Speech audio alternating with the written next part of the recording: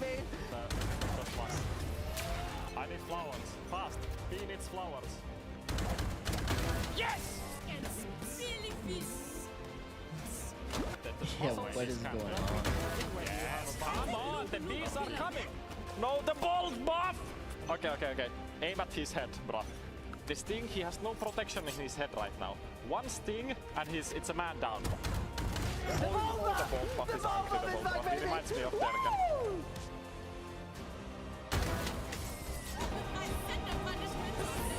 Who's the biggest muscle man?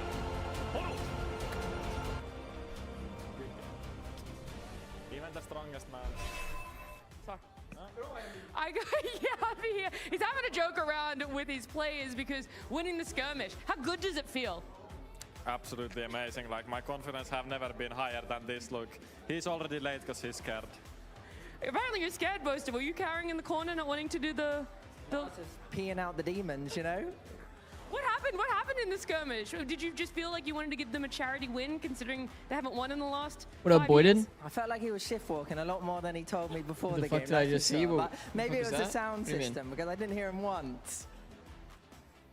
Yeah.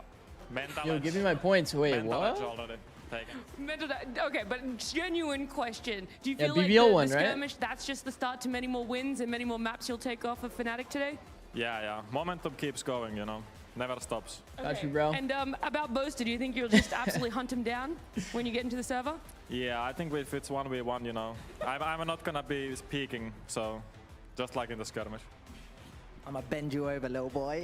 No, What the hell? All right, I feel like that one, we just need to see exactly how it'll play out. We've got Vitality coming up against Fnatic for you right now.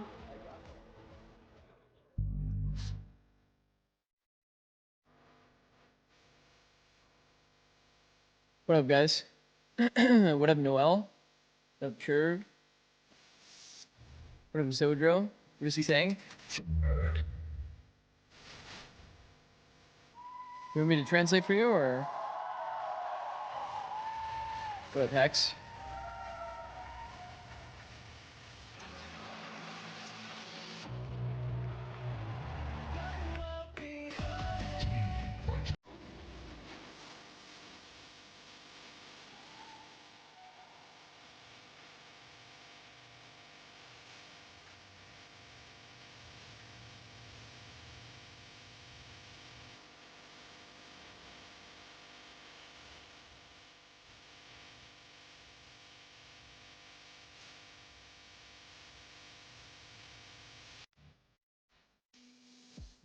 A lot of choice words. I fuck with Pal. Both Boaster and Yampy had for each Pal's other. my dog.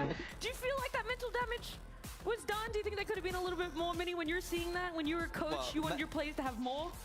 Mental damage was done to me with Boaster's last quit, to be honest.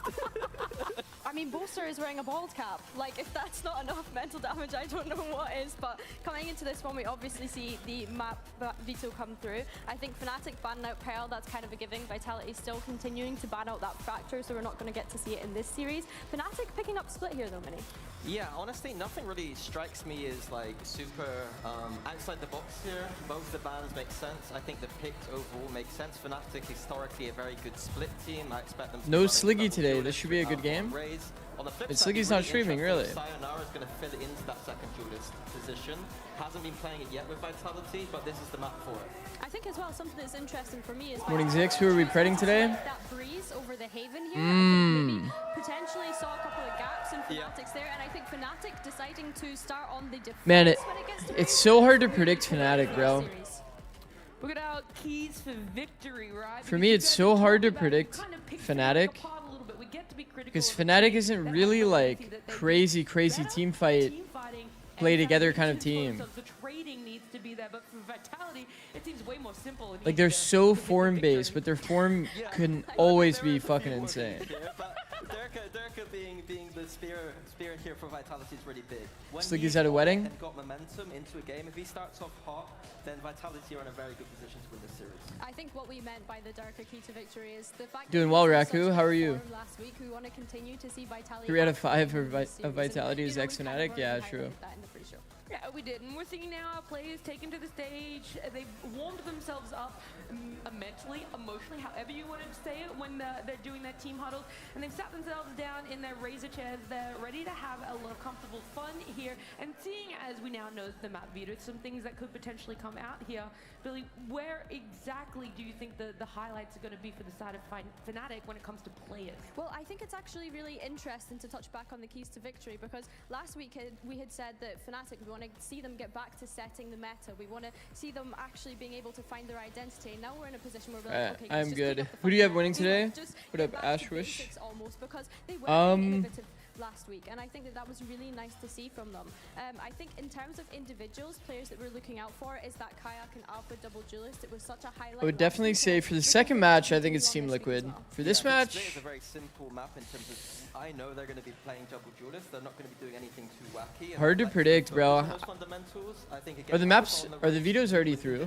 but the man on our screen Probably, here, right? Kayak, he's not had the greatest start of the year so far. Last year, Oh, arguably the Breeze. greatest player in the world. This year, it's not looking like that. Bro, I might actually go for Vitality. I might actually go for Vitality because I'm not gonna lie. Not gonna lie, what I saw out of Fnatic's Breeze, I really did not like. I really did not like. Yeah, it's typical split, double Alright. duelist. We see very Let's do similar predictions. probably coming through from Who both wins teams. split? It's about explosivity. My eyes are on both Alpha here and Sayonara if he ends up locking in this Raze.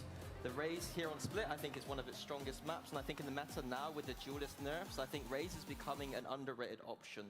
And Bro, when I Sayonara saw first time Fnatic's duelist on Vitality. Breeze comp, It's definitely exciting to see. I think as I was kind of excited to watch it. And their attack was pretty good. Their attack was not bad. But they're like solo A anchor harbor, not ever contesting a main with a one-way. And I think that that's the key difference between Fnatic and Never Vitality having over Harbor recent years. be With the those rotator initiatives and how much value for like they a bring fast out flood. with Sky versus the Fade. It's like, Yeah, what's I the agree with point? that, and I think the Asher versus I'm Omen embarrassed I have is 0 something I think, points. again, I What up, think Ben it's Seeley? very much an How's it Asher going, bro? map. It's just that Prophet is more comfortable in that Omen.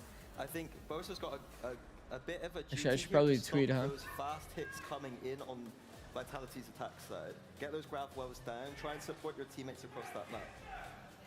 All right, well, now we have it all locked in there. Do you guys want to put it out there of exactly where you think this one's going to be going for map number one? Because it feels like you're liking exactly what both teams are bringing. The fact that they are doing something that's comfortable for each of them.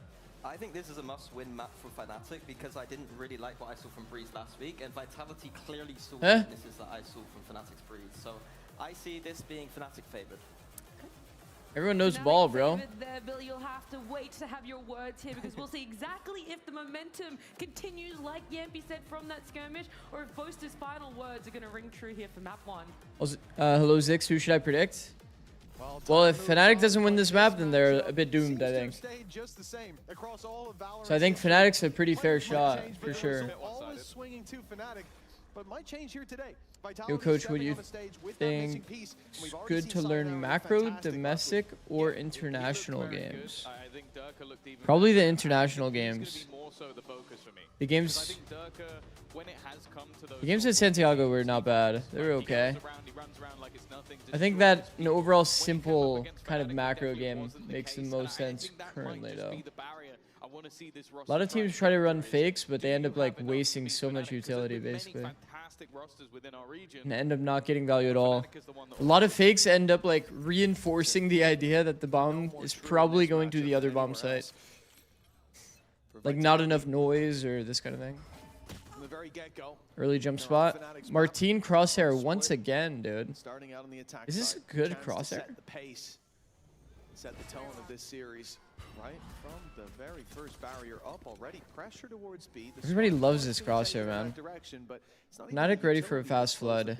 Creeping back into sight. But merely to open space, and it has done just that. Man, we saw almost a very, very, very similar round in Tier 2. No? You guys remember? In the late round, if There's full B pump. Raze takes first timing. Goes through ropes to except for Sayonara obviously didn't take first timing, so. Fnatic do have the right read. 4 players ready and waiting for this take to come in. Sayonara on the first fight has already lost it. Now the rest of them make their move, and into the blender they go. everybody on the Fnatic side just waiting for them to make a push.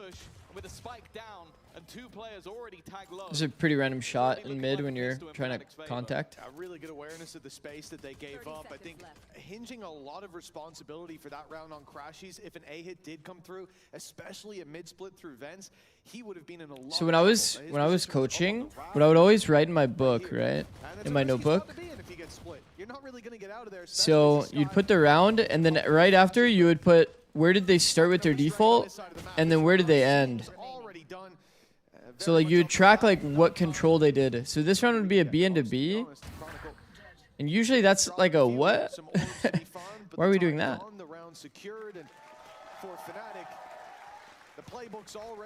Because think about it, from enemy POV, it's so easy to just, you know, hear that it's B, match B.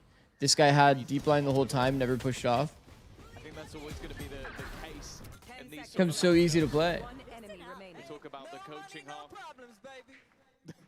The coaching side of it. Of course, he's talking about the fact that there's no extra bonus of credits because Chronicle actually stays alive. So you can see he's invested a little bit here, but now has quite a bit less. Bucky for Durka. Outlaw value because of Bucky and Sheriff on the side of Vitality. Okay. Or if he can do some damage, no. Immediately down. I think that these guys buying their own guns if they wanted to force is actively pretty bad, because these are both the people that will be taking first contact.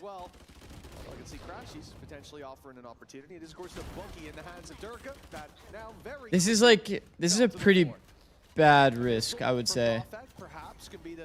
Putting your 2 people that likely, like Chronicle's likely going to take a contact fight or hold space, and then Durka is usually going to be your entry. So like these are the 2 people that would get killed by an outlaw on second round. Oh, Kron couldn't die last round? Oh, I see. Yeah, forgive me, by the way. Forgive me, by the way. I literally woke up 5 minutes before I started stream. No panic, and now they dominate in the fights. Although Vitality are about to Coffee's on the way. Coffee is on the way. There is a massive talking point in this series. If you go back to their first matchup, and even in the map that they lost, he was dropping 33 kills. So still, nevertheless, we will be seeing this. So what you would want to do if you were Fnatic, you still have Outlaw on the table. You would probably want to do a deeper A push, which I think is why we see Neon toward A. A long way to go in this series, and a few vulnerabilities. This jump spot from Crashies could be silent, by the way. Well, the pressure being applied, blood in the water. That's what Vitality think they're sensing, and it certainly seems to be the case. Crashies and Kayak overrun. Let's see how Vitality handle this post plan. Spike planted.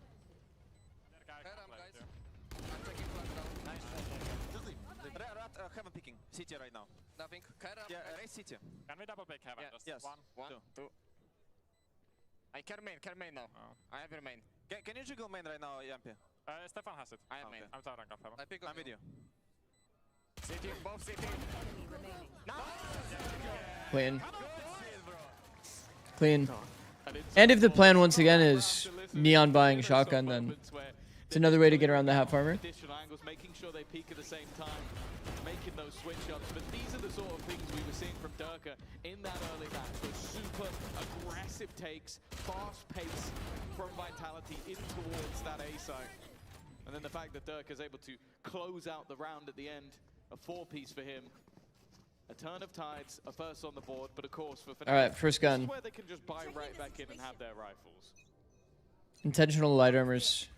Yeah, no worries for that side. You could see even at the start of the round, you said there were weaknesses there for Fnatic, and I think that's why we saw a much more direct approach from Vitality. Pressure those weaknesses, watch them buckle, and fill in the space left behind. But that's not going to be the approach this round. A default, spread across the map, holding for contact on the extremities, and pressuring that mid control. Such a big part of this map. Good sees as the orb goes down, and they'll get a pick off of it.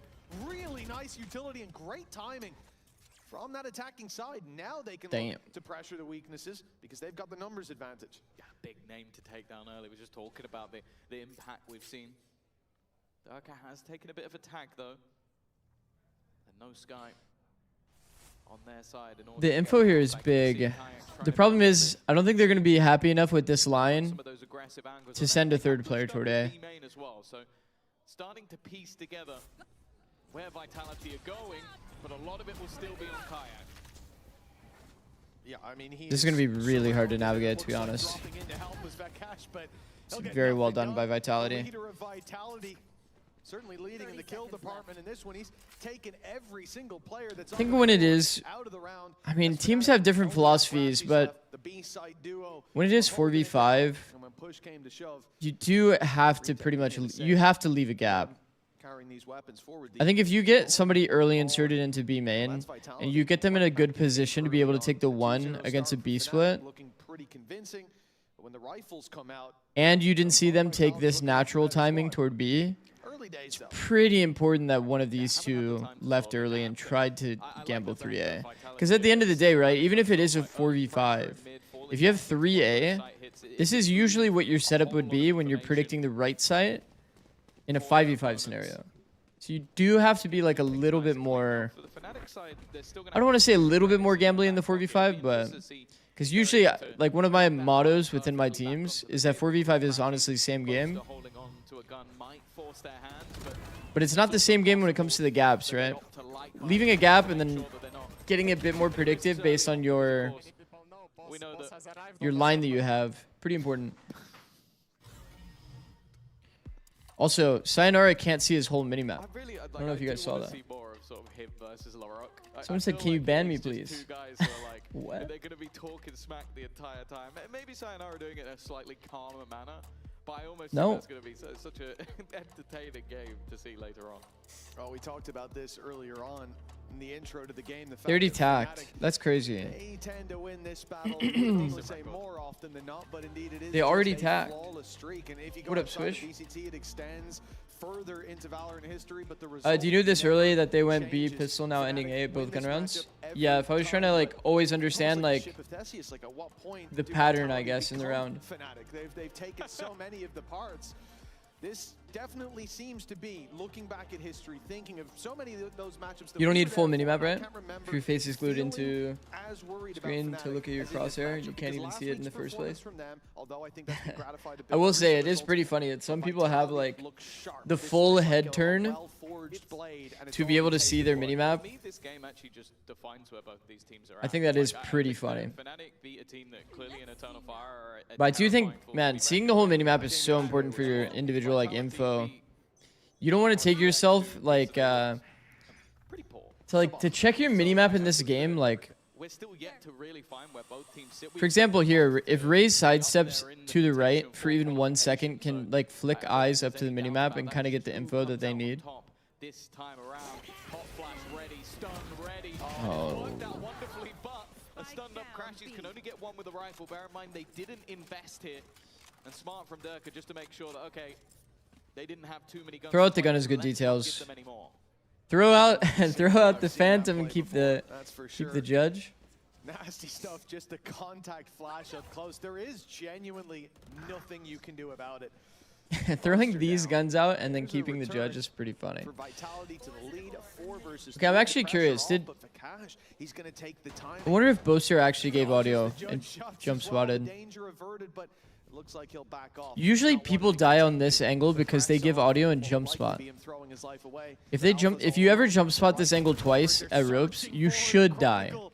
Well, he knows Alpha's Because you tricks. would be heard by the players that are in Played bottom good mid, enough to figure out his and they can playbook just out hold of for your Vikash. jump spot after. Loses a lot of health, but recovers a rifle. This is still a dangerous round. I'm imagining that rifle's going to go to Kayak. Why don't you do a coach stream with And I've Anders? seen Maybe stranger someday. things than him clearing up 3 kills I haven't on really this. done a duo watch party kind of thing. Vitality players going exploring is going to be the bait, trying to give an opportunity to Kayak. Sometimes an opportunity is all he needs. Oh, is Kayak back? Leaving it down to him versus Durka. Bear in mind, Durka doesn't have a rifle to play with. He's got a stick on those closer angles. He was seen throwing guns out of the back, but a judge from that range will finish the job. Wow. Buy from Fnatic that comes That's a fucked up way to dangerously close the close, round. That is a but fucked up way to Vitality close. can still take the round. Yeah, you can fill his spots, but you can't fill his boots. Well played there by Durka. Man who could have met his end if Crashies was looking the other way. But I know that Kayak accidentally stunned Crashies, but I will say the one thing that is kind of like lame about the Neon meta is because Relay Bolt is instant cast, it's so hard to refight. They look to do a refight in Garage, but they just get insta stun in the choke. Refights are just super hard to do in this meta. That's why I was pretty happy with the way they changed.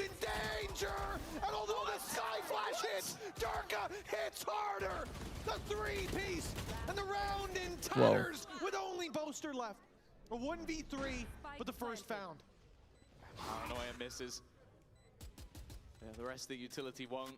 And it seems like it's been thrown across that he might just be low. Sat on an angle with a shorty. A close range. This is good noise cut.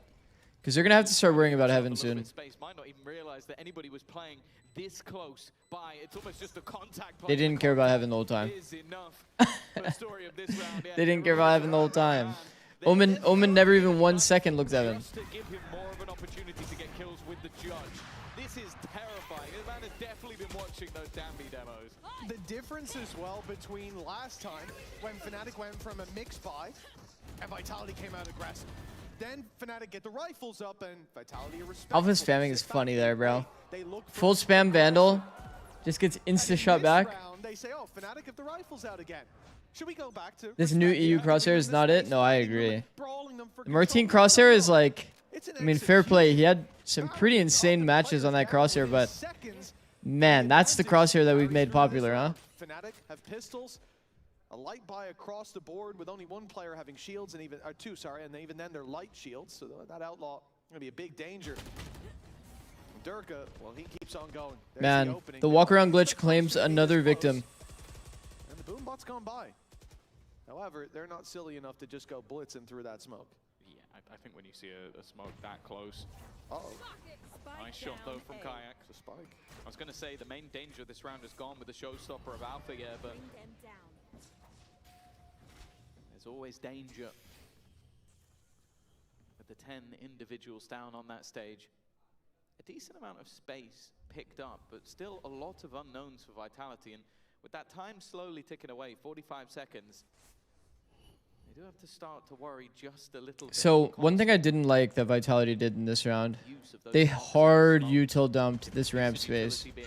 We talked about this a lot on stream, but util on the site matters so much more. They could literally be 4-stacked on site, and now every fight that Vitality is going to have to take is almost going to be completely dry in terms of utility.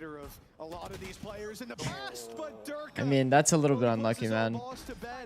Walks back into his own wall to smoke blind himself.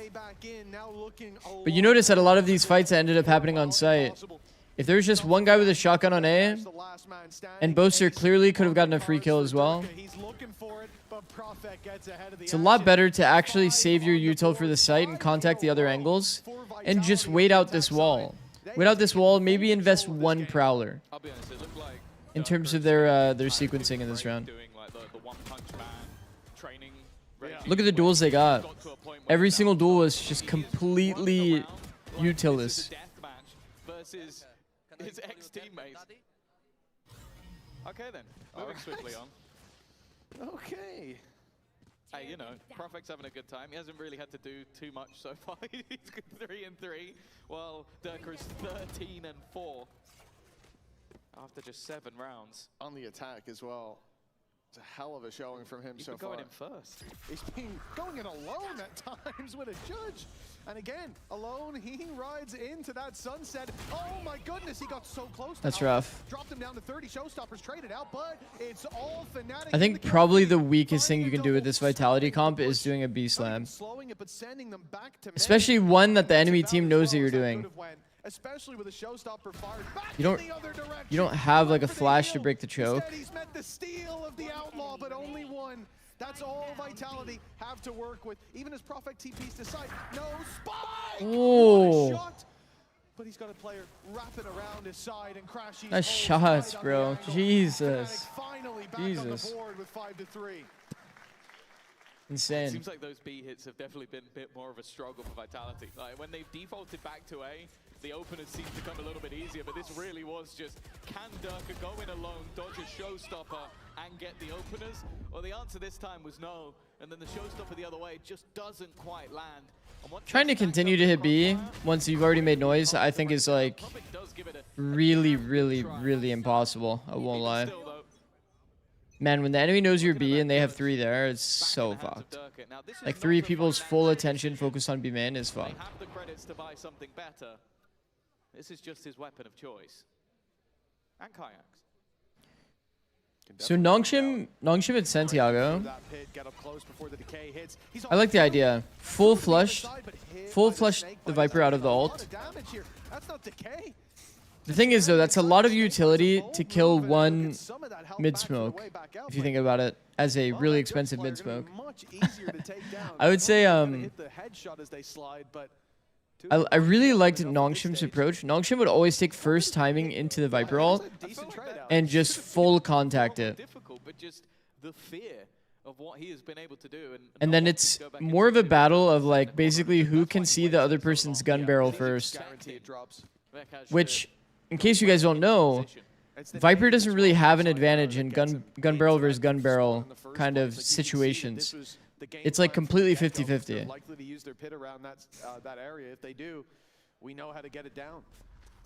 Like you don't see, you know, there's the Viper like glow versus the Viper, like when you're against a Viper and there's no glow. The glow doesn't even come into play until you can actually see the character. So Nongshim would contact in and then kill the person based on where they see the barrel. And it was very consistent. They've gone a different way. They've gone past him, and Chronicle is expecting somebody to be within this. 4v4. Protecting the man. He wanted to wait for the stun duration, bro. Eventually, that backstab works out. Wanted to wait for the stun duration and got killed from Rafter. That's fucked. That's fucked. I think as soon as Prophet gets Yo, sub, love your TikTok content, brother. Thank you. Down to a 2v2. Boaster and Vekaj already quite Sayonara just peaked. And it looks like they're gonna opt Out the Viper ult. through the pit. They have a chance to drop out of heaven. But they don't want to re-clear that. A risky move. Bro, this is the most uniform looking Viper ult I've ever seen. Well, Boaster, an easy target, and so too will Vekaj be. They walk into the pit, but they will not be walking out. 6-3 for Vitality. I guess that's just the Viper ult change, right? Actually, I haven't gotten into a server to see how all of the Viper ults even getting down to feel the now. last few seconds. I was very nervous when I think you see Kayak running through. Delete shotguns, I am so serious. Dude, shotguns aren't bad for the game. I do think though we are getting It's the dash shotguns that make it feel bad for the game. When you're holding down like space on a certain map, isn't it like pretty good if there's like a decision like, oh, they probably have shotguns, so I'm going to avoid Haven Garage. I'm going to avoid these like close range angles. Isn't that like good for the game? I think that is good for the game. But I do agree with like the attack side. I'm getting dashed on and insta shotgun.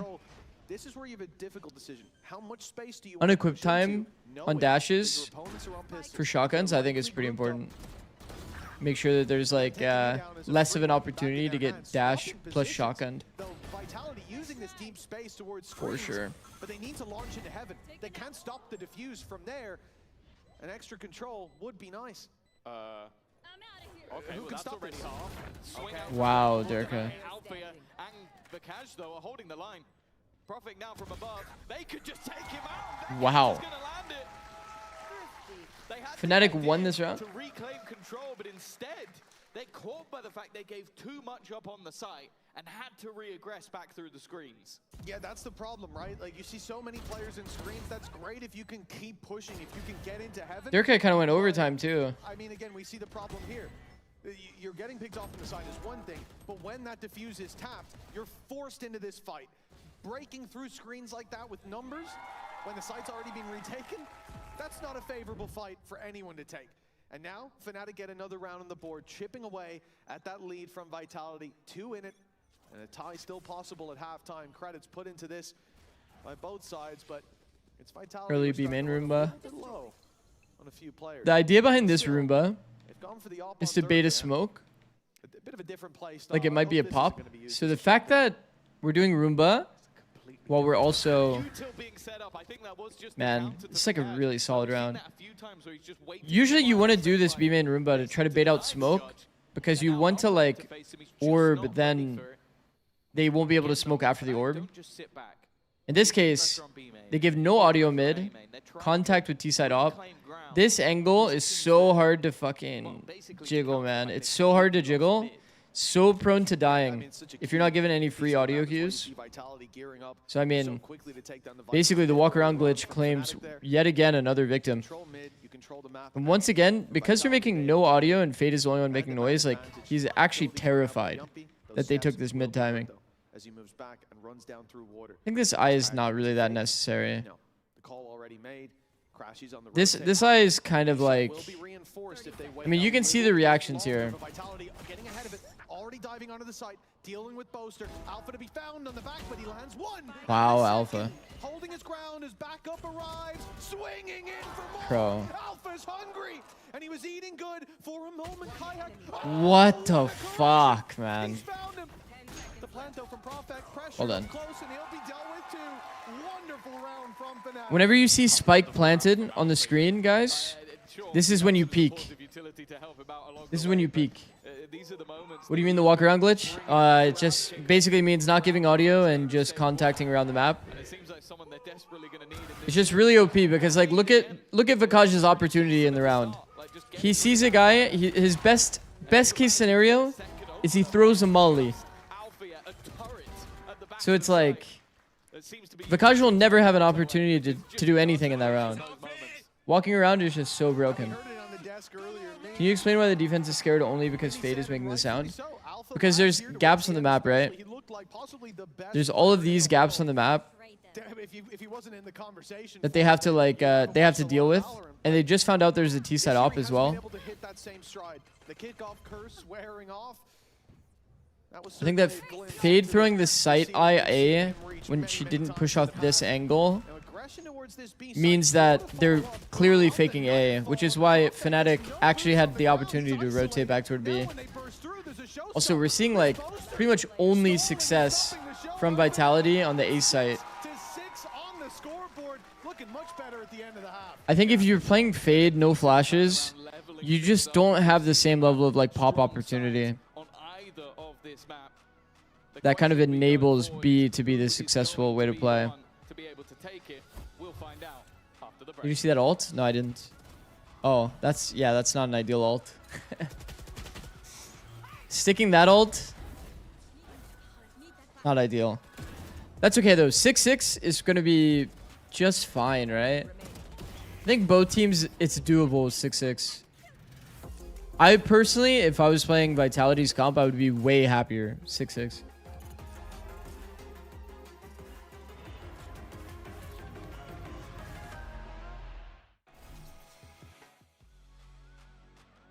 Six is guaranteed. Now it's 6-7.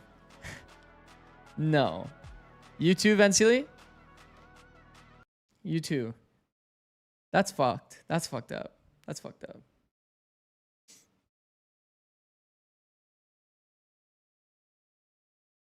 Bro, it's actually crazy. There's too many opportunities for 6-7 to be said. Yo, aren't you 40 years old is crazy. That's a crazy calm, Colory.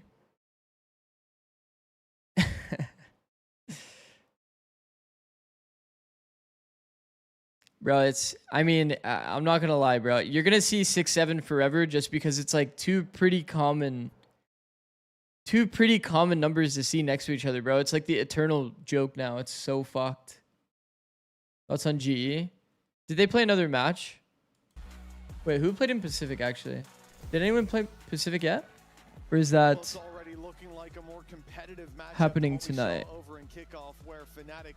I didn't watch APAC. I haven't watched GE's match, even the one against Genji. But I did like the comp. I like the comp. It's definitely a bit out there. I wanted to see how they implemented the Viperless with that kind of comp. We have to get a 6-7 emote. Yeah. Yeah, I need to add one for my other cat, and then I have to that sort of depth of agent? Is he going I have to add that one. this Neon frying as hard People as requested everybody would like a to Jinx see? one And too. the answer is yes. The fact is though, even with him going 17 and 9, CN played? they've ended equal. Like Fnatic managed to grind those rounds back and win. Can a you couple of explain close Viper on ones. bind? I don't got time for all that right now. If we make it to bind though, if we make it to bind, If definitely this will. Vitality split is gonna be a little Definitely will. different, 'cause Ekamon 25 stream streak, bro. That's the idea that fucking nuts, bro. it feels like Fnatic needs to win this one. Tam and 8-Bit Ducky also with insane stream streaks. For both sides, I think that holds true. D play from Kayak and a double. Bro, the reason why it's so hard to predict Fnatic is because, like, I'll say it, man. They're so form-based. They've never really been like a crazy team play fundamental kind of team. Alpha Year's decision to like look down in events is more of like an individual like he's maximizing his own individual strengths, you know, more than anything. It's not like they're doing a crazy amount of stuff. I think they have pretty clean execs, and that's usually where their team play comes in, but even Kayak's duels there, the two players are like staggered. They're like going back a bit while getting hit by the flash, but the flash is already off when Kayak takes the 2v1. How come you didn't participate on Twitter discourse with the Viper Wall and Haven? I talked about it on stream. I think that it's just like, I think it's just like a troll conversation, I'm gonna be honest. I think that if anybody believes that Wall 2 is good, I think that's like kind of crazy. I gave like a full breakdown on it during one of the streams, but at some point I'm really excited. So far it doesn't do anything. It literally, that wall does absolutely nothing for the eco defense. The wall 2 can't silence stack, can't push deep. It doesn't make it awkward as like a, yeah, it's just not good. It's just not good. I could go more in depth on it if, you know, if it's pressed again, but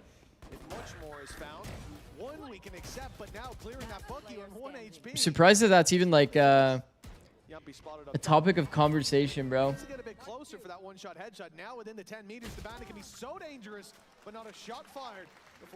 Also, he's not giving any strats away for free. No, that's actually, we're past that point. Everybody gets everything for free. I have like 70 YouTube shorts at this point, giving away tech for free. V-Pop's even stuffed on the eco. V-Pops are hard on this map, bro. The most successful V-Pops are the ones where like there's mid noise as the V-Pop's happening. Because then the third player is more focused on mid, that you won't get like this usual Viper Molly timing onto the B choke. These are historically the best hits. When attention is diverted here, while you get in this smoke and pop through together. And let's see what they make of this situation.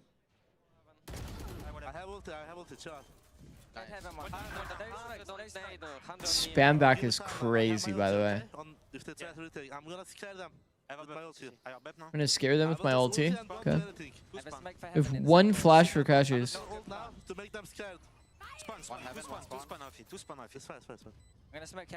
Alpha here are a bit nasally.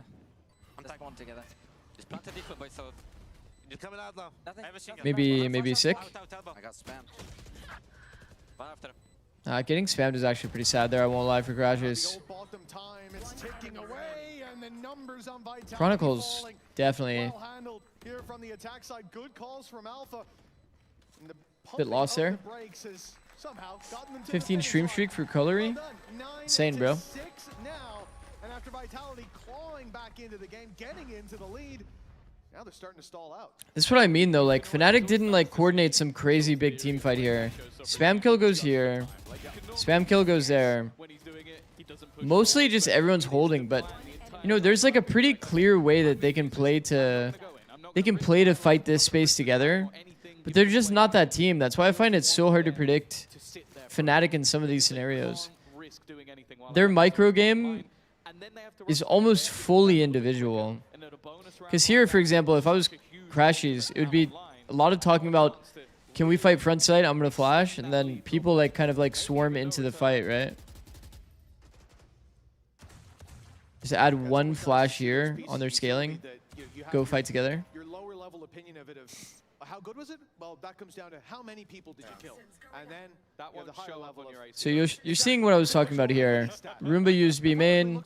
Idea is to pressure B and bait out a smoke so that if they do contact and pressure mid, like he's even dumping the second smoke here. Vitality with a really deep A push. I mean, it is on the eco round.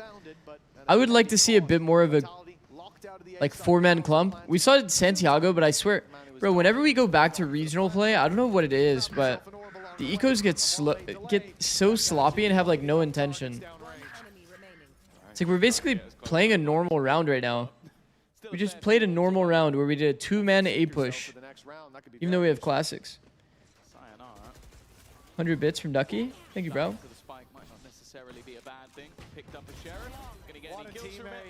What's the team I would partly force or consider trying to force Sky on fade maps? Yeah, props to Kayak there. Just a good teammate, diving in, putting his life on the line. Once it gets his buddy in orb. Yeah. Sky Heal is definitely a bit underrated. I mean, I think Sky's in a pretty good place. And if you're going to play double duelist, being able to B-pop is kind of nice. Also, the dog on... I mean, to be fair, you can B-split with either. I don't know. It's just especially important that they basically don't go through smokes almost ever if you're playing the Vitality comp. Like, the Vitality comp is a very contact-heavy comp. You notice in a lot of the rounds that Vitality got value on attack, it was mostly contact or A. A, you're not going to be punished as much on the choke. And in general, just contact play is just better if you're not able to pop through B. And then, like I already said, it's like you have to put the mid pressure to be able to pop B. Or else this person that's playing B, top B heaven, which is the Viper, here's any early tell, can easy pivot into this fight with Molly, versus if they hear, you know, Skydog here or Fade Prowler here, plus getting smoked off, they're obviously going to either get in the smoke or it'll push them back. But regardless, it'll bait their attention in toward mid. And that's kind of what you need to be successful at B. Fnatic has always loved these A splits through heaven. Also, Alpha Air seems insanely comfortable in this. A lot of people don't know how to peek ropes, actually. You're supposed to go this way, like on the right side of ropes, and then peek it good. And you'll have like a slight advantage from the guy that's under. Paranoia is being lined up as we speak. It's going to be fired in by Prospect with a dive from Durka. Nicely done. And they don't keep pushing either. They don't give Fnatic the chance to snatch back those kills.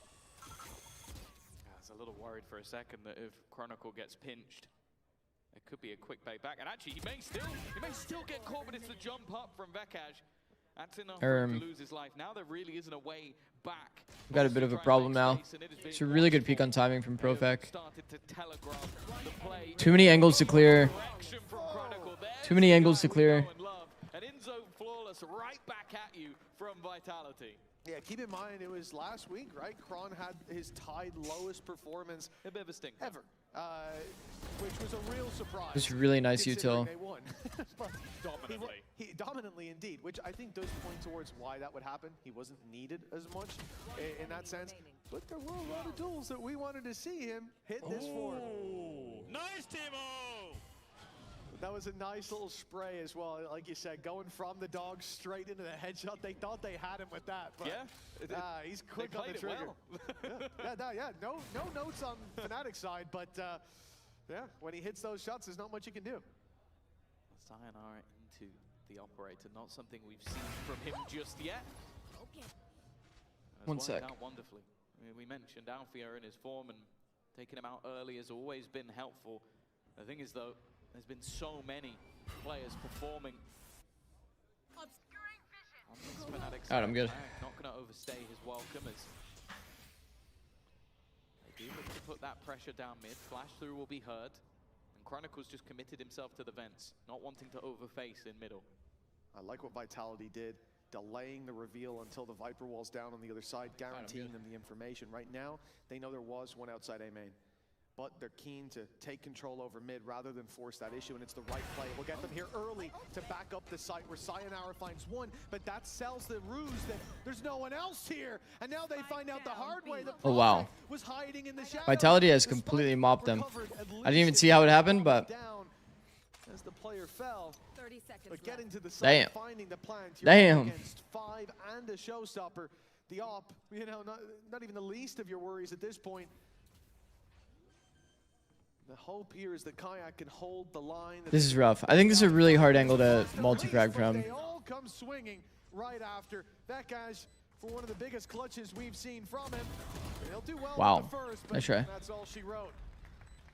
Yeah, solid stuff. The complete change of dynamic once Sayonara got that operator in hand, like just able to take those contact positions. But as you sort of said, there always seemed to be a second layer. Like just having Profek in this position, having young people. Someone in YouTube chat said, is 5A main to heaven split something good to do consistently on attack? Comp base, probably. I think the heaven split that Fnatic really likes to do. The biggest weakness, obviously, is if you do show all 5 toward A, then you will give up gaps on the map. For example, like people will take this mid timing, or they'll push out B, and then you'll just lose all of your map control. Because like trying to retake through this area, or like coming all the way back through spawn, like both of these are like massive W key lanes that you can just get peaked on timing. So like a player could just sit here and then just peek it on timing over and over. Same thing with this. And you're pretty doomed. Pretty damn doomed. Back into it in the end. It took a minute to find their legs, but once they did, they stood tall. Oh, the legs not even found there by Alpha. Oh, I almost feel like he's been hard done by that. Shot not landed. And they're going back. T-side op, definitely very good in this meta. Instead, they've just tried peeked in.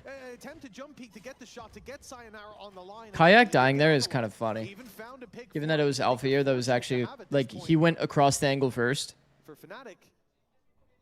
Not accelerating on the back of it. 45 seconds. 4v4. Stranger to the slow rounds, but it is strange seeing Vet guys on the other side of the map. They're going to need to piece this one together quickly, and as he comes up, there is a big mid push from Vitality filling in this space. It's all down to if they're looking in the right direction, and of course Kron was holding it. Well, the worry as well, a faster execution, they're going to go straight into that operator, but also a potential showstopper. What? And a fadeaway shot from It's a Sayonara. spam op. He's one man standing.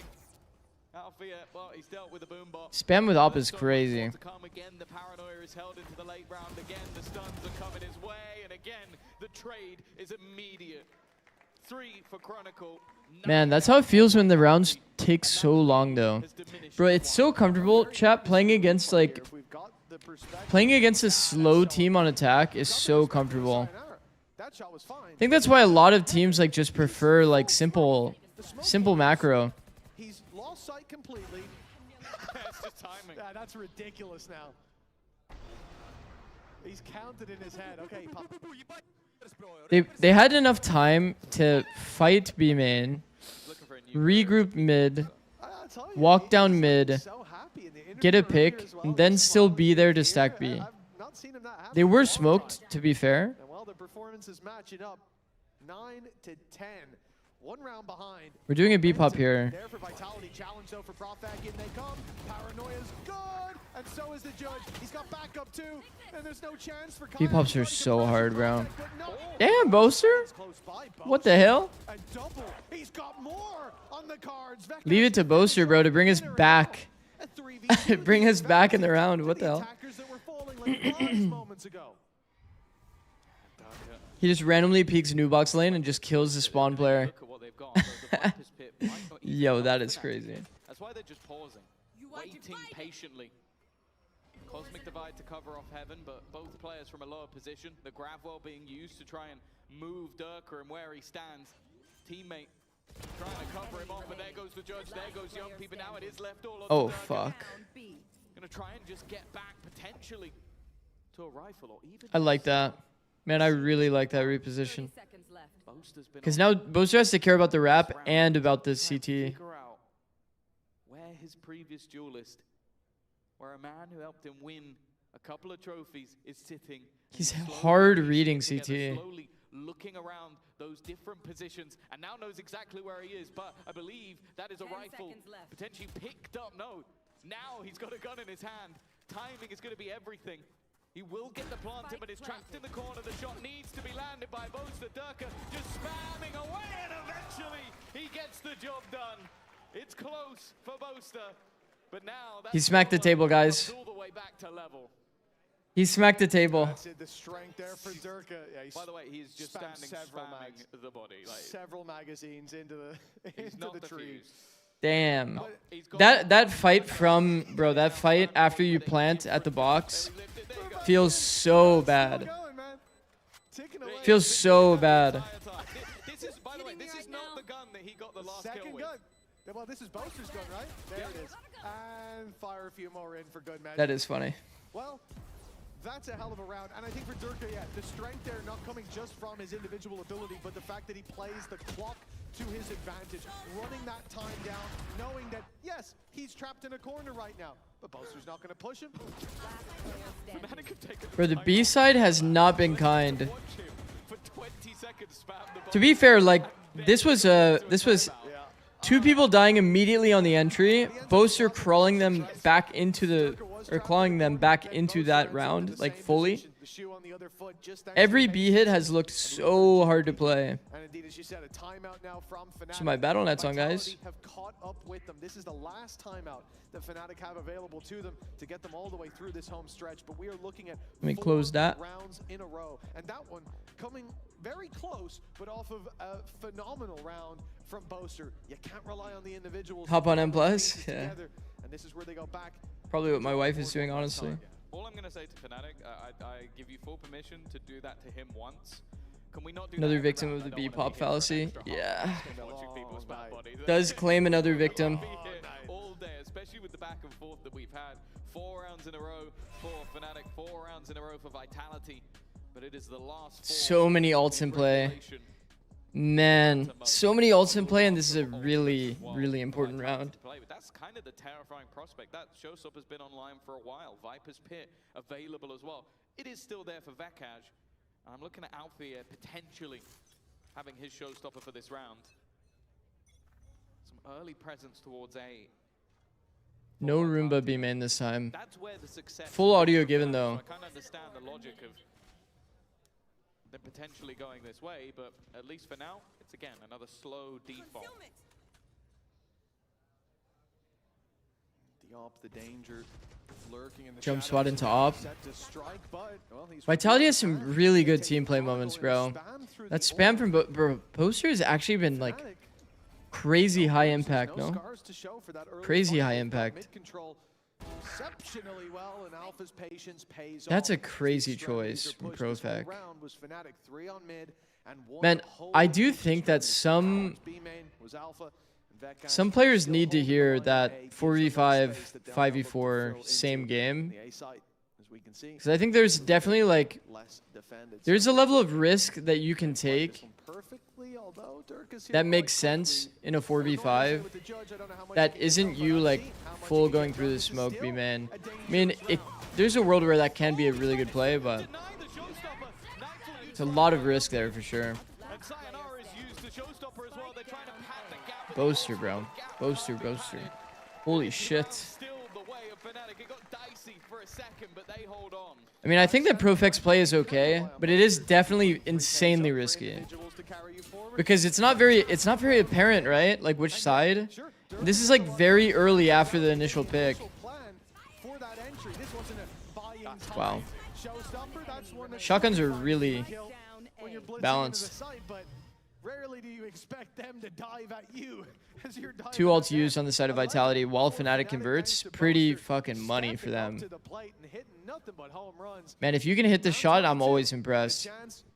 Man, we sat in a server trying to hit the shot, and we just said, nah, fuck it, it's not worth it. Oh, it's risky from Sayonara. Wants to reposition. has given up a lot of space in mid. As an anti, though, I On mean, the other side of the vents, you've still got the Viper's pit on A. if you know that the team's gonna do it no matter what, But because he's moved, pretty good like free kill opportunity. Like you wouldn't not take that opportunity. back around once again. And Alpha is just being posted up as an aggressor to try and deny B main control, but he's not going to risk facing off against multiple players.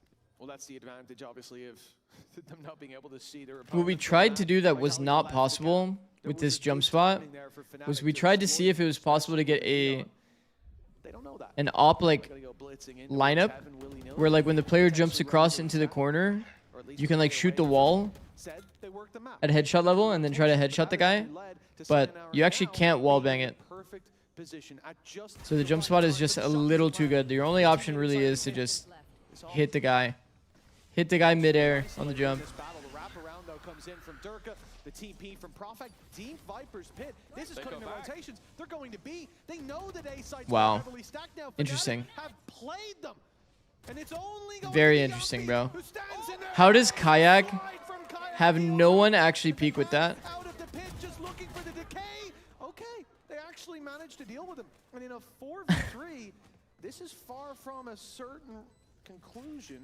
Honestly, that could have went a lot worse for Vitality. With Alpha where he is, he could end the round all by himself. Running through the cosmic divide. I mean, honestly, Fnatic winning this is kind of best case scenario. He's a man that Because I'm not going to lie, I think that Breeze, unless they've improved massively, to do anything gets his wrists is working. just This is it. probably not going the way of Fnatic. Ready to go and gets 2 more kills in the round. But that's Do you like the A main Viper ult more than the mid ult here? the one sort of element that none of the players have been able to recreate. I Is those mid-rounds. I think the mid ult and the A ult are completely valid. It's turning 2 lanes into 1. That's like the most important part. I do think that holding the A Viper ult is a lot easier, and it fully shuts down the Viper utility. I think it is, for me personally, I do think it is better to ult A. They built strength quickly. Teams ultimately don't feel that comfortable doing an A split through mid anyway. The old power. You'll notice there's very few teams that actually decide to go A split. If they ever want to go back A, they almost always regroup, slam through A main. At least as a secondary. Because this crossfire is one of the absolute worst that you have to fight in the whole game. I thought because he didn't have the early fight, he's going to throw it away, take the rifle, and go sight. He's keeping So people usually just now, come back and then I they like will this. slam I it. like betting on yourself. We move towards the A side. So I do like Chance. the He's A got side a real ult. chance for a pick if Profect was to swing out, but the smoke goes up, they'll be denied back. But I mean, to be honest, both are fine. Massive. It's a nice angle. A little bit of a double angle for when the guy's clearing right. Durka getting these trades back has been fucking crazy. 25 seconds on the clock. I feel like Durka has gotten so much value today. In the right place at the right time. None His flank is money. Chronicle. That flank is going to end the round. They just have to hold the line. And The timing is not... Oh, it is going to get value. Holy shit. Oh, fuck. We might be...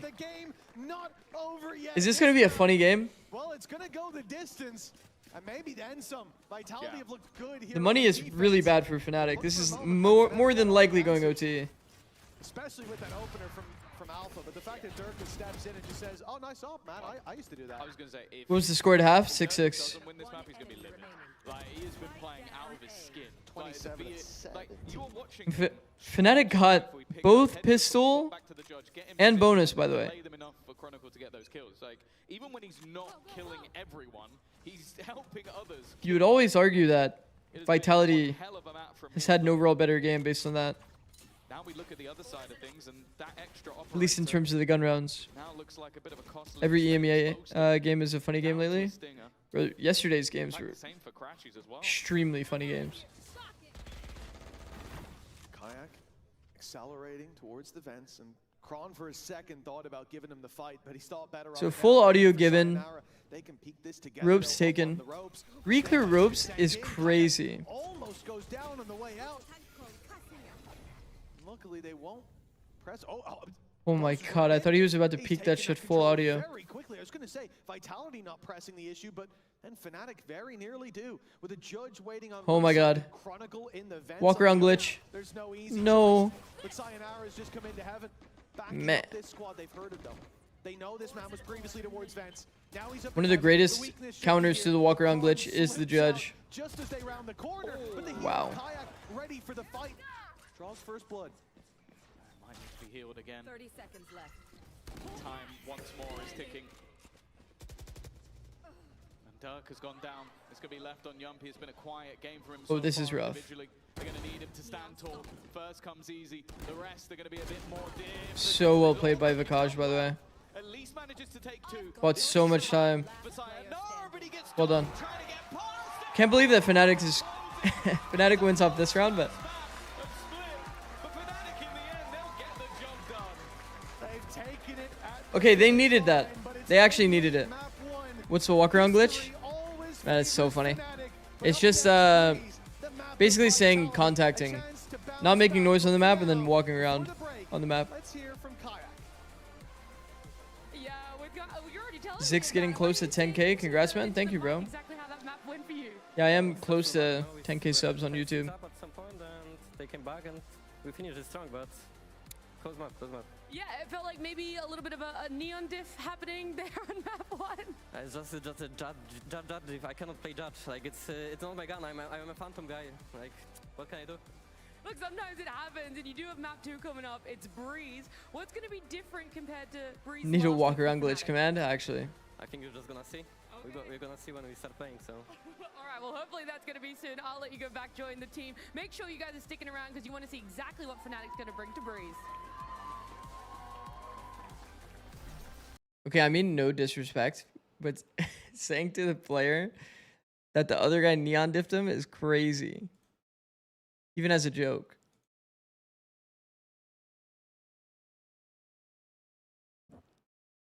Man, if Kayak was like if Kayak is not a super normal guy, like fuck, that could really have gone a wrong way for sure.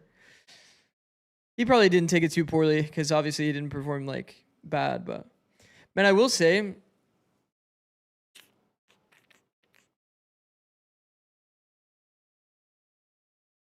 very close match considering double pistol bonus. It's a bit crazy. Vitality leaned into B a bit too much in these late rounds.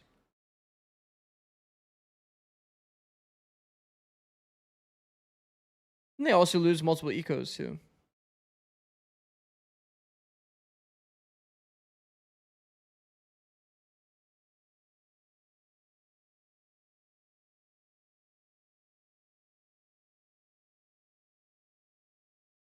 Tough, bro. Oh, you kind of look. Pretty tough.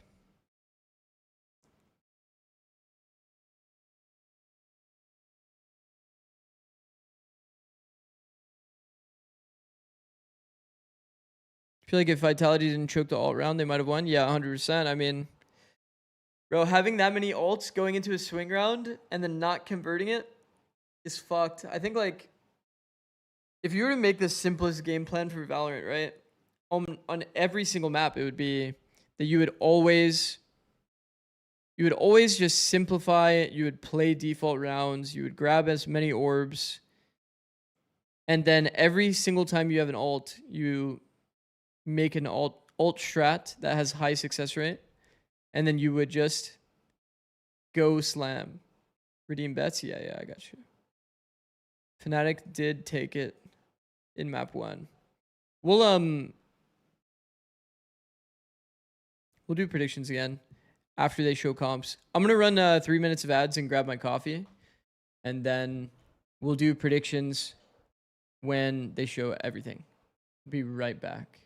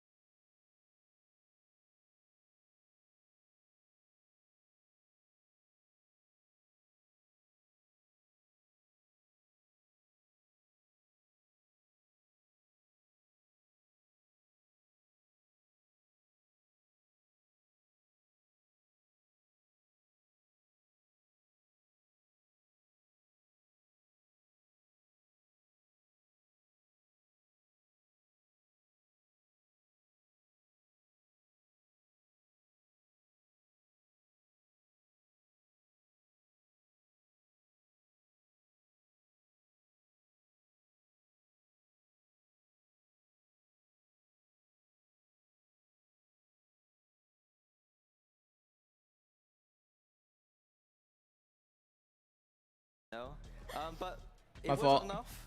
So we got to kind of focus on Fnatic My here. fault, And team. I think that Fnatic did Fnatic things in some respects. They were down quite early, they lost momentum, and they've made a big comeback here. And I think the story for me was just how comfortable they just looked on split. I didn't think there was like a singular thing here that I can highlight. I think it was just fundamentals and good calling from both on their attack side. I think that it's just a map where they just look extremely comfortable on. Yeah, I think that that's something that we were asking for them when we think back to the keys to victory coming into the day, Mini, was just get those fundamentals right, and I think that they were able to completely deliver on that throughout this first map. I think as well, like Vikash clearly having a lot of highlight moments as well. We can see this one come up from him there. And I think as well, it was really nice to see Boxer pick up the operator, especially in those last kind of rounds. Boaster had a crazy fucking map, by the way. Yeah, the attack side was where they shined completely. I think on defense, they had to scrape by towards the end, which is becoming a bit of a theme with the lack of Euro in these double duelist comps. Bro, I'm glad that the VLR actually like represents this, because But on the attack side, in this scoreboard, would he not be like guaranteed third? And just understanding the map.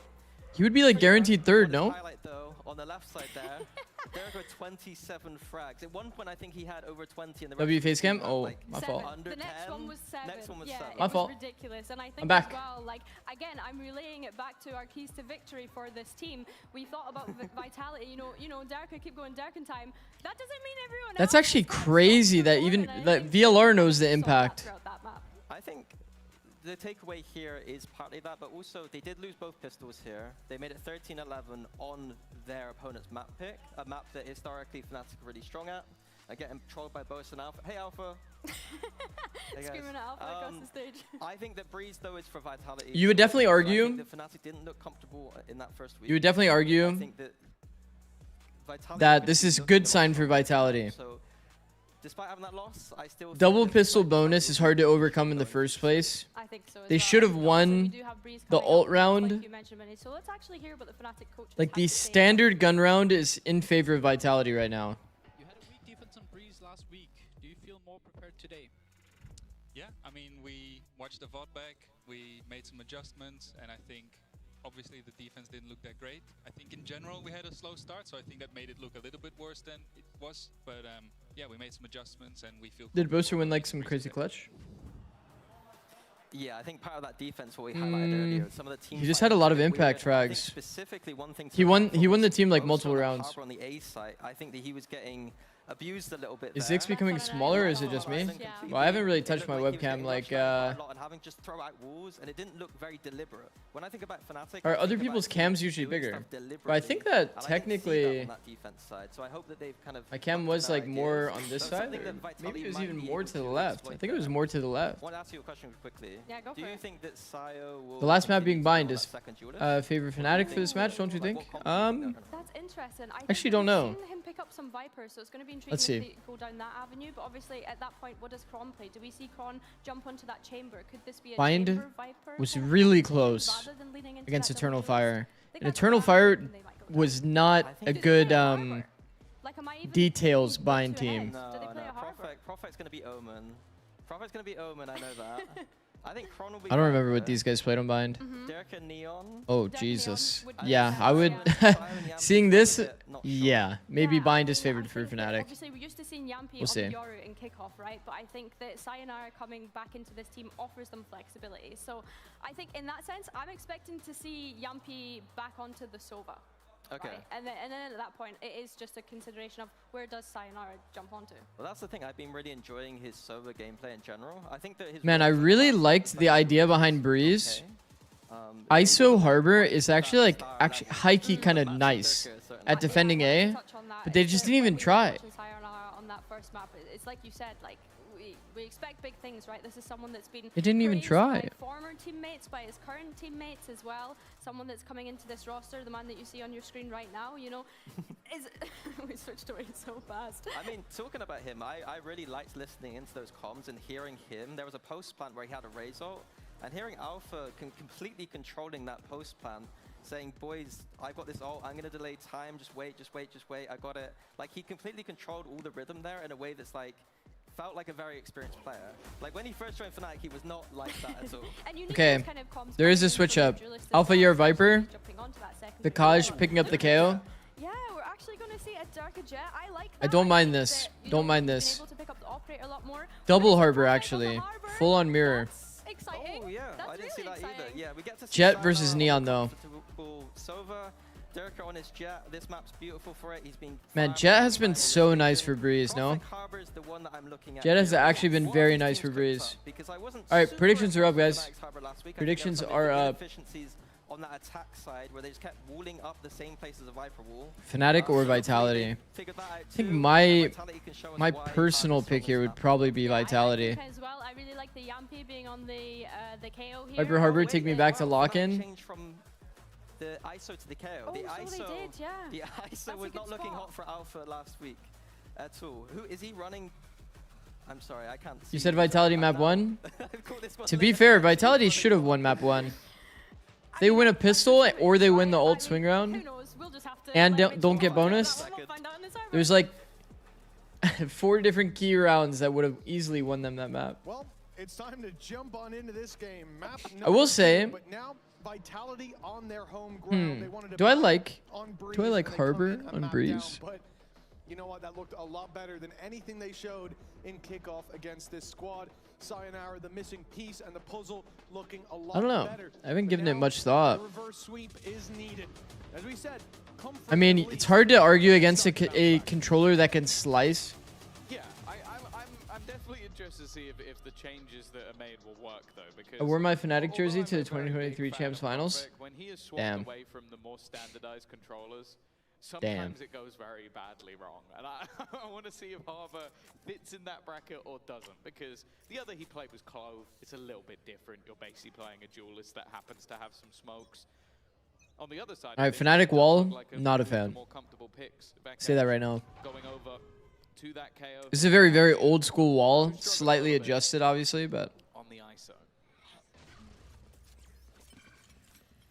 Aggression towards the B site. Fnatic taking a lot of space there. Not pressing into the spawn. man, they have a You can see very what deep line Vitality toward were B. hoping they would get out of them. They've built a lot of info for themselves. Fights that are not offered up. Not Crash found. is just gonna hold this And so line. to the A side while they go Still for filling in that mid space. triple Look at Alpha can delay walk down long enough for the mid. snake bite. He gets it out, but 2 players already bursting out of main. The rest will follow shortly. But his reinforcements are arriving, and they are thriving. I do like it like this more, for sure. We talked about it last time. It's very important that Harbor is part of the rotate. Harbor's goal is pretty much to catch this timing where they're going out. And looking to cut them off on the rotation. In an ideal situation, looks to section off the people that are ahead of the util, and then they force the fight on it. The double hold not getting value. They left the line at B. That is rough. That is rough. Very rough. What looked like a done deal for what would have been a 3 out of 3 pistol now is up for grabs. That is extremely rough, bro. Very much so. The HP off Bro, that is Cross extremely puts rough. them within the danger zone. And some of these fights, especially against that Sheriff, Profect could have thrown this wow, as a one-way. they've got some low He HP peeked with it. players on the other side. Might have had a kill Good shot opportunity. by Sayonara, traded back right away, but the reveal gonna get so much information. Oh, in fact, only catches the one up close, but they'll find the second round the side. Or Oh, that's the rough second for will find Sayonara, out. bro. Poster's done wonderful work in getting inside that cove. It has to be done now, and it comes down to a split Oh my second. god, that was The fucking Fnatic, close. The ones to find that defuse just a Holy shit. millisecond early. I'll be honest. Bakashi's a good KO. I've been impressed with him. Look at the top, it's like, oh, 1-0. That was down. Valid. It was so unbelievably close, but this is the power of that upgraded. Man, this is a pretty important detail from Profec. Yeah, it's insanely close. I think he probably had to realize. If you throw the smoke as a one-way, and then he peeks with it, there's like a chance that he saw people's feet. The difference is Because there was one player that was out wide on the angle here. They're going in with a buy. Actually could have had a free opportunity. Snake bite right away. Alpha swapping sides, and he'll be a menace no matter where. This is a force. The flash was fantastic. Trades are coming in for Vitality. A late play through mid now has so much more value. Oh! no!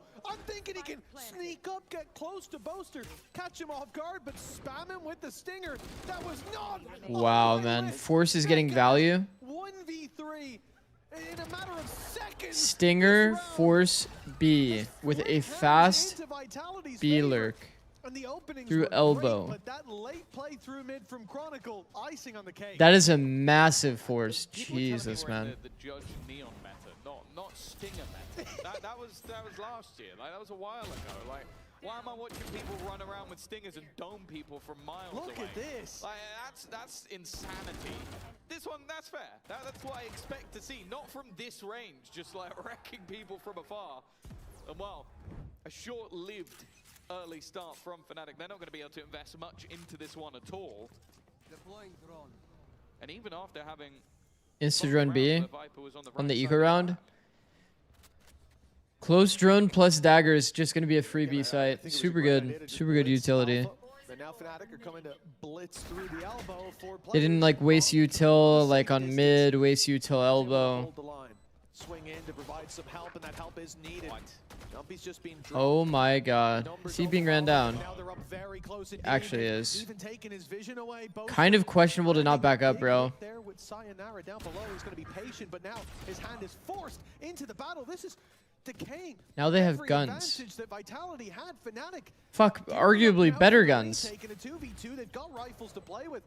Arguably better armed than their opponents, but Durka What the fuck? standing on a podium and will accept nothing but first place in this round. They go in, look into the skies, and well, they're sent deep into the ground. 2-1. Vitality lose the pistol. What the They fuck? answer back, albeit here in a costly round. He said what I said. Yeah. The fuck? They have plenty of credits to fall back on. That's the thing, though. If this wasn't up against full classics, I'd be like, okay, but it was nothing invested, and Yeah. the reason you're kind of sat there going like, oh, actually, that's not bad for them, is because they just won round 2. Like, if this was any other round, we'd be sat here a little bit worried. Be like, okay, I give them wiggle room. Yeah, but if that was round 2 and they won the pistol, we're in big trouble. exactly. But it was isolated fights. Like, everybody ended up fighting on their own, and it's not the greatest of signs for Vitality early Dagger in smoke. this one.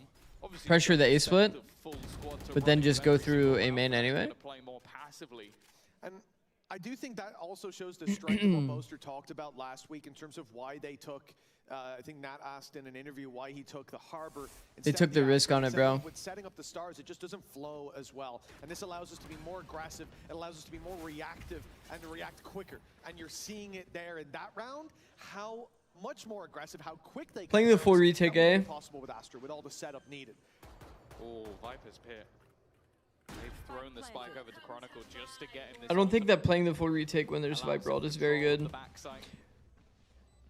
KO, of course, brought in order to try and deny some of that utility, but this is going to be difficult. Everything being thrown through to try and catch Chronicle. Hunter's Fury being expended by Sayonara for support, hoping to try and give him a little bit of help. He's done some tickle damage, but of course, the most of that is decay, and Chronicle still surviving a double kill with the shock dart instead. And now they're being caught by the remainder, even still. It feels like Crashy. Sayonara got 2 with a shock. Though, makes it impossible, both peaking at the same time. Sayonara got 2 with a shock. Sayonara, and that lead will be extended by Vitality. So it's a great pit, first of all. Generally speaking, when you're playing against Viper ult, you'd rather risk the round on the site hold It has that gap rather than risk the round firing out the right clicks. by playing out a retake. If you kill him, it does not matter. I will say the Viper ults on A site are pretty spammable. What would have been really nice is to see Fnatic take this side so that you could spam this part of the ult while the rest come here. Because in that way, you could have sectioned out the ult properly to be able to punish. I think the problem with Harbor on this map, for those that are talking about Harbor in chat, is Harbor has to play a role of like a rotator. But Harbor ends up being the person that you would usually put as your second anchor, right? We saw this in their last game as well. Sometimes caught with util, but not Wow, this time. Boaster's been frying today, bro. The util has worked wonderfully. The Like, for example, Astra would be your other anchor, typically. Astra or Omen. For a flash. When you have Harbor, it doesn't really work the same way. You kind of want Harbor to be able to be at both sites, ready to high tide, having the mid space, this kind of thing. But then you don't have a clean anchor for your comp. So I think Fnatic's kind of approach is that they want to play retake on Harbor site to kind of like simplify that a bit, but I think it's not that good. He's looking the right way, but that's a deep angle to clear. He's going to have to just walk through, and he won't even find the Nice try. fight. Sayonara. The full noise cut walking around at least gave him an opportunity for a 1v1. That was ISO. Oh, doesn't even get the first shot off there as Alpha baits him back and forth in the fight, and a triple swing closes it. Fnatic finally finding their second. Yeah, better round from them. I think this was one of CGRS Cove says W Harbor. Eternal Fire was, you did see those moments where Boaster would get overwhelmed. A lot of the time he was left as that solo. I do like watching Harbor. Mostly playing on the other side of the map, and then you didn't have either the KO utility. Man, Boaster's having a crazy day. It was basically you had your duelists just going to 33% retake win rate. Now it seems like they've swapped up to have a lot more support alongside him.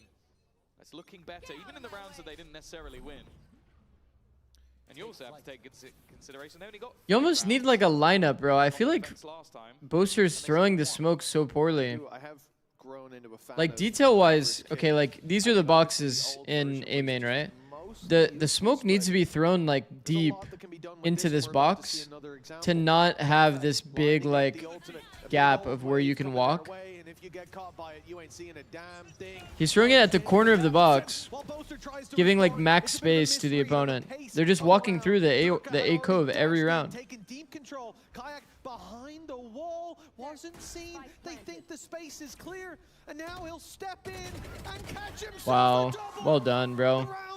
Really nice flash, bro. It's a small gap from Vitality, but oh, a gap on the other side exploited.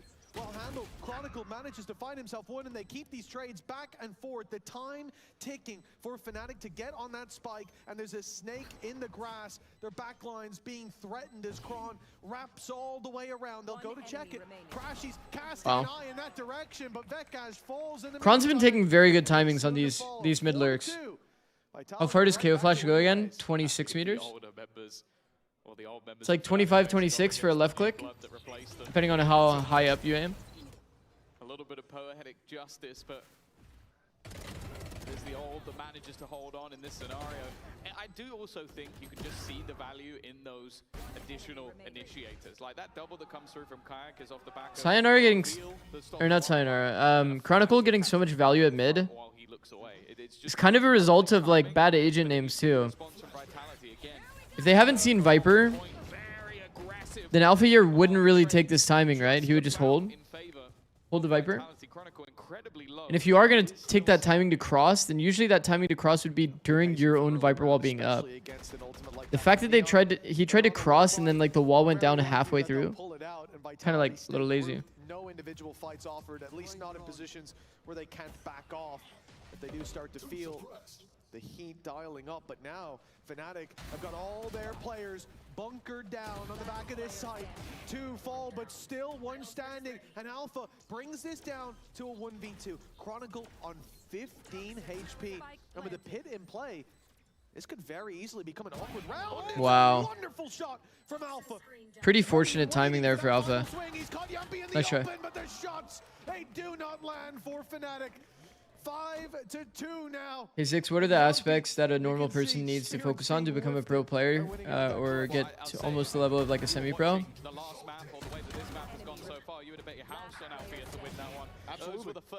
I think a lot of it comes down to reflection. Reflection and just playing the game a shit ton.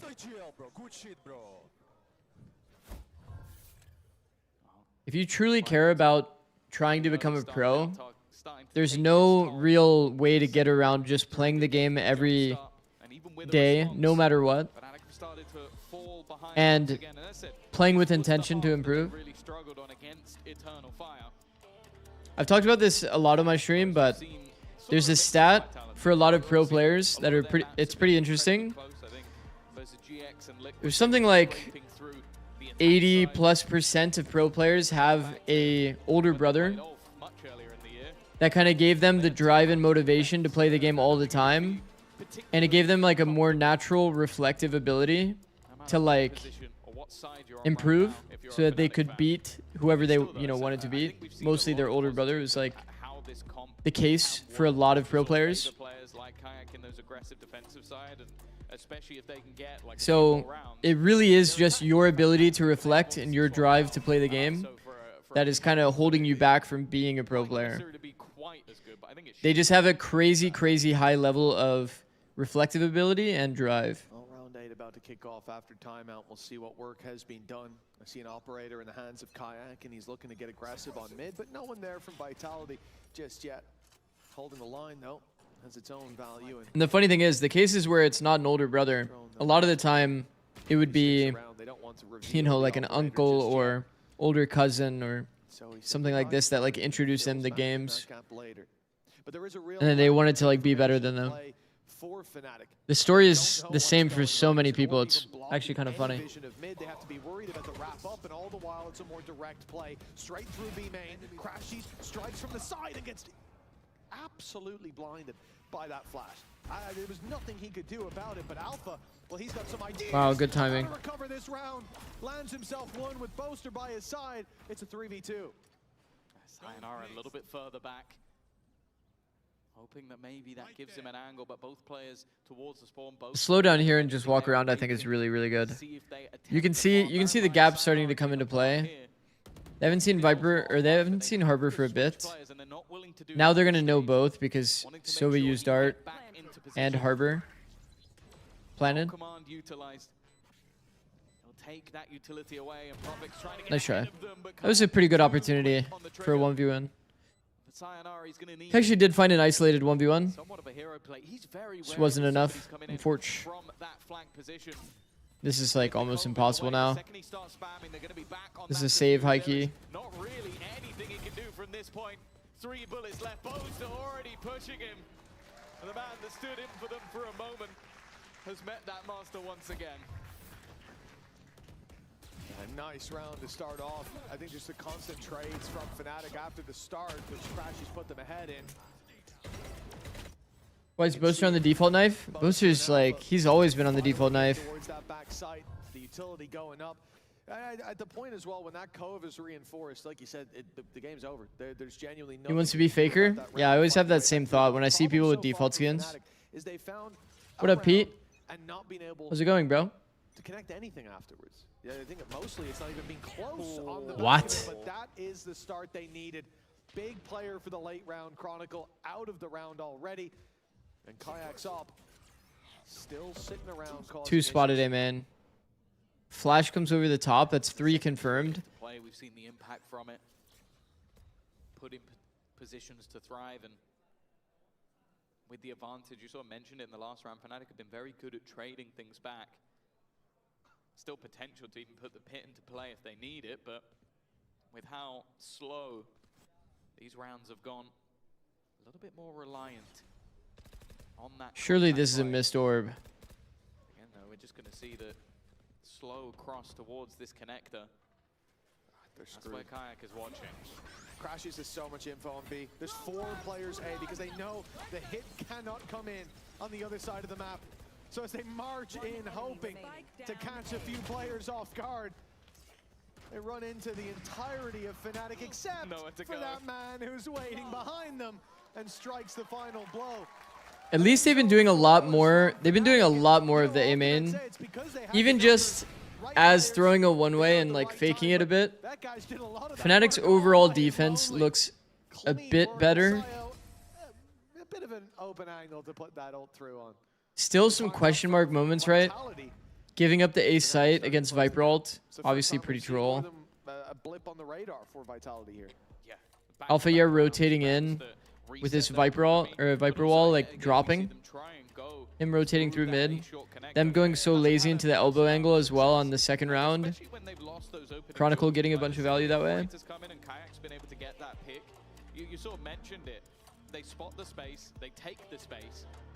And then because the rotations on this map are pretty massive, like there's a long way back around, the second they believe that they're committed, you have someone push up on the other side. Like, be it Crashies this round, I think Alpha's done it in a couple of rounds as well. And they might not necessarily be involved in the action, and you'll be like, oh yeah, we got another highlight reel from this player. But ultimately, it means you can have that 4-stack. You can have someone like Vekash be a bit more aggressive. Can't believe we're so close to America's starting, bro. On that side. And especially We're so damn close. Kayak needs to be dodging that. He was 45 HP.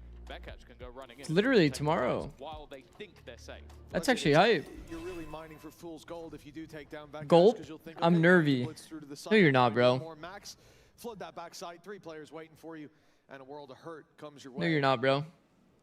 For Fnatic, it all comes down to Tomorrow? Yeah, it's tomorrow. We're going to watch EMEA straight into NA. That'll be our first day where it's 2 matches back-to-back. For the entire round. I'm nervy. Plays versus EG. Interesting KO flash? Bro, we threw this KO flash, no? From Crashies. Wait, Pete, we actually threw this KO flash. Speaks for itself. We threw this KO flash on our fast opens. He knows his distances. It's been a while since we played Breeze, but I swear we did. Now, a plan for Vitality, sure, but Well, let me just say I don't like it. Really. I didn't see where it landed. I just remember we used the outside of the map space. There's definitely better flashes that you can do. I think they changed the A. They changed the A main space since we played it. Does 100T not have prac right now at 9:30 a.m.? No. Definitely not. Definitely not right now. It's very early in California. And I don't know, that might just be small corrections coming in from the coaching staff. I don't think it was major strategical things that were being left open, but Okay. whatever those small Dial in. are, they are making a Crashy's ult, massive difference. Harbor ult on the attack side. 3 in a row. That defense What's the best Harbor ult? far better. It's got to be B. Has to be B, right? Fire and Vitality will be dreading the I would imagine it to be, This is the time they're at the looking very better on least. this map because You know, the funny thing is, actually, in both cases, to repeat itself. the Harbor ult doesn't really get What would it be at 8? I think it was 7 and the 0. smoke value Yeah. Again, it depends how far if you back ult it is for either them. bomb site. Outside of VCT, it's even more Unless you do 8 or 9, but a post ult, but then you kind of lose the value, right? Vitality got flattened. I think Lose the value of the was ult a best bit. result, 13-5 the other. Because then you risk basically having to win the exec without it. Early round pick kind of ult. Okay, I thought that was going to be the elimination, Very close. but Chronicle Very, very manages to close. sidestep the second burst, at least for now. We stay in a 5v5, but that Viper's Pit is making the A site not a very friendly territory to take fights in. At least I'm from pretty there, sure he just threw it does this look like Viper they're wall gonna on the go fly. crossing. Yeah, the op is also holding in towards Khan. It's now in Boaster's hands, so they've swapped up with 3 rifles towards the B side of the map. Still some supportive utility available. A bit of an off angle from Kayak, but they've let them. Oh through. my They're now goodness. running past. Oh my goodness. A man behind them, but they've dealt with one. He's got to be careful though that there isn't another player behind, which there is, but he's managed to get past him. So many targets for him to try and face off against. Spike dropped, but more. Wow, Kayak. More delivered. Kayak going the extra. But it's now Chronicle left has to been Boaster. perma Rest solo of it lurking, dealt with man. the patience. So much value, Chronicle, man. We talk about this man's operator. Can he do it? Oh! No chance. But he gets him on the rifle. And now we're down to a 1v1. Chronicle versus Boaster. We saw it with Dirk earlier on. Why is he doing all Needless to that? say, he was thrilled to win. Actually, though. Snakebite lands. Boaster doesn't have an angle. get it. He taps it though. As the He trusts the molly is crazy. Closing in the distance, but Boaster spamming is crazy. He'll still have to step out to get towards it, and he can't spam. Has to step into the bubble. Boaster No. showing him that Wait. he's got to have, and he's gonna stick it. Yo! Boaster's the only player that I've ever seen stick after half. He will fall. He's the only player I've ever seen stick after half. That second tap was just in his head. When you're Chronicle, there you go. He's got it to half. He's tapped it again to bait me. He's into the telling me, fight. yeah. That is Boaster inside. Nah, Boaster's him. Nah. I think people don't even understand. Like, I'm not kidding. People don't even understand why that's so insane. I don't think people realize how insane that was. Lead taken from Heretics. Because usually when people tap half, it's to fake. In a row. To fake and show to your opponent, look, yo, bro, it's half. You have to run into me. Foolish on that Damn, bro. I wonder if that was a conversation on their team as well. Imagine that that's like a conversation they had in the past. And then he used that to his advantage. That's insane, bro. And now just down to Sayo, surrounded, outnumbered, and dealt with. It's 7-5. Fnatic slow to start, but by God, they got there in the end. Yeah, from 5-2 down to end up winning the. No, actually, I low-key got chills. I'm not kidding. That's actually max aura. No, that's actually max aura. Of a good feeling. The fact Booster dad. So troll, bro. I'm glad to see that Kayak is playing well. With some of their fans. Well, it's just fans of Valorant in total, right? I mean, Fnatic are firing up right now, so are our fans. There's a lot of people watching in the studio at the moment, but two that we've picked out right now. Do you want to introduce yourself to everyone watching at home? Yeah, of course. My name is Ice, and just chatting is the best Discord server. Okay. And what about yourself, sir? Yeah, I'm Taurus, and I'm here for Fnatic. Okay, who's your favorite player on the side of Fnatic? It has to be Booster, mostly because I can also shoot like him. That's totally fair. How do you see the rest of the map playing out? The fact that they're 7-5 up at the moment. Booster's actually him, bro. I even trusted them when they were 11-1 down, so yeah, they're gonna close this out. Okay, a true fan like that. And you're saying there's not really a favorite team for you? You're kind of just enjoyer of Valorant? Yeah, it's my first game, like the first VCT game. I just play rank for fun with my friends, and this all no Kibber sport. Who's your favorite agent at the moment? The moment mix, the new agent. But before it's someone. Okay, anyone else here played Mix? You guys Mix enjoyers? Well, they seem a little less like that. But do we have any Fnatic fans in the house? Maybe Harbor is meta? Like Fnatic gonna be taking it, whether it's Yeah, Harbor is just like Harbor has its own problem for sure. Like the anchoring problem, I think makes Harbor a little bit funky, but and it's very specific maps that Harbor can get value. In ranked you can play it a bit more like a solo smokes, but it's not very good, to be honest. Maybe not necessarily. Harbor feels pretty bad to play solo smokes in ranked. I think also if you are Durka, you've been here. I think unironically, if I was spamming ranked, I'd probably be playing mix if I got smokes. Bro, the ability to just constantly just heal your team and yourself. Instant smokes you can just throw in and then just forget about. Look him in the eye afterwards. Not a good feeling. Even still, Vitality now come in looking for their first pistol. Sure, they want to. Almost all of them are all, in fact, I think have faced. Almost all of them are all, in fact, I think have faced Fnatic. No, all man. have lost to Fnatic, and for them, I suppose, it's always a good metric. Have we actually built the super team back? this time? Have we actually put the right pieces together? Well, this is as good a barometer as you can possibly find. Getting past Boaster is the What the hell happened? boss of a successful roster. It's an achievement that Vitality have never managed. Dude, am I getting DDoSed? Alpha's nickname, innit? The final boss. What button did you hit? I didn't hit anything. It literally is in the name. I had nothing. Like, genuinely, I hit nothing. I don't know what happened. Just randomly dropped. Vitality, they've yet to find Man, this was Fnatic's good half the last time that we saw them play. And Fnatic's in good form right now. It's like, it's hard to not really predict Fnatic from this point onward. Walk around glitch for Boaster, gets a free kill on Durka. Rotating full audio. Boaster with the wrap as well. Bro. And you might be looking at a Fnatic coming in Bro. with seconds to spare, but they managed to just take that space so effortlessly, just find the gaps in what Vitality put out. And okay, there's one gap back the other way, that's at least a pick, but there's so much more needed from Prophet. He needs to find all of them at once, and it's just not going to happen. I was going to say, Boaster playing so well. Yes. Bro, as soon as Durka shot Boaster's body, the pistols have been looking very good. he's actually just been smurfing all day. 4 for 4 indeed, in terms of good starts to a half. Extremely well done, man. See what happens here, but 2 out of Walk 3. around glitch, claims more victims. A little shaky when the pistol go 3-1 down. didn't point it out, but he also had good theory on Harbor so far. Couldn't agree more. Yeah, I think you probably missed his A main smoke that he was doing. I think that's probably not ideal. He was literally putting it at the edge, but if you put it closer, it makes it better one way. They can't like do this pathing that Vitality got away with like multiple times. Like, I think that the way that Fnatic approaches the map, they just don't realize the importance of A main. A main is the only way to really get a deep early. I shouldn't even say deep line, but like get an early warning sign and bait more utility.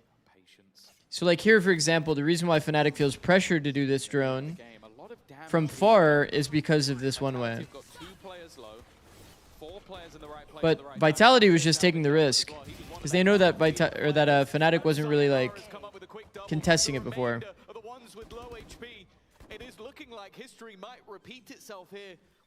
I mean, this is very doable. Both are low, bro. They have 25 HP between the two of them. He's now a shot to any gun, but they are going to get the plant. Not yet. No weapons found, but it might not matter. They look to walk up, only connecting onto one player, so the other still a relative unknown. That's one of them. Into Boaster again, the same battle as before, the same fight versus two players. Took timing off audio. Together, the swing out doesn't quite connect anything, and the time's starting to work in favor. Fakes the timing. Nice try, bro. Nice try. Genuinely, nice try. Man, getting thrifted here. Fuck, that's massive. I actually can't believe that they've done it twice in a row. Because we talk about this. Two second round losses is pretty punishing, bro. And win the second round. The problem is doing that is and he has a rifle. Oh no. Did he say good boys swing me? Yo.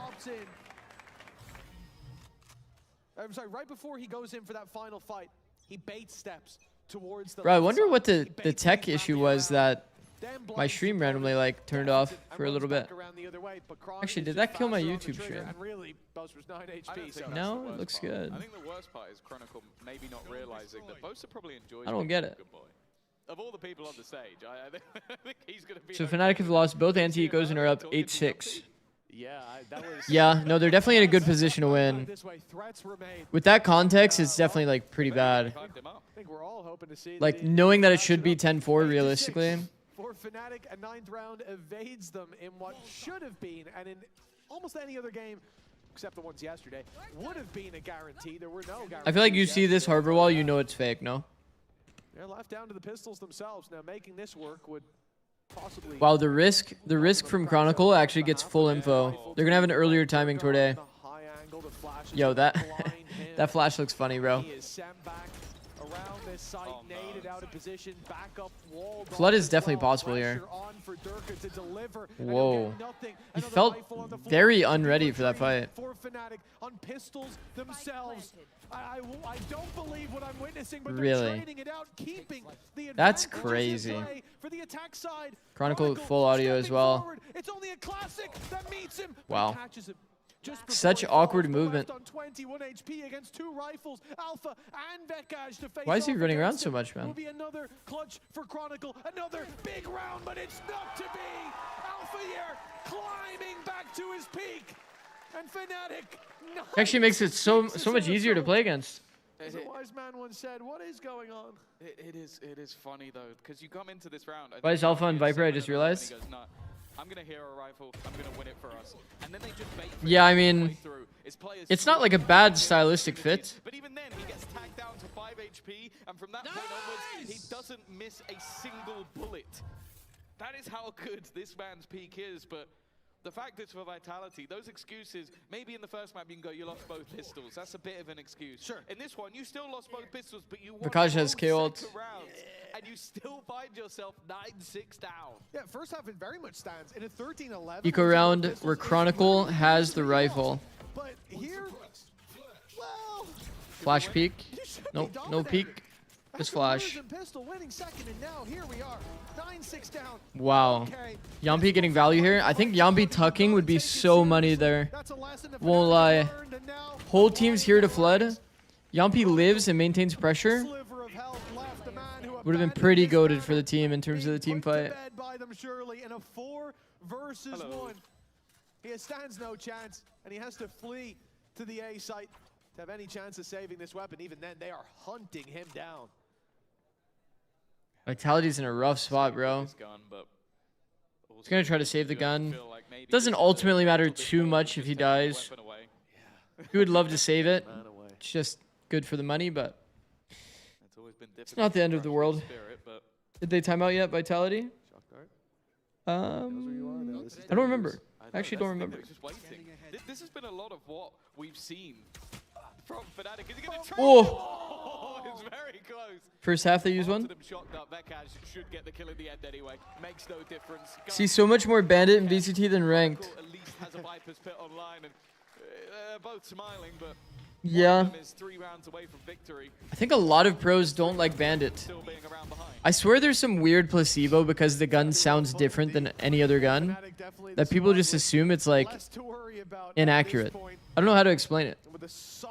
Everybody that I've talked to about Bandit, they just say that the gun doesn't feel accurate.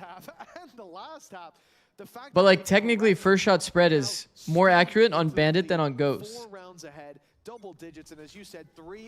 So like either the game's bugged or it's placebo. 2-0, be dominant fashion, and this map's certainly the case. We look to Vitality.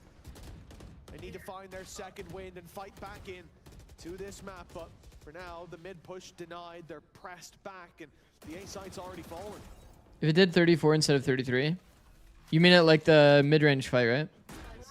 Yeah. That would definitely be pretty nice. Might not be used all the way into the late round, but definitely going to be a disruptive force. Oh, shit. That is like one of KO's worst angles for a flash, I won't lie. If you're KO, is it not just way better to rotate through spawn? It's really good. Man, really good spams all day from Boaster, by the way. He has to try and do it all. 2 players were desperately low, but he didn't realize it. Instead, he's going to go swinging. Whoa. Have to check to see if they're defusing. There was an extremely likely world, honestly, that Crushies actually wins that. After killing KO, bro, if he pre-fired Sayonara, he's actually like favored to win. That's fucked. Nice try, bro. Coming now up against their historic rival. They need every piece to be online. Firing at full force, and at least for now that seems to be I don't make the rules. a big round, but because of how we got here, Bandit feels weird. Yeah, I agree. Dude, my theory is just that because the gun doesn't sound like a gun in Valorant, like, bro, like when you hear this shit across the map, does it not sound like confusing? It doesn't sound like a gun. Wait, this is a well thrown smoke. I don't know. There'll be arguments. Fnatic versus Liquid. There's not much of a gap. Like, I feel like you need a lineup like that to be able to actually smoke it properly for a one-way. I think I'm addicted to caffeine, aren't we all, bro? Watch Alfia walk down mid and then take both hands off mouse and keyboard to fix his monitor, but Isn't Bandit recovery rate slower than other weapons, so you can't spam it like Ghost? Yeah. But, you know, actually in close range, you get kills faster with Bandit than you do Ghost. In mid-range, it's not true, though. But on pistol round, close range, you actually get faster body shot kills with Bandit. I really like this harbor wall, by the way. This shit is nice. I've seen Fnatic throw it a lot. Really good team play by Crashies and Boaster. Press deep towards that left side, but Sayonara wrapping around, only caught by Kayak after he draws blood, but Kayak keeps on going. So well played, man. Through this Vitality retake and leaving Yampi in a tough spot. They're just good jiggle, man. Re-jiggle. Re-jiggle was bold, honestly. Re-jiggle is bold because the pressure is on them to tap, right? Did Boaster stun himself? No, Boaster can't stun. around, same as we saw in the last half, but without the streak that we had from Fnatic. Oh, you mean like blind? Oh. Oh. And they're going to try and, well, maybe recreate some of that magic that I think he did blind himself, actually. But I saw like a stun icon, I thought. I don't know. Going to take a tactical pause. I think one that's needed. Like, we've seen these flashes in the pan, but I don't know. I feel like Fnatic have never really... I thought he threw his deeper, and then he got hit by enemy harbor. But I don't know. And it's no surprise. Anyways. As we said, you know, you talk about the on Harbibi. Harbibi is a crazy comp. The series that we've seen play out. That is a valid point. It's not a rivalry for Fnatic. No, there's not much to be invested. Is this a whiteboard? You guys see that? And the men that we've seen on screen the entire game. He had like a whiteboard that's like magnetic, and then he can just move the character icons around the whiteboard on the map. It's kind of cool. Man, I used to have something like that for League of Legends. Bring like a whiteboard and it had the Summoner's Rift like map on it. What is Harbibi? Like Harbor. But like Habibi. To the rivalry they've created. I agree. This is their chance to show that, and already a better showing indeed than what we saw at kickoff. But if it ends 2-0, it's much the same, just a different skin.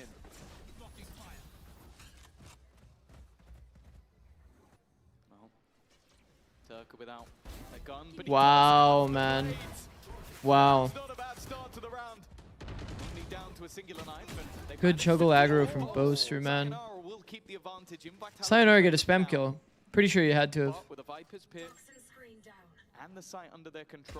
Man, high tide, like the height being increased.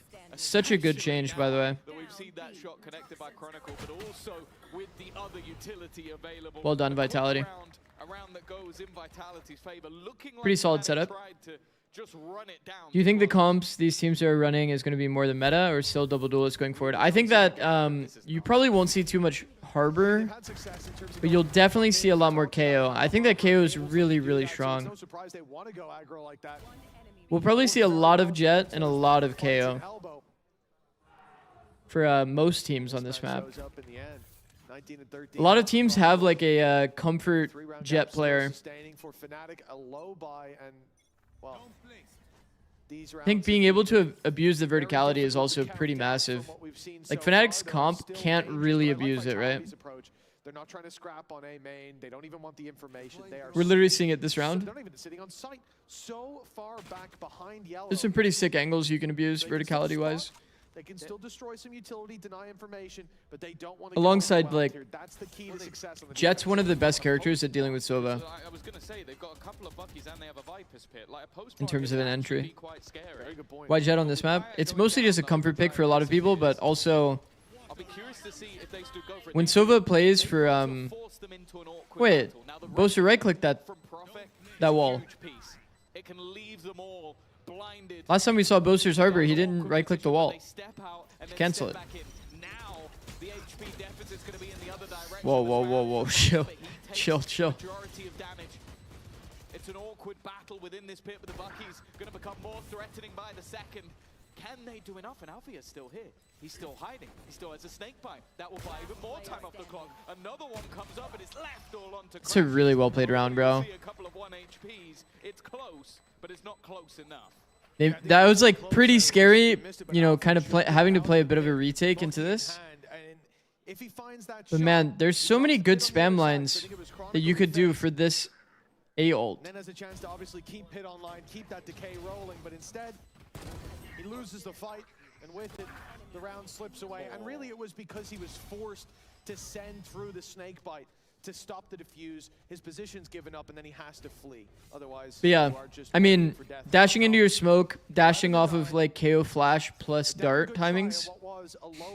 It's like a pretty cool combo in terms of execs. You can exec like anything when you're playing Jet Sova KO. I actually like it a lot as a combo. Or at least to take one more step. So much Austin Glaze in my chat. W. Love that guy. Wall up towards A as well. They have blocked out all of the players from Vitality, and with Reckoning, I assume to be sent through, but not for now. Glaze when he's here. Onto a player that can be brought back, trying to bait them in to go for the fight, and they have done. Chronicle down, Bekaj back. Hunter's Fury also going through. Fnatic are using everything in this round just to try and disrupt. They've only managed to find a singular pick. Operator still at the back line, but I will say, I've always been kind of critical of, like, Fnatic has to lean so much into their individuals. Because, like, right there, like, Crashy's decision to ult A could have been part of a team fight when this retake comes. Capitalizes with a pick. Shock dart sent through again. This time it's on Fnatic's side. They find the pick and Crashies connects the shots right after. One after another. It could have been part of the fight. Like, as soon as they start taking from yellow or from orange, whatever you guys call it. When they're in this area, if it comes in, the Sovult, the fights become so much better for the team in post plant. In that round, knowing how important it was to, but he used it early to try to, like, basically prevent a flood / get a pick. Which these are probably better ult lines for a Sova, but finding ways to, like, team fight with one another I think is super important. With almost everything expended, but you also Fnatic, I think, will be good in this meta in terms of, like, the contact play and this kind of stuff, though. Yumpy down to a Guardian as well. Sure, they're definitely slightly better off in terms I feel like they'll play the slow attack micro pretty well, but the defensive micro where they have to, like, kind of lean into one another, make good plays. Relying so much on form is kind of a scary thought, bro. There's no guarantee this is an A site hit at all.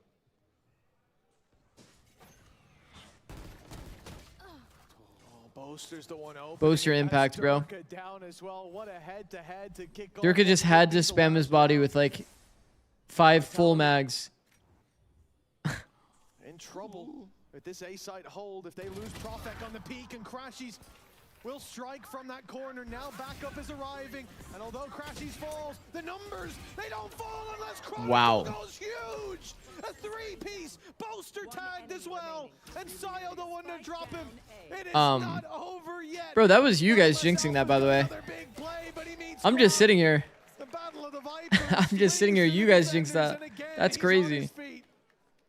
We spoke about that last week. Crazy round from Chronicle, bro. What the fuck? Also, I will say, I think Profek has a tendency to, as soon as it's down numbers, he does a bit of searching. I think it's multiple times now that we've seen him immediately taking a little bit of a risk. No, that was fine. I mean, he is just mostly clearing, but I guess it's okay. Smoke team in clearing bricks? Yeah, I guess it's fine. That was less egregious than the B main one on split for sure. Boaster, bro. Boaster wins that head-to-head, and now the snake bite from Alpha with a little tickle up from Crashies puts us in the advantage for Fnatic. Map and series point on the line, and Sayonara. Yeah, if you win Tame in, yeah, that's fair. That's valid. Fnatic, and he'll find one. The stun good, the shock better, and Sayo stands deep into. This is going to be a very hard round. Insanely hard round. Spark of hope, but they need to fan that into a flame, and Alpha is putting them out, snuffing out the light GG. from Vitality's hope. Yumpy, the leader. Nah, it's GG. He's only got Crashies now to deal with. Nah, it's GG. There is still a chance. Needs to get this to half, or at least win that fight on the jump. It's all down to Crashies buying time, running the clock lower, and landing the final blow. See? History repeats itself for Fnatic. Never to lose a series against Vitality. You would argue that Vitality definitely should have taken split. They've got the substance. I mean, they definitely looked way more informed, Fnatic. They did look way more informed, though. You could argue that, but they didn't. That's fact. That is a fact. You still have to win the pistol. You still have to win the bonus. You still have to win the swing round where you have massive ults. that gets I mean, for sure, I know if I was Vitality, I would be feeling pretty bad about some of those rounds on split. As of last week in their game versus Eternal Fire, but the fact is, those questions have been answered today. Fnatic are right back in that stage 1-4.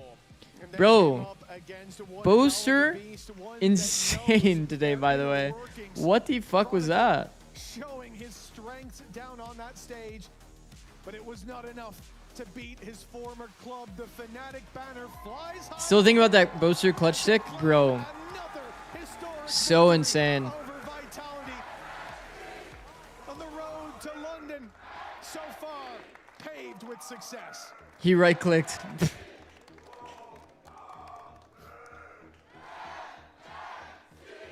This really does feel like a hometown for them. The fans definitely behind them on the stage, and honestly, like the way they performed today was just fantastic. The closer map in the first, where they were just able Well to done. take Good form by Fnatic. I mean, and this one in a similar fashion coming back up against them, but those clutch players, I wonder if they'll ever able to re-chronicle like a book. be like a super team fight heavy team. Moment, and this man, the man who was given the job to Probably not, right? this one is now there. Nonetheless, we're going to toss down to the desk. Who's stand by with a man I think you'll know. They've always been this kind of team. We do have Lean into the individual form so heavily. Look, we get you down here to have a yap session, but you can't start it before the mics are live. But you're obviously reunited a little bit there with Mini, so I feel like the space is just you guys, you know? Like, after winning, does it feel just as good to get to come into a couch and talk to Mini? Yeah, I mean, whenever I see Mini, my default is to just talk about strats and the game. So it's like, what were you going to go into then? You came KO. over. What about KO? Oh, I was just going to say, like, it's quite noob friendly, you know? You Noob can friendly? just throw a knife and you have to be really conscious of like where the enemy KO is and stuff. And luckily we had a scrim against the KO recently, and that kind of made me think, because like until you play against it, you don't know. But I was like going, let's go 5A main, 5 us on the knife. I was like, yep, we're not doing that this game. And then it was like chill. Do you think that was the big thing? Makes sense. On Breeze specifically, is that change away from that ISO? Yeah, I think the ISO, it wasn't really, it was okay. I think ISO is good, It wasn't consistent. personally. And I think the KO knife is like pretty handy. I think ISO is good, but I think that KO is better. If you're able to play KO, you should play KO on Breeze, in my opinion. Yeah, it just felt a lot easier. The fans seem to agree about the KO. Yeah, exactly. I needed an A anchor as well, because last time it was ISO, I didn't want to be A anchor anymore. I don't know if we have the clip, but there was a clip of you on the A side struggling against an exec, and then after that, so he. Is this the clip? No, this is a 2v1. So we're at the 2v1 first. You know what I said here? What? When I heard it was Kron, I saw the split, I was like, And now I was doing all this shenanigans, trying to get a quick kill. I was like, This was so sick. My tap theory. So I'm like, watch this. Tap boys. theory? I said, watch this, boys. And we get half, and I just tapped it and stuck it. And I was like, yeah. So explain to the people at home what your tap theory The is. Bose's #1 rule of control is you smoke the bomb, get half, and tap the next, and they always run in. But I was a bit conscious about Chronicle maybe running in, so this time I actually stuck it. And it actually ended up working out. Yeah, boy! Look at him. Oh, yeah. How much would you say plays into that of having ex-teammates on the other side of like you knowing them, but them also... In what way is ISO good on Breeze? Anti-op? I think it honestly I'll explain after. Plays to our advantage a little bit, because obviously I know their tendencies a little bit, but that doesn't change too much. But I know that when the going gets tough, what their tendencies are, and that's what I can really somewhat abuse. Admittedly, I got really lucky against Durka a lot of the fights. I was winning a lot of random 1v1s against him when he was doing like his aggro plays and stuff. And for some reason, I just seem to switch on against Vitality. I'll be sleeping for the other games, but like, Vitality, I was That's actually funny. shooting well today. I was very calm, which normally I'm pretty stressed and like, yeah. Could you feel Durka's presence on that first map in particular? Yeah, that neon judge is dirty, isn't it? Like, he was just neon judging us on the first round and stuff, and sometimes it was like we almost won rounds, and it was just like it did 100 damage or something from so far, and I was like, fair enough, boys, not a lot we can do there. But he was definitely being a bit of a nuisance on that split for sure. Like, I think if he didn't have that game, we would have actually probably taken it considerably easier. And then the Breeze was interesting one. I don't think they were respecting the A enough. They wanted to keep playing retake, it felt like, and I was just like, well, if they want to play that, I'll take the 50-50. And then Alfie had a really nice idea to like lurk mid-round, but Durka peeked B main on him, and then he stopped his lurk. But I think, yeah, it's like little things like that. Interesting you mentioned Alpha. Like we had a little listen in, and we could hear Alpha in a post plant, organizing the post plant in a way where he had the raise ult. Bro, just 6-7 from the crowd. That post plant to go. I feel like when I was around, he was a bit more quiet. Like, is that something that he's progressing as a player? Yeah, I mean, of course. I mean, sometimes I have to shut him up. Like, he's talking a bit too much, taking over. But I think in those situations, we've talked about A-split post plants so much, like reactions to what enemies are doing, what positions we like to play. It's like been one that's been quite a nuisance for us in scrims, and so it's had a lot of detail to it. So I think him taking over on that round when he had the raise ult, he was on the bonus as well, right? And it was like a big conversion. So yeah, I mean, yeah, I think he was saying I got a machine gun. Yeah, exactly. Yeah, it wasn't. Yeah, we love that. Love that. We love that. I spoke to Kayak just after your map 1, and he was saying it was so stressful for you. And you're saying when it gets to those stressful moments, you know a bit of like Vitality's tendencies, like that's that advantage you guys have. But when you guys start seeing a map slip away from you, like how are you sort of organizing the team as leader? Like how are you having your comms not be hindered by any way of seeing that gap close? I think the biggest thing is like we know we can lose a map, we know we can win a map, but I think the biggest thing is panicking about losing rounds. Like it was starting to get a bit squeaky bum time towards the end, and we were just like, we just need one. Like we're gonna win this. Austin even said it. He was like, guys, I promise you, we got this game. We got this in the bag. And I was like, yeah, I actually agree. Like I think we're just throwing a bit on these post plants, peeking and stuff. Even at 1v3 at the end, we almost threw. Like embarrassingly, and I think that would have maybe pushed them back into an overtime there. But I just think it's just, I'd say like experience is a thing. I never feel like my experiences are making me less stressed or anything, but I do think it does. The more reps you get about like closing out games, the more comfortable you know that, oh, it's squeaky bum time. All right, well, we've been here before. Let's just focus in and lock it in. And that's kind of what we did, I think.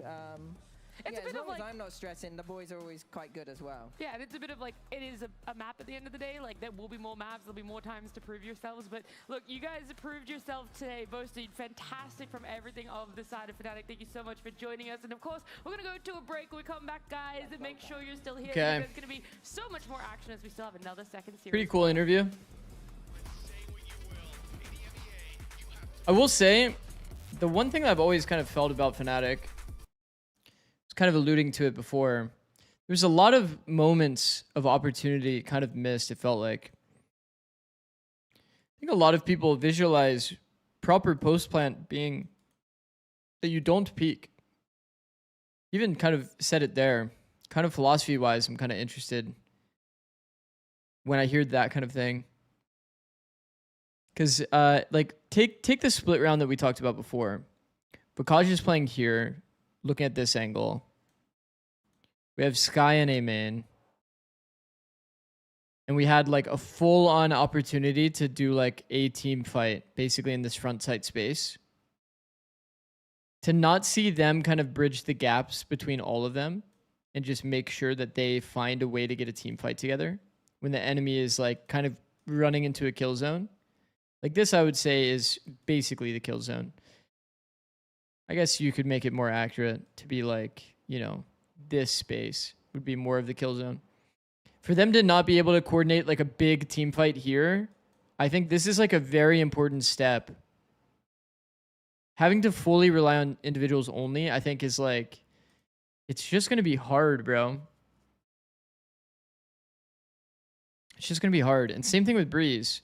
This point that we were talking about with the Hunter's Fury not being used to create a good team fight scenario here. Everybody kind of just taking their own duels and ending up winning some really, really hard duels, to be honest. You would rather this Hunter's Fury be on timing that you confirmed that they're starting to scale into the kill zone, right? Like once they're like in this like area, this kill zone, that's when you'd want the Hunter's Fury to kind of come out and people start actually looking to fight off of it.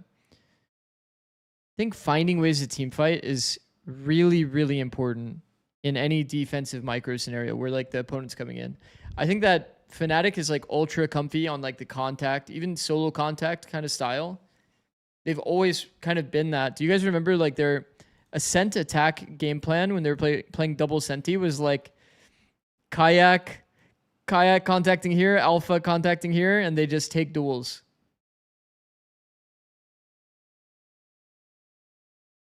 And it's like the attack micro is in such... The attack micro that Fnatic prefers to play is high-key in meta right now. It's very, very, very in meta right now. Isn't that just abusing the walk-around glitch on a huge scale with the best aimers? On attack, yes. In attacking scenarios where you're going into your opponent, yes. Fnatic is already good at that side of things. I think the thing that's hard, that we've talked about a lot, is the defensive scenarios where the opponent has to come into you, where you need to find a way to find good fights. That seems to be the biggest issue for a lot of teams. And that does include Fnatic in this case. Would definitely be nice to see some level of team fighting there. You would need, like, for example, in this A scenario, somebody would have to ask the question, can we fight front sight? Once this comp for can we fight front sight happens, you have to find a good timing for this guy, Pop Flash, to come through. And then they punish together. If they got team fights down, I would be scared, yeah. I mean, that was even part of like what the broadcast was saying in terms of their win conditions as well. If they're able to improve their team fighting, Fnatic, it would definitely be pretty incredible. They have a lot of moments that are team play. It's just not a massive team fight. Like, for example, I think that the supports of Fnatic give pretty good backline comps and actually like throw good on-the-fly utility to support people. You saw multiple times in that match, people getting KO flashed and getting freebies. People, you know, being Soviet darted for, etc. But when it comes down to like the 4-man fights, not just like one-to-one interactions that aren't execs, I'll say that aren't execs, because I think Fnatic is a great exec team as well. But every team can do the team play well if it's just executes. That's the kind of stuff that you already drill in the server. Very easy to kind of drill that kind of thing. Okay, 10 minutes until the next match. I mean, I think the elephant in the room for this game is like Team Heretics obviously losing their winning streak that they had in groups. They'd always won groups so dominantly, and so now that win streak is just completely gone after last week. Yeah, losing something else this week is comeback. Yeah. I gotta, because this feels like it never happens. How often would a coaching staff make a choice like this, Minnie, in the history of Valorant? This is the panic button nuclear option. Something has seriously gone wrong. Their results haven't been great. But did you see the clip of Wolves retaking the wrong site in China? Oh my god, no. Nope. Feels like they're fighting to get out of groups now, starting from today. I'm curious, how many meals do you eat out on average in a week? Me? Bro, do you think I like... about why you're making this change at the start of week number 2, and I did exactly that. I tried to get to the I don't like go outside, bro. I don't go outside that much. The coaching duo here on the side of Heretics, and there's obviously so much talk around what you guys have under your belts right now with the DoorDash? this roster change. And the first question is, we live pretty close to a store, so it's a bit of a blend between my wife cooking or it's been a long, Uber Eats. kind of ongoing process since we got him in. We picked him up knowing he couldn't speak very good English, but we put a lot of faith in the fact that we could, you know, try to teach him English, and he had a lot of support from the org. That was one of the main reasons, but we just weren't seeing enough progress. And the second and most important one was just after we weren't intending on replacing him this quickly. After we lost the Navi game, we kind of went through some VOD review. There was no arguments or anything, it was just a civilized discussion, and we yeah, basically just came to the conclusion that we weren't compatible in terms of how he sees the game. Our views were just different, so yeah, that was basically it. Views were different, and a lot of people have asked us why now, why have you removed him halfway through the stage, and reviews are just different. The reason for that is he messaged us and just said, you know, Neil, I'm not comfortable in the team with the way you guys want to play. It doesn't suit my play style. I'd like to leave after stage 1. So the way we saw it was better to act now instead of, you know, keeping someone in the team who didn't want to be there and didn't see the way we played. So interesting. This is a crazy amount of insight, by the way. The fact that you're allowing this player to explore what he needs to as well. And with it being so fast, there is... This is a crazy amount of insight. What the hell? Came across Kosh, like where did he kind of come from? Was he always sitting in the wings for you, or was this we need to Going through the details that Comeback wanted to basically bench himself? We kind of just discussed between the team, like, do we have any options? It was very quick turnaround in terms of like who we were to get. We threw names into the wind basically, and one of them that came back was Koshmaris, and thankfully Boo had played with him previously at local LAN, and he'd obviously been playing well in tier 2 and tier 3. So, I mean, we brought him in, and he showed how smart he was, how divisive he could be, and yeah, we just thought he'd be a good fit for us and what our system is. And do you think your expectations change at all within Heretics? I mean, you make a roster change. Some people might be thinking, oh, we just want to survive stage 1, but are the goals still very much up there for you? For us, yeah, like it doesn't really, I mean, obviously it changes the... Oh man, what could the fundamental disagreement be? We just want to play good Valorant, like we have been doing for the last 2 years. We just want to be consistent, and that's the most important What thing could the fundamental difference have been? Win in London, any of that was maybe expected. What could it have been? It was about the Viper wall. Oh my god, Comeback. That's the most important thing for me. Like, was Comeback a wall 2 kind of guy? Fit into the team. It's something that we've built this team. Holy around. shit. We're really confident in doing it. And the most important thing is fitting caution and getting our team to where it should be. That's it? Yeah, that's it for us. I mean, yeah. All right, I like it there. It's nice and simple. It's just that straightforward. Nothing else to really know about it, but thank you both so much for joining. Actually, though, like, think about that, bro. How insane of a difference in philosophy would it have to be for the player to think, yeah, we're just not compatible, I'm going to bench myself. That is crazy, bro. I have regular... to leave after stage 1 and they immediately drop him. It just feels like there was some very strange thing going on that team. Where like Comeback last week, I was liking the direction of the team. I was enjoying Comeback on Chamber. He was looking. Yeah, good. like.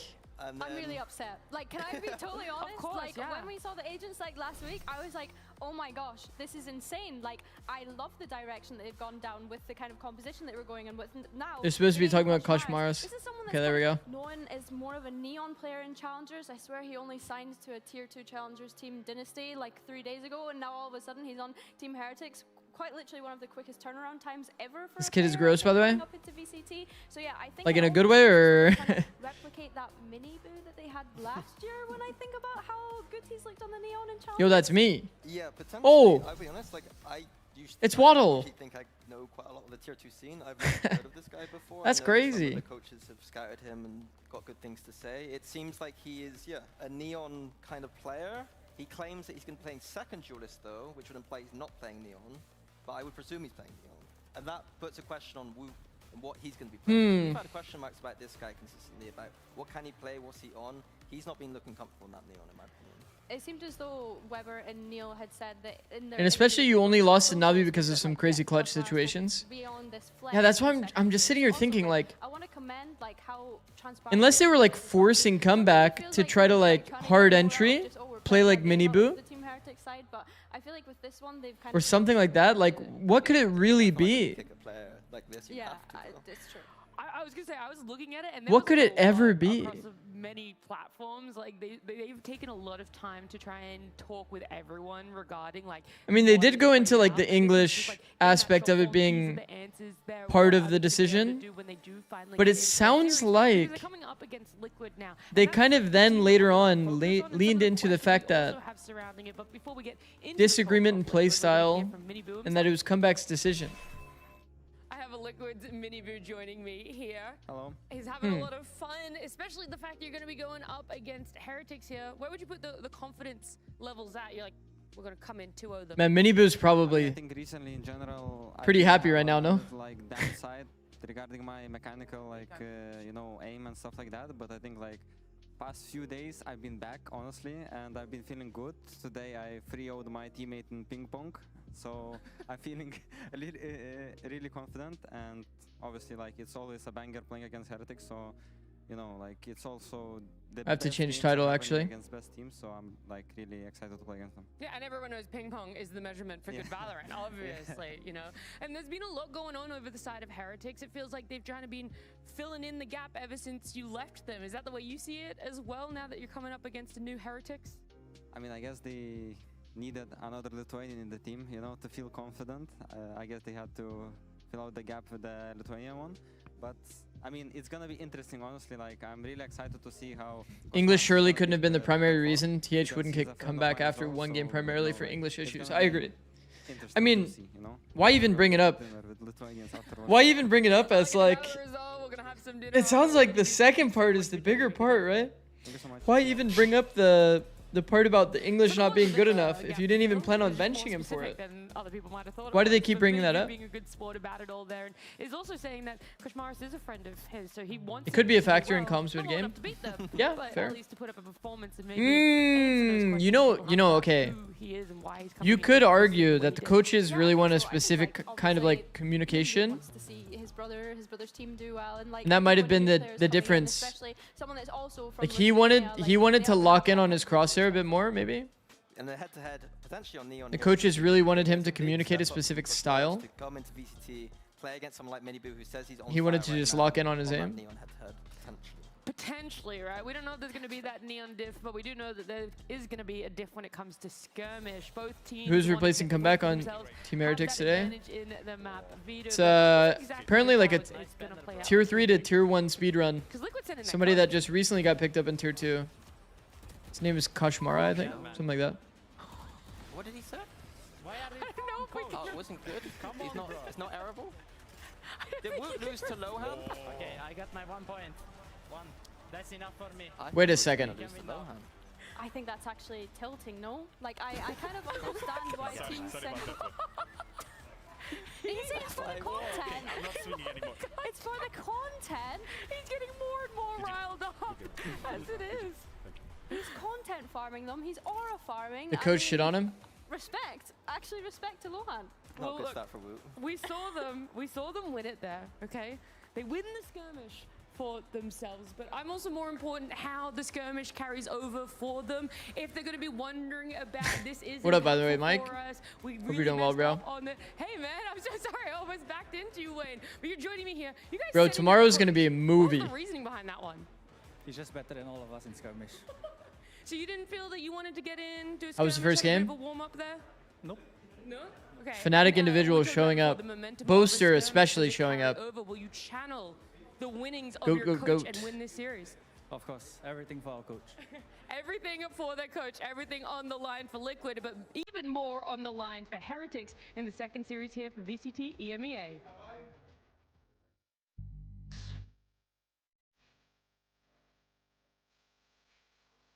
If Six got into that skirmish, he's beating everyone? It's a fact. It's actually a fact.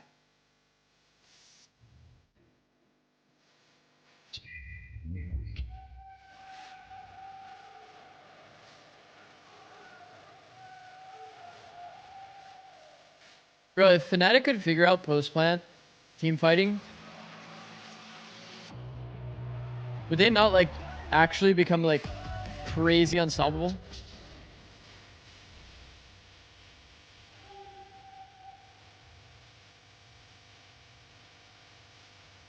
I really like this song, personally. The same song over and over is kind of crazy though, for sure. It does make it kind of convenient though. When I have to edit it out later, it only shows as one song. Like in the YouTube settings. Our teams are out here now and it feels like... I love it, but it makes me think of Fnatic losing champs. Bro, when Fnatic walks out and the first time that this song shows is like during their match, I was like, bro, that is funny. I didn't see anything extra nervous about him by any means. How do you deal with a 5v5 post-plant when everyone still has full abilities? It's especially important that you like call a kill zone and that you choose to fight it with counter util. If you sit still like the way the Fnatic does, right? You sit in like little anchor spots. You will lose. You have to either trade util or you have to play to fight when the enemy's like coming out. Yeah, because we had Fractures a decider, was it yesterday? Like Pearl was a really common one. Pearl's a really common one toward B. If you just sit back in the Teo meta, it was like especially punishing, right? These missiles are going to come in and you're going to get owned. So it'd be really important that you find a way to like team fight into front sight and fight these guys as they're scaling. Really interesting to me. Interesting to me that they're picking It's a lot of like Team Liquid also kind of win. proactive So play. they must feel really confident in And that's why walking around is broken, because you don't give free info to your opponent to get guaranteed util timings. They feel very just consistent in this meta right now. They've got that. Do you remember the post-plant split during BBL? Yes, I do. Yeah, where Brock just walked out 2v4 because they didn't want to fight. Yes, exactly. Teams that sit still in post-plant, it's not good enough, bro. It's not good enough. In terms of like bringing in someone fresh. Yo, yeah, because you have someone new coming into the roster, but then you're going up against a team that, like you mentioned, have a very clear identity, right? Yes, there was Yoru changes, which meant they had to pivot, but like you mentioned, Minnie, it seems as though the answer to that pivoting seems to be All the teams with 2 IDLs, having a great performance like on it T1 with last Munch week, and it looks as though Stacks. that's something that's gonna Sentinels with continue John to and go on Caillou progress. have no success. Yeah, in terms of expectations, I like the way you set it up earlier. whereas, Yeah, I like, don't think Team that's really Liquid like a 2 IGL issue, though. They look like in this group is quite open, but I think I don't think Team it's Liquid much are of a the 2 ones that IGL you issue. probably expect to take If anything, you would argue that their macros should be better. As long as like the ideas don't clash.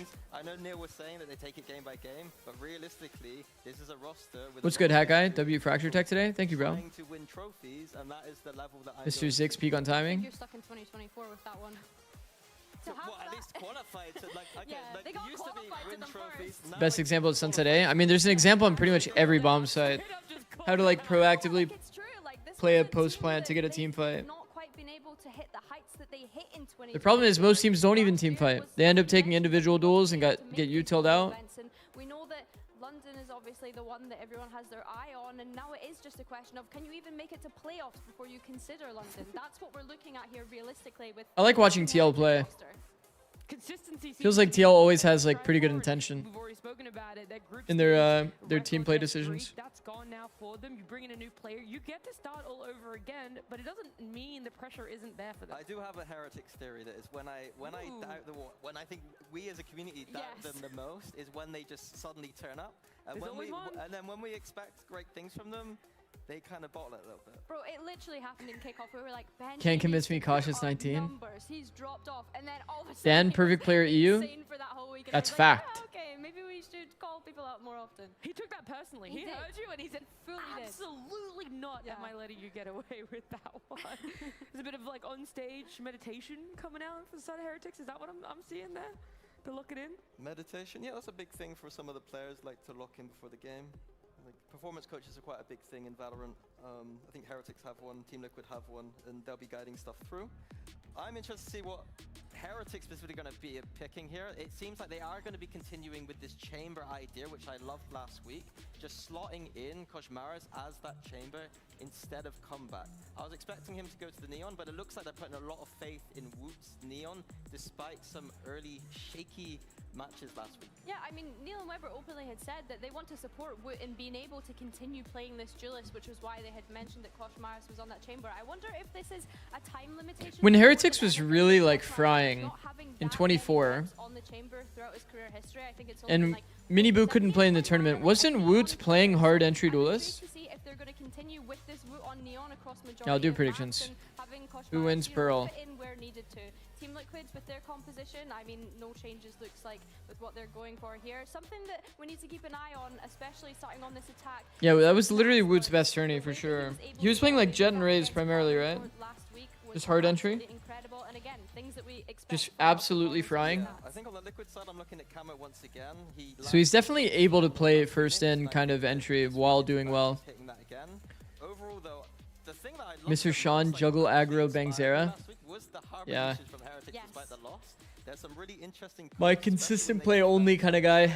to look out for. Like on that A main fight, they like to use the Cove to protect them going through. Sometimes to allow them to. Neon Phoenix is like high key kind of a fake combo. They don't really have utility usage to actually, like initiation to actually figure out where an operator is. Wasn't the Icebox clip against you guys? The really only thing that they have is Rien's on that sky. Don't remember. So, yeah, I think being able to use that Cove to smoke that off helps there too. And we'll see exactly what is going to play out there. You guys have given highs and maybe potentially some lows with what agents have been picked up here. A lot of moving parts from both teams there. And while we're talking about it, let's move on up to our casters. We've got Pansy and Hypoc. Would you rather have a Bang Astro or a Forsaken Astro that's very aggressive off his stars? First official throw, I guess, for me. Is Bang here? Yeah. You've already experienced it. Also, get your predictions in, guys. 40 seconds. pushed aside my sickness to see. Is Bang here? Making Bang is various here. choices. Look at him hiding. Continue.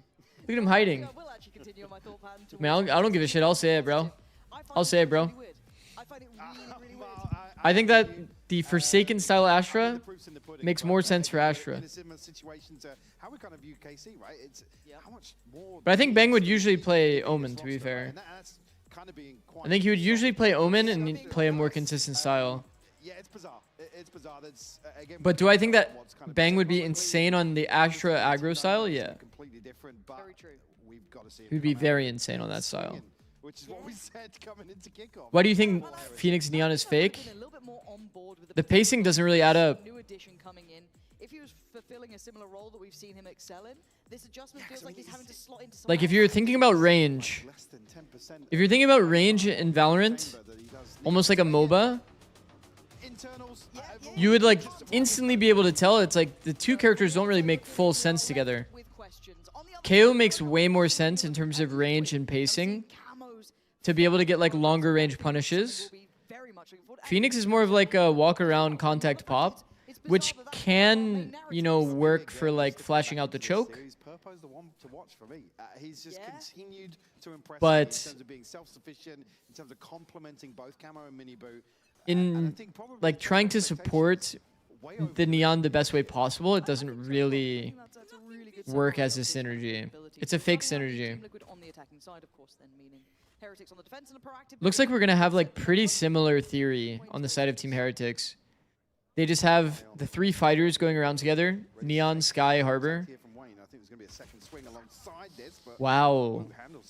Very comfortably here, but Purpo going to shut down Koshmaris on the other Oh, side. fuck. Great from Wood though, just kind of trailblazing that path. That's off angle against the three that he knows is there. Succeeded to allow to maybe let this plant go in. Was he heard? Not sure if he did hear it in there. Not sure, but That was a very, very important duel.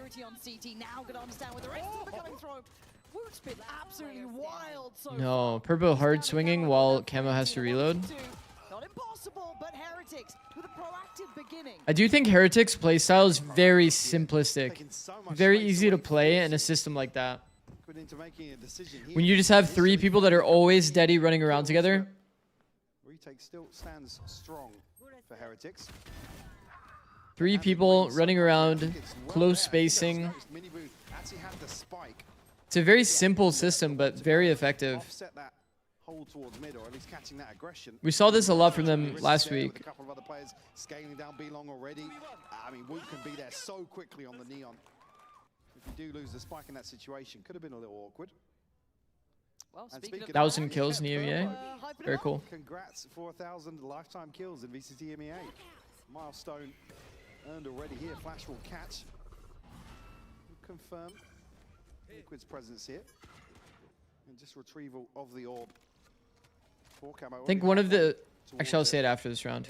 This is going to be a really interesting case study of just kind of watching how he's looking, especially on this agent. Benji getting very nearby. Rien's going to put like a line.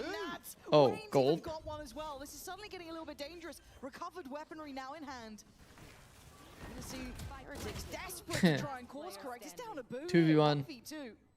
That is a crazy play to go for. Yeah, Camo's got the scope now. Man, he will not be hard clearing. Committed towards pit. The question is, does he search or does he... He's searching a bit art. I don't think he'll search A main though. Boo's trying to at least get some certainty. Ooh, Oasis is pretty punishing. Makes it easy for Phoenix to take timing. Well done. Well done. 3 out of 5 pistols today get ecoed. That is true, isn't it? Yeah. Blindsided here by this aggression towards A. Nats finding 2 with a classic on the way in. Rien's just caught off guard here initially. Handles the first very well, but the second kill from Nats is what swings things. Damn, bro. In favor. Comeback wins those? That's fucked. Big swing round. Miniboo's so hyped. So one of the best things you can do on Chamber on this map is stand about here, holding this without holding the deep line.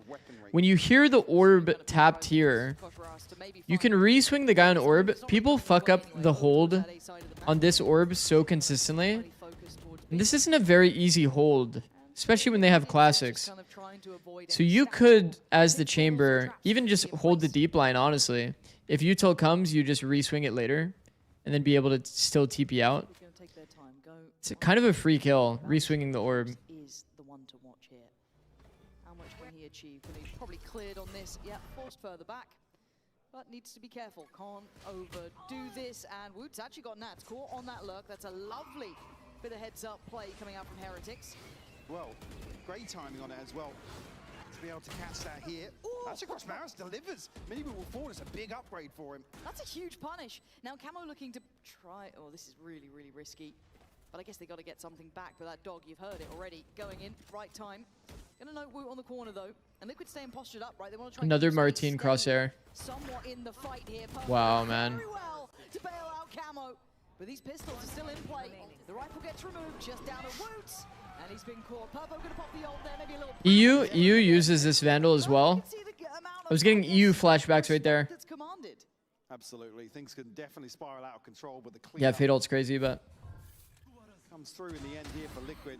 peak on timing is good there. I guess the timing here that You can see a lot of the same system kind of stuff coming in from Heretics. Prowler here, the near side goes forward with the shorty, but just can't put that rifle to work, unfortunately.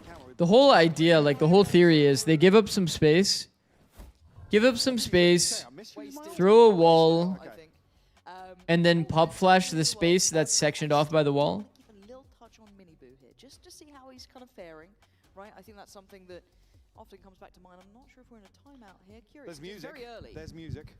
Yeah. Very early though.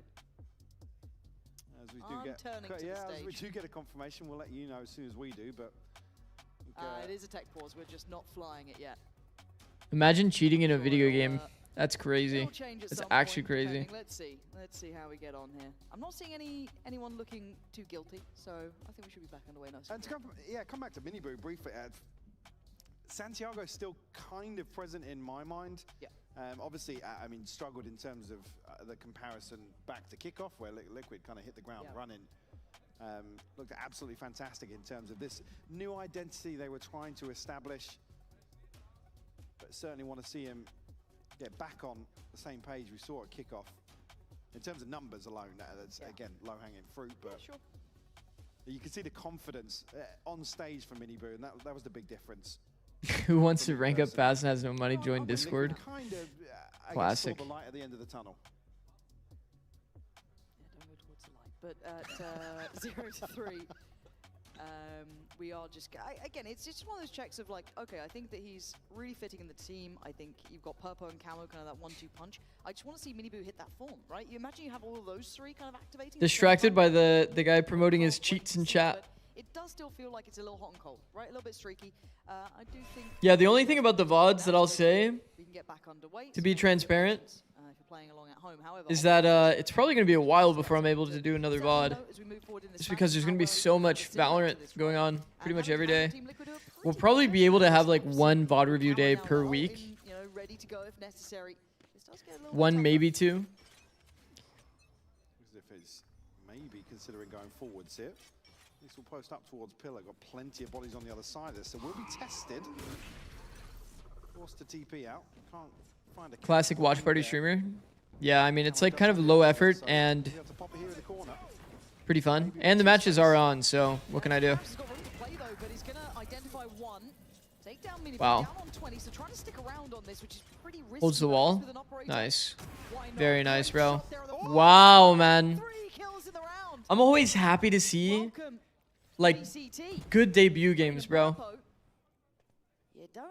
It's always such a good feeling. If Heretics are smart, they're not going to give them much. They still have. I'm always so happy for like the player that's like nervous as shit, getting to show how good they are. It's pretty sick. Happy to stay committed with the setup here from the rest of Heretics. N6 just cursed Kosh for the entirety of his time on Heretics. Played this round well. This is so well done. Really impressed with the new gun. Purpo. I've seen the pixel there, or at least gets maybe called out to him. Desperate for someone to overpeak, but hopefully the discipline's in place. You got to be a bit cautious here. There's still 25 seconds. You don't want to give Purpo too much room. Yeah, it's one of those. You want to kind of keep it tidy as you can. No, don't jump spot with 1 HP. Just angle out with op, bro. also for Koshmaris, you kind of want to keep him confident, right? Oh, yo, chill. 10 seconds. Take it easy here, man. That got a little too close. Bro, Safe, but just use gun. Purpo doing mad work here to do some damage. In what feels like a close. His jump spot's so chud, no? Yeah, I'm not gonna lie. I think I kind of reference this a bit. When people get in team environments, when people get into a team environment, their view on the game warps into like they want to be doing team plays. But oftentimes, just playing it like you would in ranked is actually pretty valid. Him just angling out and trying to take a good fight. He wasn't in TP range. Chad, he wasn't in TP range. Totally caught out here. Chad, he wasn't in TP range. Was he just outside the TP? I need to see it back, because I think he might be looking at where the death marker is. He might be just in front of it. And again, this is that comfort on agents. Where TP's in pit, it looks like. It's just maybe not quite in the wheelhouse so like readily in his mind. You can already see mechanically how good he is. That's never been a doubt. You'd look at that last round, but something that certainly no. But a great punish for Liquid, able to pick that up very, very early. And leave Heretics with 4. I think the thought was he was trying to get onto the ledge around the corner, right? They're going forwards. They're going to flash. Yeah. He's going to be ahead in this, though. Yeah, he's fine. Comes back around in time. Woot's dead, and now Liquid have access. They can pick up that spike. They can start building. Boo's here, but he's yet to get off the starting blocks. First kill found, but a big trade is Purpo. He's normally good for it, and now Benji, he was the sole guardian, gatekeeper of the B site, so how much can one man achieve here? A 1v3 required. This is rough. Very rough. No one giving him play just yet. Walking around, there is 3 gaps here. Safe corner. Lovely. Camo finds him. Well done. Just off that early catch, it opened up so many opportunities. Good for Benji to walk around. It's good. W. Had an opportunity. Actually in range of the TP. You can see even the confusion there on the player reaction on the camera. Just outside the boundary. Beautiful catch there from Purpo with Util to open that round up. Harbor only having 1 high tide per round feels bad. Camo already building back towards an ultimate. Just 2 more points. We'll have that. Yeah. To invest here. No catch this time around, but the TP. How much would you increase VIP if someone claims it again? Actually, don't know. Putting a little flare on it. Either 150 or 200, probably. Don't really envy their position currently. 2v5. Camo starting to farm. Oh, here off the plant. Yeah, I didn't even. I forgot about the plant. Oh dear. And look who's waiting. That's not nice. That's it's a brotherly love. Yeah. Yeah, of course it is. That's funny. Gets to knife his brother. That stings a little. That's pretty funny. And yeah, Nat showing him how it's done, man. That's an in-zone flawless. 4 rounds for Liquid. And it looked very easy. Smiles all around. That is foul work. TH is done for. I will say, would I be stoked if I was Team Liquid already up 4-2 on attack? Yes. Extremely. Just a little shrug. Wait. So yeah, timeout hitting for Heretics, and probably rightly so. If you look at how these rounds have gone, it was a great start in the pistol, but since that point, I think it was off the back of Woot really having some impact there as well. It's predominantly fallen in Liquid's favor, and we're starting to see them lack that ability to take control of the map, kind of keep that space in. Harbor just feels weird to play because if you're already on site, you can't use high tide properly, but if you use high tide to help teammate anchor, it's kind of hard to find consistent value with the blind. Already an example. Yeah, I think the thought. And again, it's very easy to be critical here when there's. The thought is Harbor is supposed to be a rotator. Harbor is supposed to be a rotator for sure. On paper, just why doesn't it work? I know. Why hasn't it worked? So I think the Team Heretics style of comp makes sense logically, right? Because you can have Chamber on one side, you can have your second smoker on the other side as the anchors, and then you have Neon, Sky, Harbor rotating around the map. Again, even I think that's like pretty good. ideating on it, but the idea of having someone like I will say, probably the thing that feels the absolute worst is the point that you said. Some of these maps, like, you can't play a really normal round on Harbor. Like, you have to go to specific zones. Like, on Bind, as an example, you have to go specifically, like, long if you want to do, like, a good high tide. The maps where that doesn't matter as much is kind of like a pretty good Harbor situation. This map, I feel like, is decent for Harbor because it doesn't have that much. Like, if you're going A main, you can always do like an A main wall, and like, if you don't cross, you can always do the wall behind you as well, like this. And because they've made it so much longer, the range of it, it kind of helps deal with the problem that you're referencing a bit. Like the fact that it's kind of awkward to be on the site while throwing it. Because, like, technically speaking, it's not ideal, because if you have an art player and you're playing backside, you can throw like this, or you could even throw it like this if you really wanted to. They've made it a little bit better, but it is definitely a bit awkward. High-low is good, by the way. High-low art is great because usually people contact those angles. Wow. Ult is money. I think it was Team Heretics we saw do the deep A main ult last time we saw them play. I mean, this is pretty much round over. Well done. Just hold the high tide. This is definitely a save. Definitely a save. It's going to amount to much on the side of Liquid. Definitely a save. Still contact out, and Woot and Benji will. It's about a 0% chance of winning that round. Number 3 for Heretics. This is a round that's what you want to see from Woot, right? In terms of questions about the roster. And who would you personally opt for on Pearl, Chamber, or KJ? Depends on the team that I have. If I have a really good Chamber player, I'd probably try to find a way to make Chamber work. If I had Cryo, definitely looking for a way to make Chamber work. And if I can't find it, then that's kind of where we would pivot. They did that after the timeout too, right? Kind of to start themselves back up here, but still a lot on the shoulders of Woot's impact. Again, that space he took over towards A main was paramount to the outcome. Big fight for as well. A lot of util. Lots of util burn. Make sure they have some springboard to work from, but where is he this round? Crazy amount of util burn. Ult gained. Yeah, you're right. Actually, that's a lot to bank on. Art crunch. 1-for-1 and info. This high tide is actually kind of nice by Heretics. It's a really good call from Benji to do that. They actually maintained their art space, and now it's completely fucked for Team Liquid macro-wise. Yo, Camo found a god timing. It's gonna wrap the players in secret. Takes the first kill. Honestly, respectable. That's GG. Yo. Man, that's crazy too. Heretics actually plays this round pretty fucking well. Surprised they called to actually push the Kated ult as well.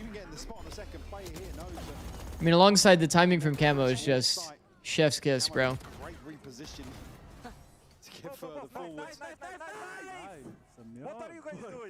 He said knife. That's funny. Push the ult and the guy has an Odin? Yeah, it's actually fucked. He has a fucking machine gun holding it down, bro. He's just shooting that shit like a laser beam. People that peek into it just get insta-bullet tagged and just can't do anything. Pretty impossible to play. Expect him to tuck and not really make too much noise. I mean, that's just unlucky. I mean, that's just unlucky. It's a bit scary though, because you're so blind towards long, right? You can't really play out from this. They're just kind of working in the dark. I guess helping or banking on those seekers to maybe. That's just unlucky, no? Actually. Already dealt with down middle. They already knew there was a player. A real picture, yeah. No, they know very little. That's going to help out matters. The high lows have been money. Does kind of give them at least a numbers advantage. Can leave Camo here. There's a high low, right? Am I tripping? I don't think so. Do they cancel this rotation? What was that gap? Was there a gap in the smoke? Hopeful that no one else was going to be there. Now they're almost reading into the fact that I was staring at minimaps. Sent a couple of bodies back to investigate the A site, but I'm such a minimap merchant during these games. Trying to find some space through middle. Oh, gap in the Phoenix wall, yeah. That's just unlucky. No confirmation on the back of that. Still, Woot looking this way, so they're going to have a numbers advantage. You think Phoenix wall is coded kind of similarly to Viper wall? Where it has like it just has like invisible versions of like the little thing that's on the ground? The light shields here. And that's why it kind of like ended up like that? And Purpo's going to get behind there. Because the Phoenix wall just had a gap there. When I feel like generally it shouldn't. Okay, now you need to get back there quick, 'cause they might speed I think up it the pace, is. just getting Makes contact sense. on that, but that's The already nodes. Nodes is a good comm. That's a good word. Man, these spams are so accurate. Fucking hell. Surprised to not see Miniboo stun. Brilliant shot towards Rienz. Stun inside the smoke felt like a no-brainer, but he didn't want to give away his position. Gonna be played with, toyed with. It's full cooked. An outcome is predictable at that point. Man. Liquid very well navigated through that round.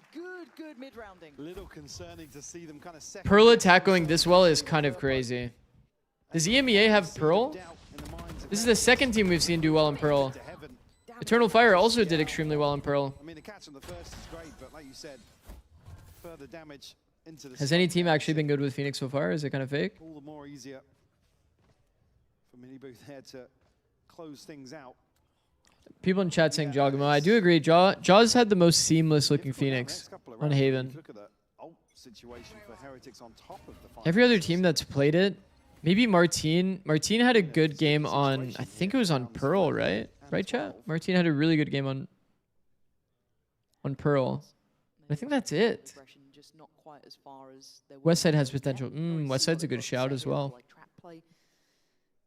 But Giant X overall has not looked very good.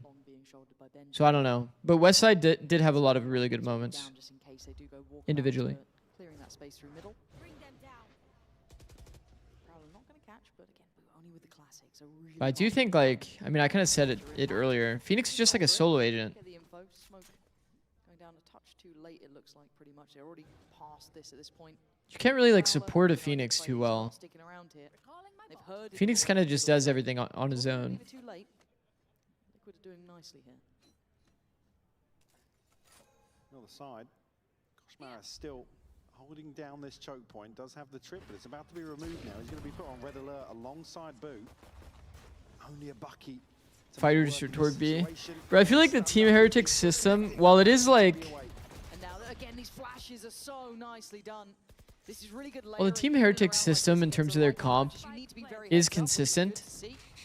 You could argue that it's extremely readable. You would just know their setup every single round, like literally. Bro, whenever I see this Vandal, I just think of Dan, bro. Fade using that Vandal skin.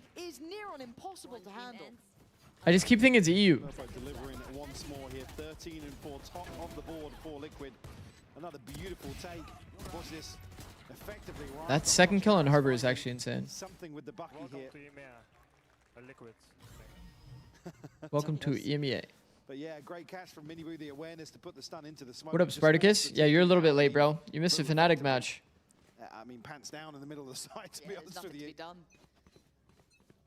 Going back again to this Fnatic regaining their form, vitality. I mean, Chronicle and Durka were playing pretty well. Won't lie. He's been checked on here. They were getting a lot of value. Boaster had a fucking day, though. That's what you missed. Boaster had a crazy day. High impact. Camo gonna clear a ton of space here with his ultimate. Can he isolate Boo on backside? I was gonna say if Koshmaris isn't holding that cross. But look at the space that Miniboo's gathered here. He's stuck around, right? He kind of played towards A main a little bit later. Team Heretics definitely over-rotate here. Ping here as well. The Miniboo here, definitely going to be confirmed. Yeah, I think he heard the dog potentially at that point clearing through art maybe, or at least the steps going through that way. And now you can see all that information free-flowing. Woot's in a little bit of danger, to say the least. Did they just call to go back B? Okay. Tries to create something here. Kosh holding the space, gets a kill on Camo for free. Absolute scream. Contact Street is coming next. And a miss from Koshmaris. Wow. Open up both avenues now. Okay, Chamber is usually good for that. For sure. Miniboo has made this round so annoying for them, by the way. Killed 2 and lived. in the end. but Now he's he given dies them late. that 3v2. He's given them the site, basically. Done more than enough in this situation. Nats will get the plant. Still looking as if they want to pressure this post plant here. They go charging through, but 16 HP for Woot. Can they find this first kill comfortably? No, yeah, it was comfort that was needed. It had to be clean and easy. And Woot, sadly, if he had more HP, you'd kind of put a little bit more stock to it, but down on 16, nothing more to be done. Yeah, and as I said, the buy in a really weird spot a round or two ago that means Heretics now are going to come into this last round. I mean, look at what's left in the bank. They do have maybe Woot's ult on top. What up, Dre? How's it going, bro? Only Benji to have his available. Man, insane round. Insane round. Minibu does so well in this situation. That's also insane. Identify that Koshmaris is still looking to anchor towards his side. Again, Liquid placing Man. so many markers across the map that they have so many. Liquid 8-3 attack. And again, it's an instant decision to be. Nats has ult. Harbor has ult. It looks a little concerning when they're kind of, ooh, do we go B? Do we go A? They're gonna do their A main refight. Do we go Link? And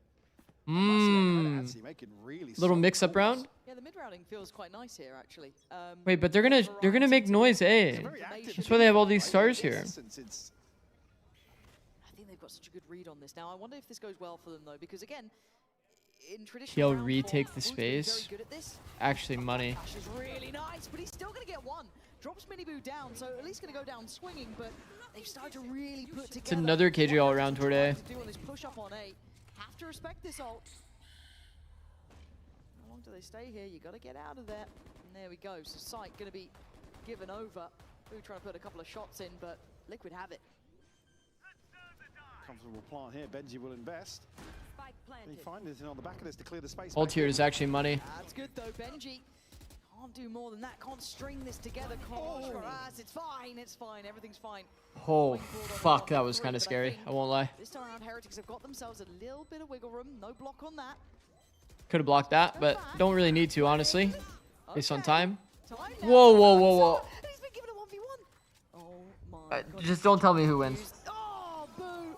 Just playing Okay. with his nerves there in the end. Bro, Does have whoa. time, but that got very, very close. Close out here. That was fucking hectic. Kosh jumping into that smoke was actually full psycho. To convert this final round. You're spot on. I think saving grace is the main phrase here. Getting up. Man, to consider that started and went into a 4v2. Felt incredibly difficult. 3v1. Spam kill is money here. One enemy remaining. Jesus.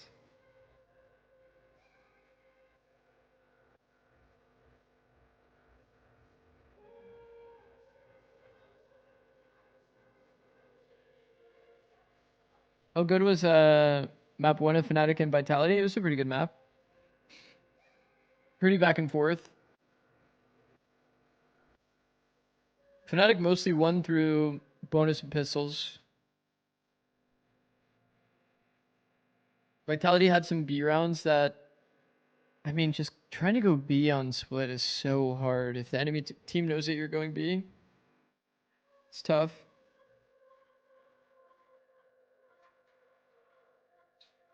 I wonder why everyone thinks that Wayne is in A.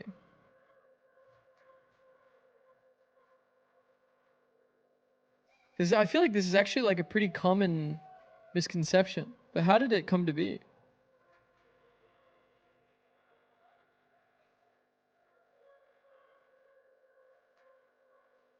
I hope Kosh is not going to play Chamber on all the maps. Kind of curious. I mean, it's the most obvious slot in, right? Most obvious slot in. Like, with very little time to, like, kind of change things up and... Because, like, think about it. When you're playing Neon for a team, like, you need to know what your entry pathing is. You need to know what your supporting util is.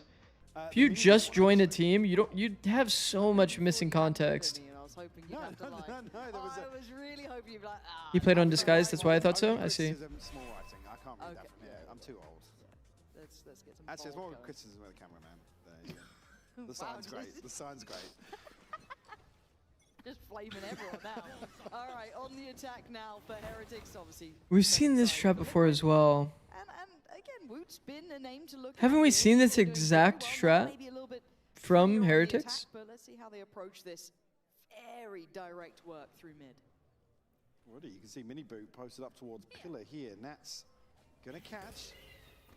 Flash will force him back here, but Mini Boot unnoted as of yet. There's nothing to offset this here. He could get a couple, but it's only the one. It's a good power position, honestly. Know about Nats, but they don't. Nats found a crazy timing here. His barrel is going to be exposed if he looks left, so somebody has to pick up his left. He kind of lost his timing low-key. Wow, what a shot, bro. Nice towards Woot there, and again, keeping numbers on their side, slowly chipping away at the Heretics boys. Koshmaras and Benji have a tough time. Yeah, you're going to see Koshmaras the last one alive here. Wow, Noted in position. good jump spot, bro. 40 seconds, and just gonna be Such a well-played fight from Team Liquid, man. Continues to go forwards.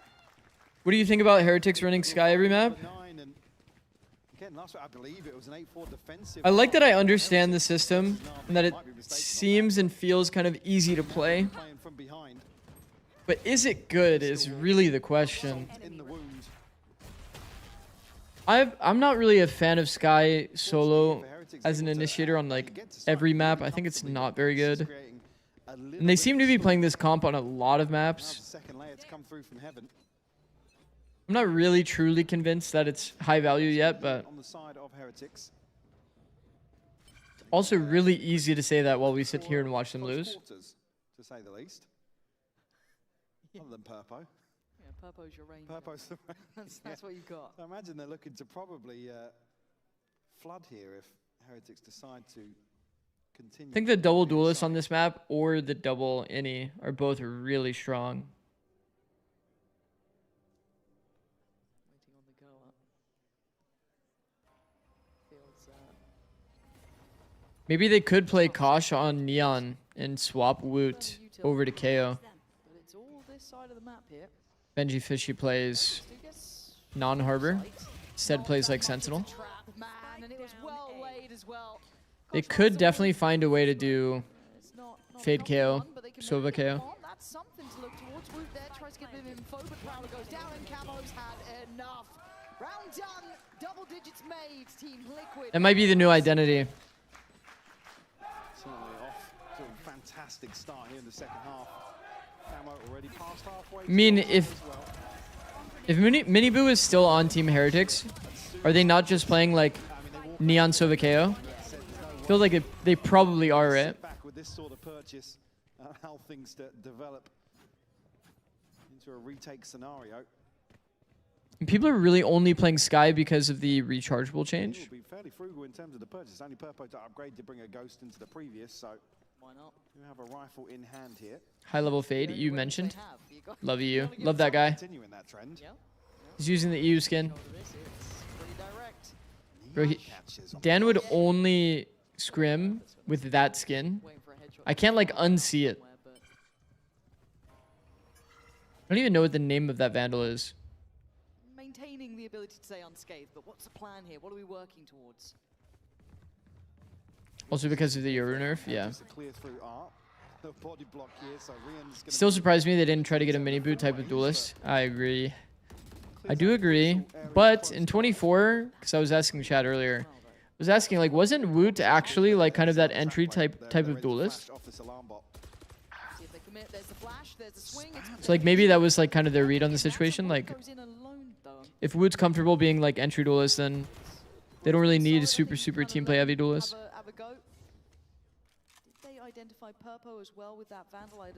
Because they did have a lot of success during that era when Miniboo wasn't even there within the team. So it's like, could you find a way to argue it from Heretics POV? Probably, right? Oh yeah, Amondir. Thank you, Zern. 3 here. Still not out of the woods for Heretics. They are going up against it. Good clear on Wayne. Looking a little desperate to try and catch a bit of timing. Camo though. Maybe the Oh my god, he's in the Venn diagram.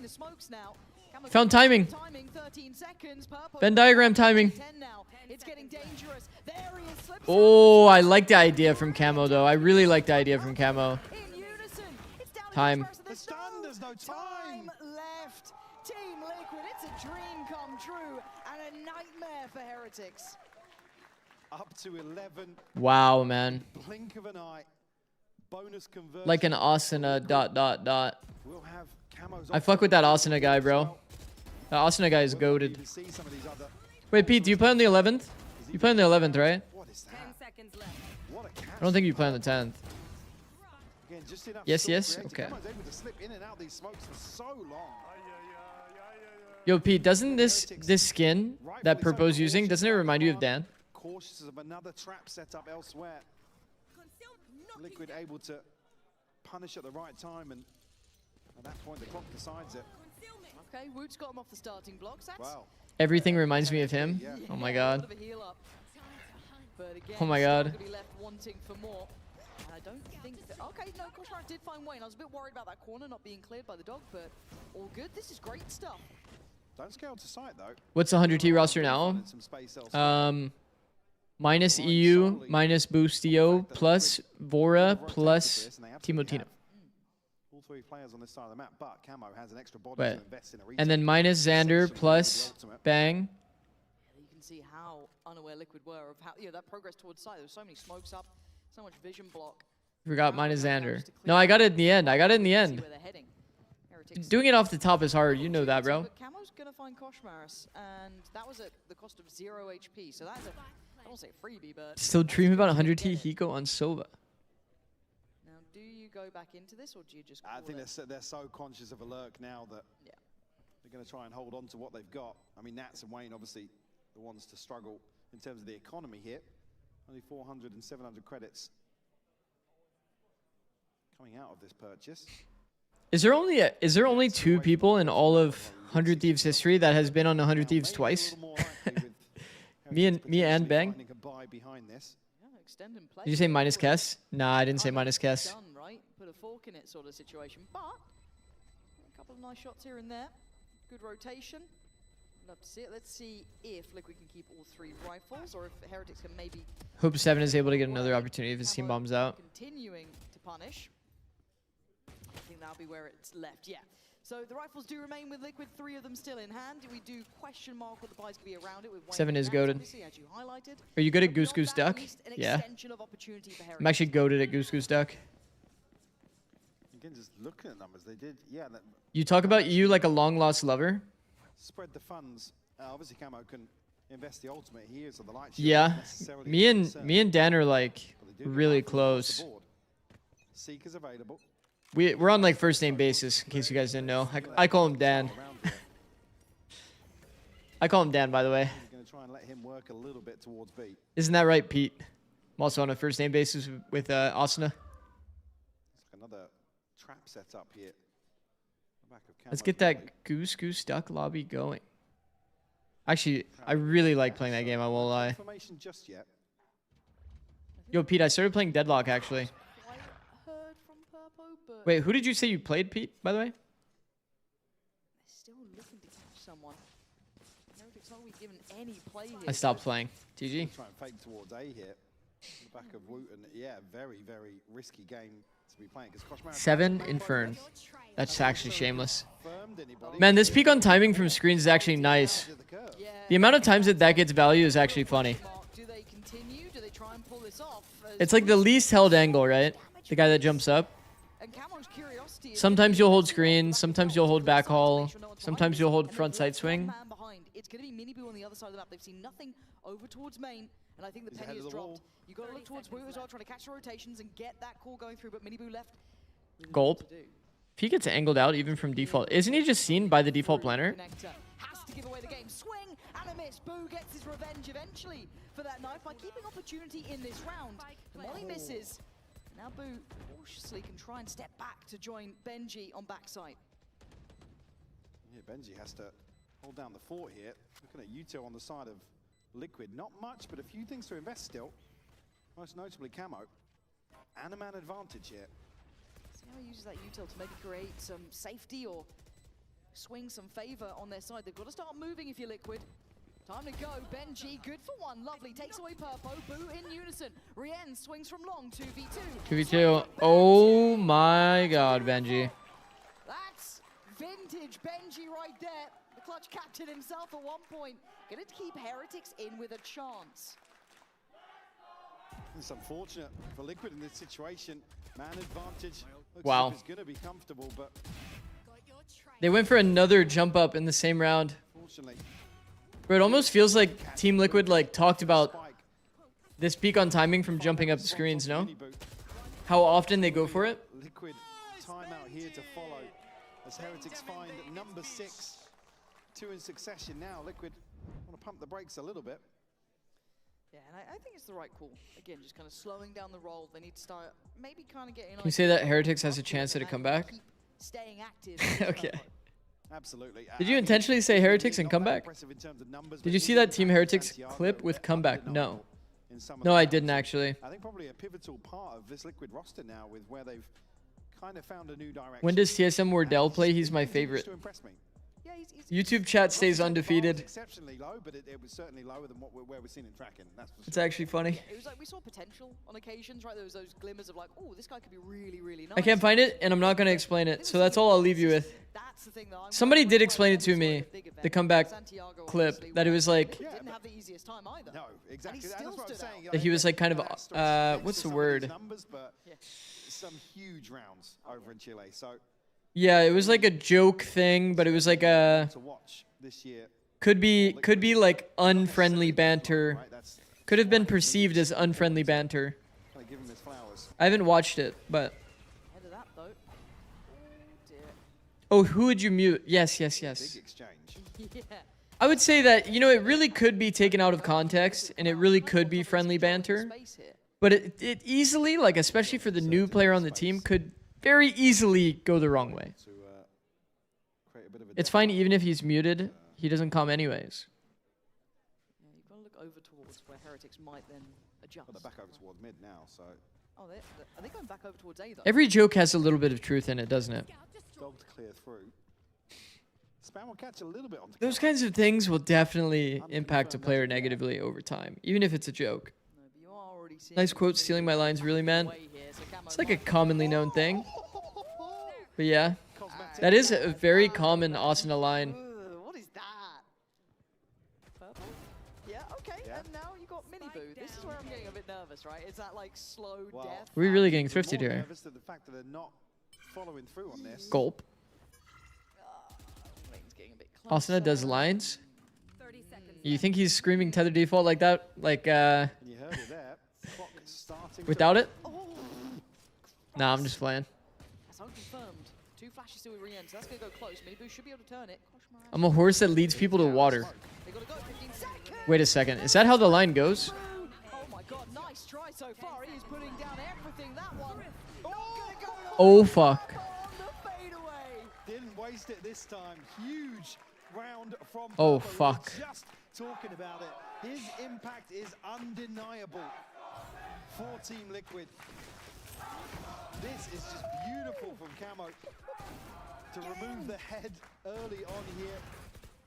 Oh man, he's a treat. Playing close to the smoke is so broken. It's actually so broken. So consistent value. Nah, Heretics is cooked for this year.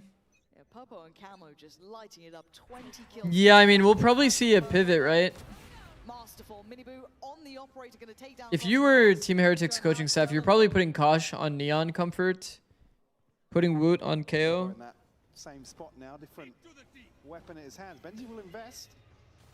We got a good Still seems like Team Heretics style is just so clump heavy. Just clump up, go scale together. near sight.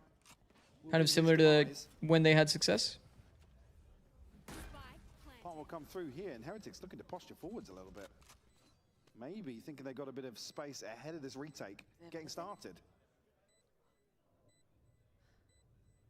I don't think they've got anything though, apart from Mini Boo breaking maybe the crosshair placement. Okay, Wood, yeah. Wow, 2 is crazy, bro.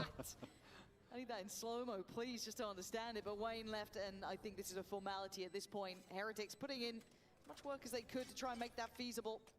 We're already maybe trying to gap close to try and take away this operator. And there's the flash. Ooh.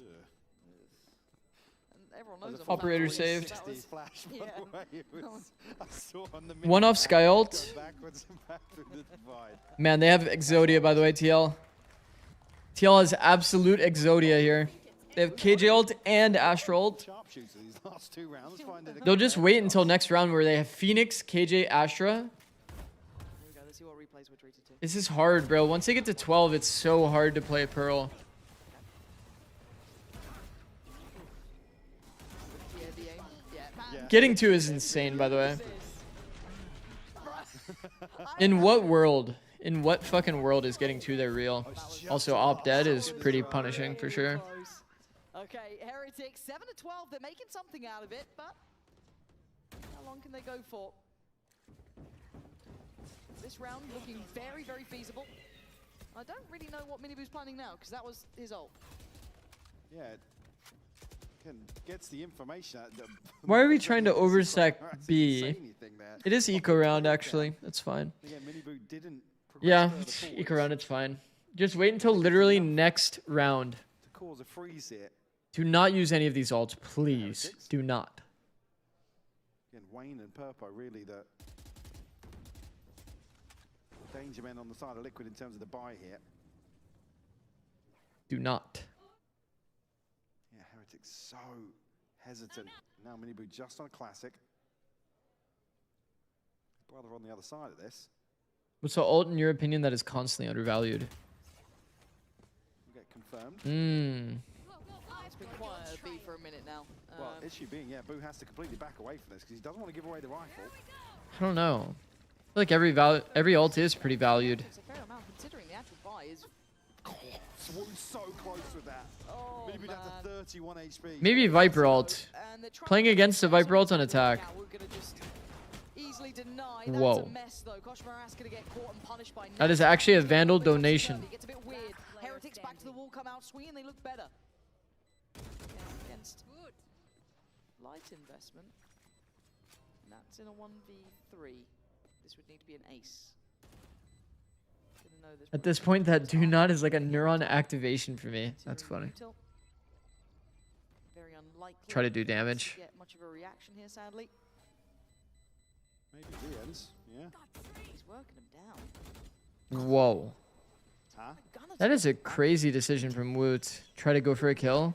So yeah, that's kind of all she wrote. Okay, it's the slow path back for Like, the Heretics. guns are pretty good to keep up here for sure. Can't even cut the replays anymore. Yeah, It's right down to the end. All right, now they have 3 of the most broken ults in the game. They play retake B, play heavy for A. They have KJ, Astra, Phoenix ults for the B retake. It's like almost impossible to plant B, bro. Retake success here on Pearl. This is certainly the sort of Almost impossible. Successful one. Minibu can find anything early on here. It's posted on a deep angle. He actually caught him there, yeah? He tagged him down to 49. That's a what? And then Minibu. Okay, deciding the round by trying to peek deep I mean, it was Boo to on the round that you should be playing B retake is crazy. I guess there's Like, a fine that balance is here, but he's actually gotta get just it right bad. here. As our numbers once again favorable towards Heretics. I see Heretics. How do you play this round knowing the ults are coming? It's pretty fucking hard, honestly. Okay. I feel like you have to contact B. If you want to go B, you have to contact all the way up, try to get it for free, and try to walk into spawn, quite literally. Investment dependent. Liquid still in a good position, though. Between Purpo and Wayne. Purpo's going to deal with the dog. All eyes on him. Very aware of the additional body probably around. They're playing to hold site, bro. They have 3 of the most OP ults in the game. It's like literally the win con. They fight for the deep A line unnecessary. Going to give this one up. And then they fight to hold the B site. Have a discussion here. Well, there will be a discussion to follow from the coach camp of Liquid. Getting in a really solid position. I can see a world where they actually throw. The setup later into this round, and Minibu's unfortunate not to catch a kill here. Like I say, it gets a beautiful adjustment, but Maybe they're waiting for all 5 ults. The round's not going to look that much better when you add a Fade ult. whittle away at the rest of the defenses. Never tried whistling. Also, you're fighting against like no ults in this round. Got some photos I can show you. Oh, please do. Why did you make that noise? Damn, that is so brutal, man. TL really fumbling the bag here, bro. It's like they had checkmate and they just decided to like,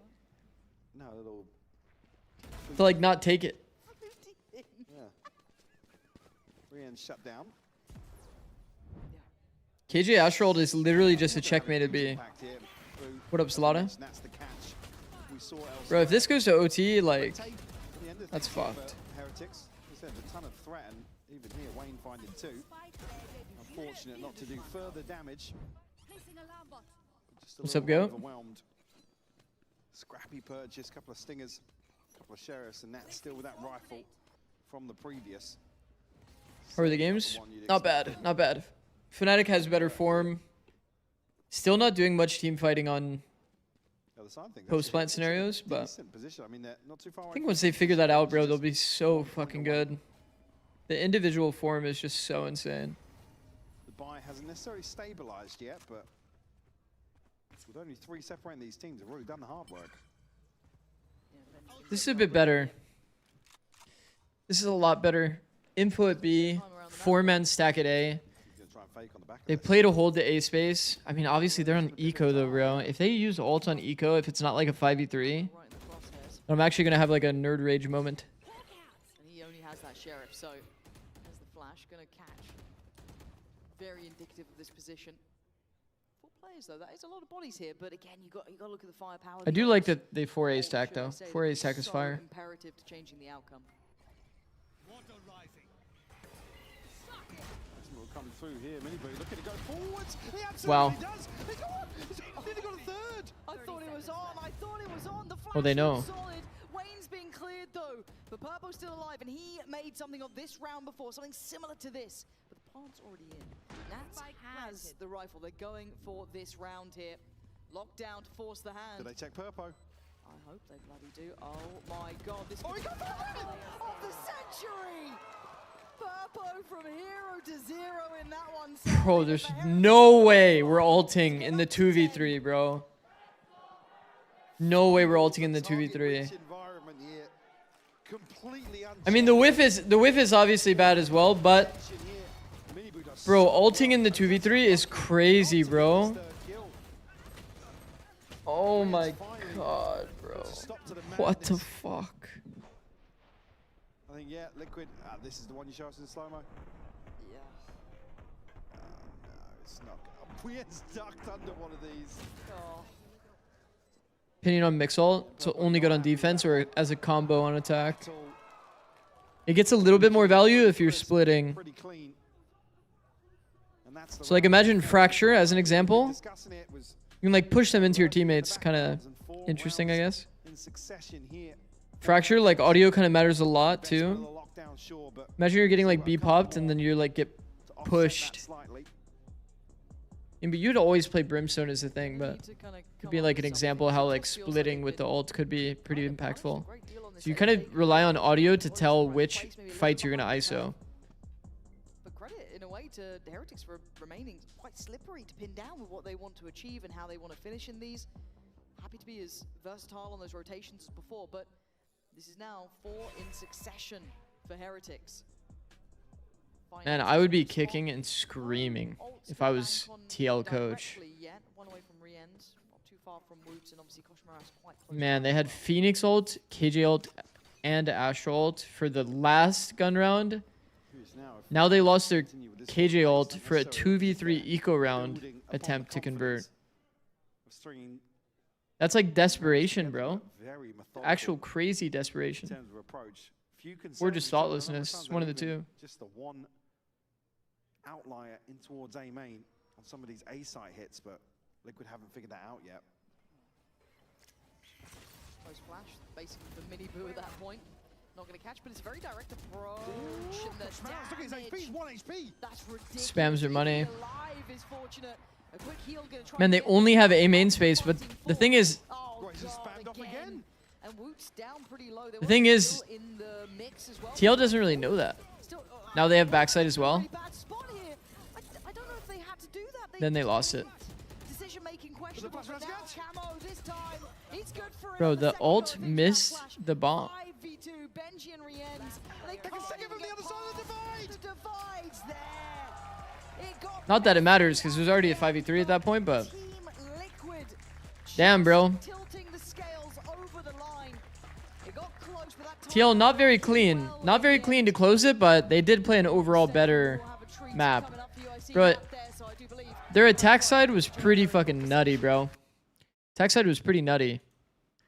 Getting that many rounds attack Pearl is not fucking easy. It is definitely not easy. They were selling on defense, though. Jesus, bro. Mistakes from us on defense were like a little bit overcooking sometimes.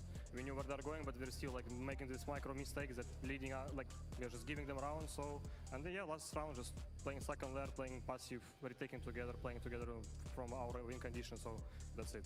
Will it be cleaner next map? Because next map is your pick. Do you feel like those mistakes might happen there? Maybe, I don't know. Well, let's see. It feels like the default answer right now, but Bubba, How does Kosh look? me. We're gonna go to a break on the other side. We'll see if those mistakes A linger. little bit antsy, for sure.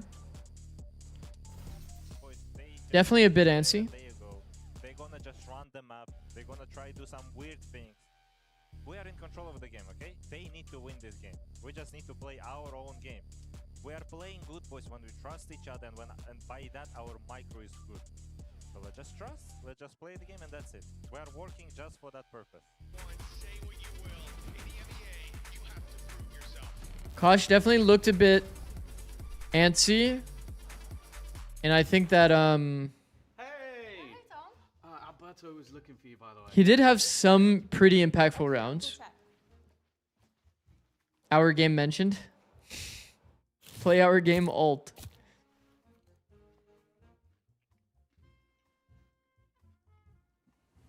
There is some validity to the play our game. Some validity. It's probably overstated. But it's the whole idea of just not falling into the trap of your opponent. Like falling into their pace, I guess. Is what backs us up. The Razer Iskor V2 New Gen.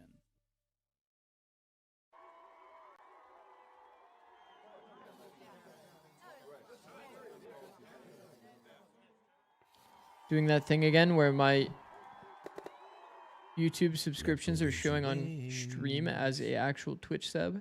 Classic. Gonna mute that.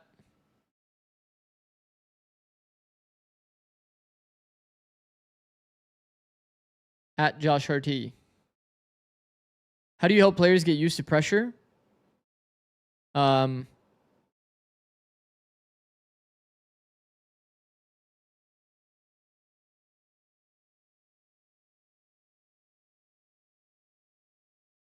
How do you help players get used to pressure?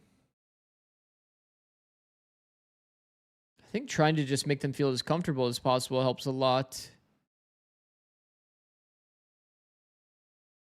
If they feel comfortable within their role, I think that you'll see a lot more like genuine flow state out of players. Kind of like the thought process is always, it has always been for me to try to, during practice, do as much active thinking as possible so that everything is just like natural repped out kind of plays over and over so that you don't have to think at all. Everything is like automatic during a game. It's usually pretty easy to tell who's thinking during a game.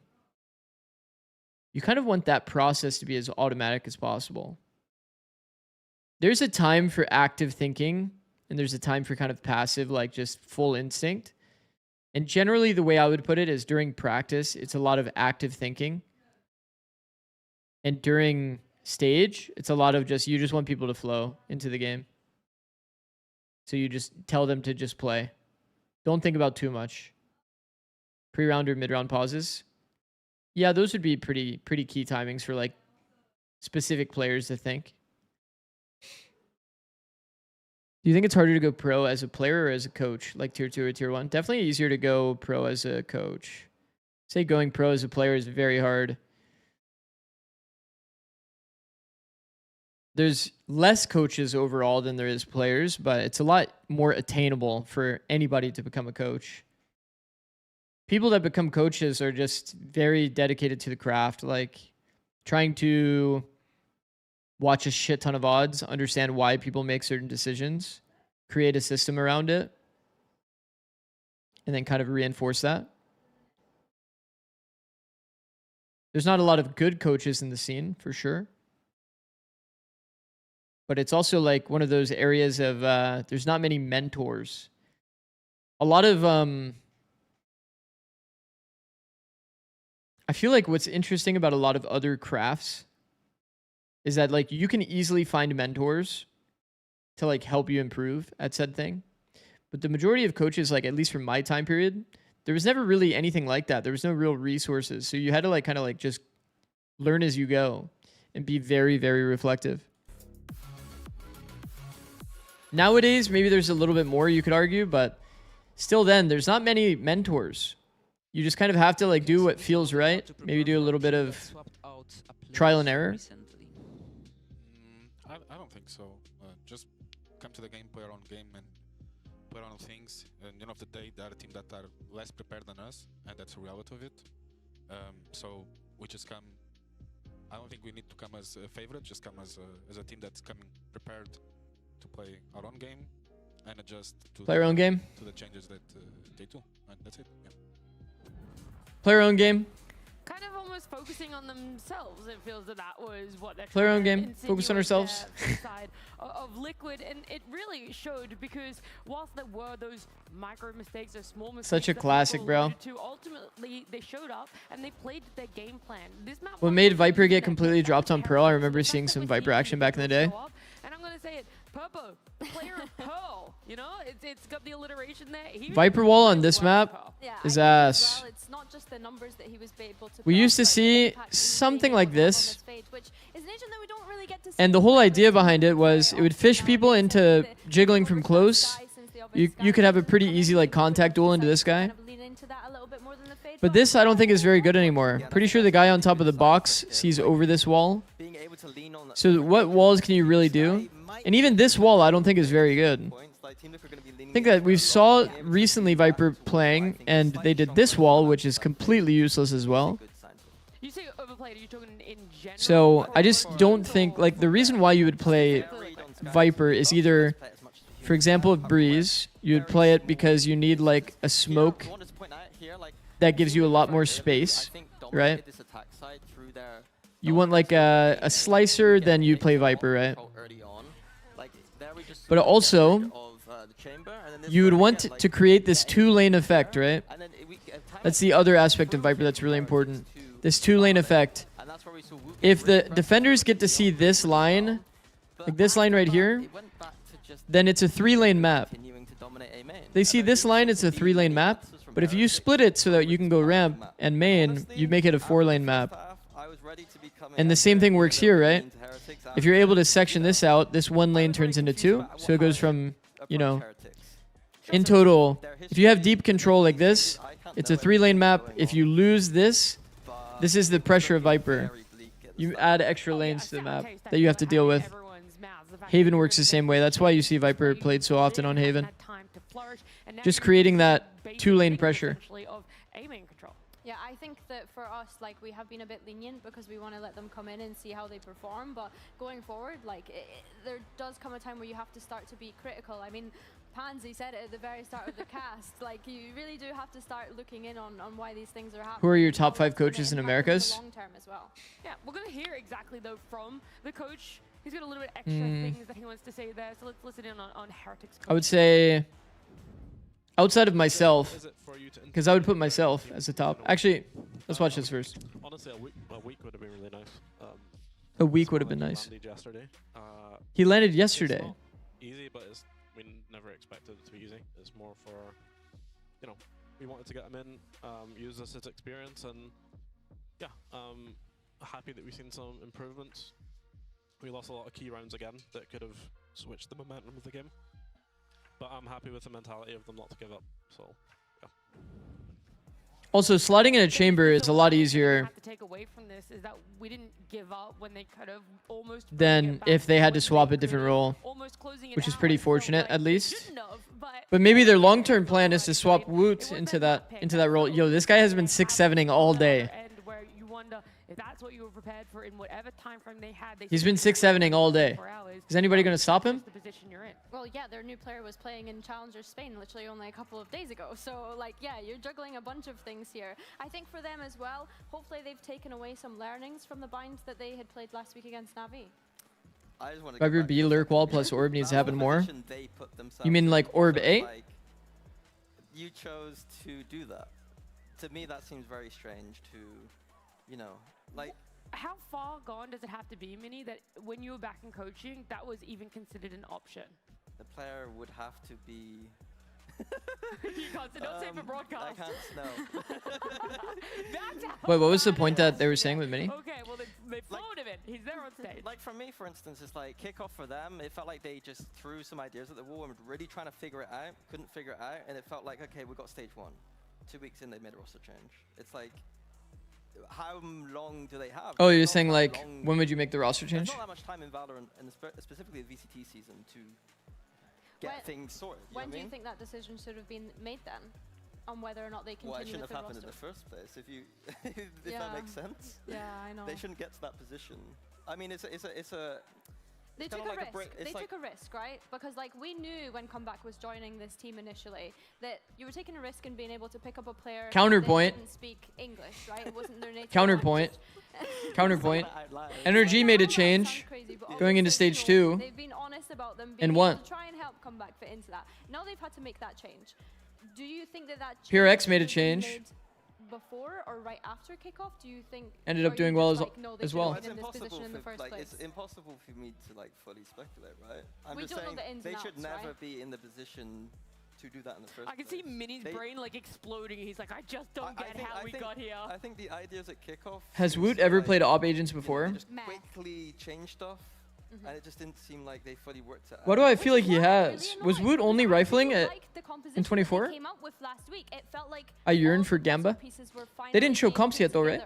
I've been doing it when the comps end up showing. This roster could be, but you can't just try and fix communication issues when, yeah.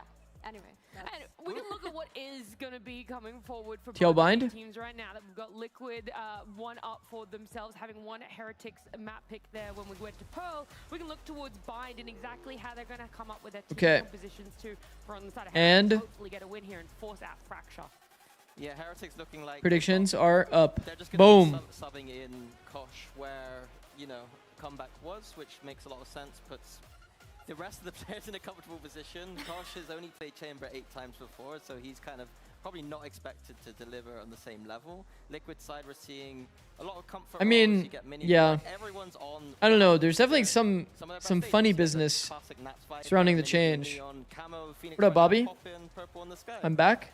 Welcome back, bro. Liquid are in a very good position on this map, considering their comfort, in my opinion. Yeah, I think when we look at Team Liquid's composition, it's kind of what we expect. Low-key, Team Heretics plays a pretty similar style to like the old Sen system. Alongside the Sky as well here. Like the super clump-heavy team fighting style. They just said they only had a couple of days to be able to slot Kinda interesting. into the roster, so it's a case of do they continue with this approach? Is this Same what we idea. want to see Same idea as across last the map. Majority of their maps, I don't know yet. Why aren't we seeing Heretics run double duelist when you guys are saying looking at Sky he's Chamber. also someone that likes to run duelist. Sky Chamber every map. He is a Neon player. Like his most played agent is a Neon. I don't blame Team Heretics for not running Something that the coaches had Kosh said on Neon. to support him on this journey, and I don't blame them for not doing it this week. Next week though, then that's when it would be a question mark, right? Because why not just pick up a Chamber player at that point? Was actually pretty good on map 1. Oh, I'm not flaming Wood at all. I'm just saying, why aren't we seeing a double duelist, right? If Liquid's running double duelist, if that's their idea of the comp for this map, why isn't Heretics doing that with a new player that can also be duelist? I'm gonna use the bathroom real Because quick. they're just keeping things from I will be what they did right before. They're back. keeping that comfort in the strategy that they were running In 1 and minute. practicing before, and now having to make those last second changes. Changes for themselves. Well, changes are going to need to happen for Heretics if they want to force out the third map. But Liquid, well, they have a chance to go 2-0 in their group if they're able to close it out on bind. You know what, Nat? Because Mini wasn't answering that question. Wow. He was evasive. He was evasive about it, and I don't know why. I'll answer it for you in the most Heretics way possible. Because they're playing their own game. Yep. They love their own game so much. As fewer changes as possible, but alongside that, you can tell Neil was dying to say it. He looked at it, he was like, are we going to play our own game? Are we gonna say it? Because I think we've got a count going. All right, we are diving into map 2. It's going to be Bind. It is Liquid's choice. Walking away, obviously, at 13-10 on map 1, which was Heretics' pick. This is where things get a little bit questionable. Again, I'm also just curious how much time they had with Koshmaras, because it sounded like not a lot. By the sounds of things, since last night. Which is crazy for him. It is, yeah. Like, even teams way aside, for him individually, good God, that's Which, a horrible again, welcome. I think leads towards, in terms of probably adopting a double duelist composition here, would be even more problematic, right? Probably. I guess you try and stick to the strength that you have right now. And, well, that strength for Liquid is... I'm back. So, good start, and, well, Bloodman, heck, that was a blink and you miss it. Purpo's picking up where he left off. Just Benji left now. What the flip happened? We walked on hookah? In the pistol. We walked on hookah? Able to potentially get ahead of this, but I think Liquid taking their sweet time. Pred? What happened to the Pred? An upgrade. Oh, that's a lot of belief in TL. Honestly, pretty valid belief, honestly. I feel like this is insurmountable odds for Benji. Pretty valid. Won't catch anybody in elbow here. Liquid fully disconnected. First, Bind. It's TL's map pick. Second, the comp. Those concerns might carry across the Bind here. I'm really not a big fan of Chamber. Phoenix on Bind is interesting. I don't think it's amazing, but I don't think it's necessarily bad. Again, saw a similar approach on Pearl in terms of the pistol. Look to take away a ton of control. Bath starts, solo attack Neon. To defense hookah and long walk. They kind of fished a hookah wall. As you said, picking up where he left off. Wow. Finding two beautiful Decimation. That's how we do that shit. Nice to get Liquid on the board. It's not TL belief, it's Team Heretics disbelief. That's valid. That is valid. There's definitely some funny business in the Team Heretics camp. I mean, yeah, we saw round 2. I mean, obviously it was Liquid, but Man, Phoenix ult You think this could be a flip? Okay, I like that. always a chance. Yeah, for sure coming in on round 3 here. He's got a lot of info potentially, but luckily there's Nats behind it who's already turned, already ready in case they tried to maybe springboard on that right timing. Miniboo, that's not your team anymore, but you're fine. You've actually figured that out and they didn't in time. So all good, said and done. Koshmaras, Guys, probably on B long at the start of this round. Benji Fishy is jumping across the angle while being stunned by his own teammate, and no one's scaling. Enemies already in hand for Camo on the back of that. That he would need. It is the eco round, so does it matter? Not really. But does that look funny? Yeah, it does. It really does. Well, not this time. Not this time, no. I tried. And you did, and I love what you were trying there. I love flawless, regardless, for Team Liquid. Bro, Miniboo is smiling right now. Well, actually, it was maybe the stun of... Shine here. Oh, was it actually the stun of Miniboo? An exciting weapon to watch. Oh, I thought it was a team stun. Was that Miniboo stun? Actually. Did not like that. Fair play if it was. Fucking hell. That's not cricket. And 73% bind post-plant win rate. similar to a previous Toasty, but total opposite in terms of numbers here. 73%. It was team stun? Wonderful. Obviously, the I thought so. I thought so. I thought so. I thought so. Yeah, Liquid. Go forwards here. We're just completely It's the downside of audio. extension here. Yeah, Whoop's a little in the sauce, but he's fine. Well played. Well played by Heretics, honestly. Purpo, Wayne's gone.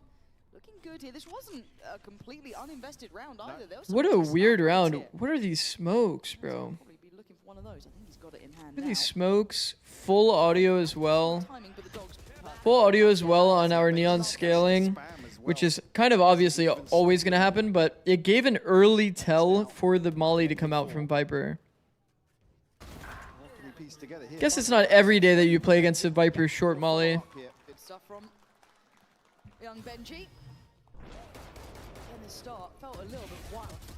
I mean, unfortunately, Also, I'm not really a fan of Astra. really even clear that space. Not really a fan of Astra on bind. Of what's lying in wait. People always talk about Astra so highly as an agent, but I think they don't really understand the downsides. As we said, the investment wasn't. Like, do you guys realize you can't really pop with Astra? It's not really that real. You'll never surprise a team with Astra. It takes you about 3 seconds to get your smokes active. And whenever you want to smoke, you're going to be telling the enemy team, hey, guys, we're starring. And then if you do it on good timing where you can pop, then your smokes won't be active for 2 seconds, and you will be missing somebody that's scaling.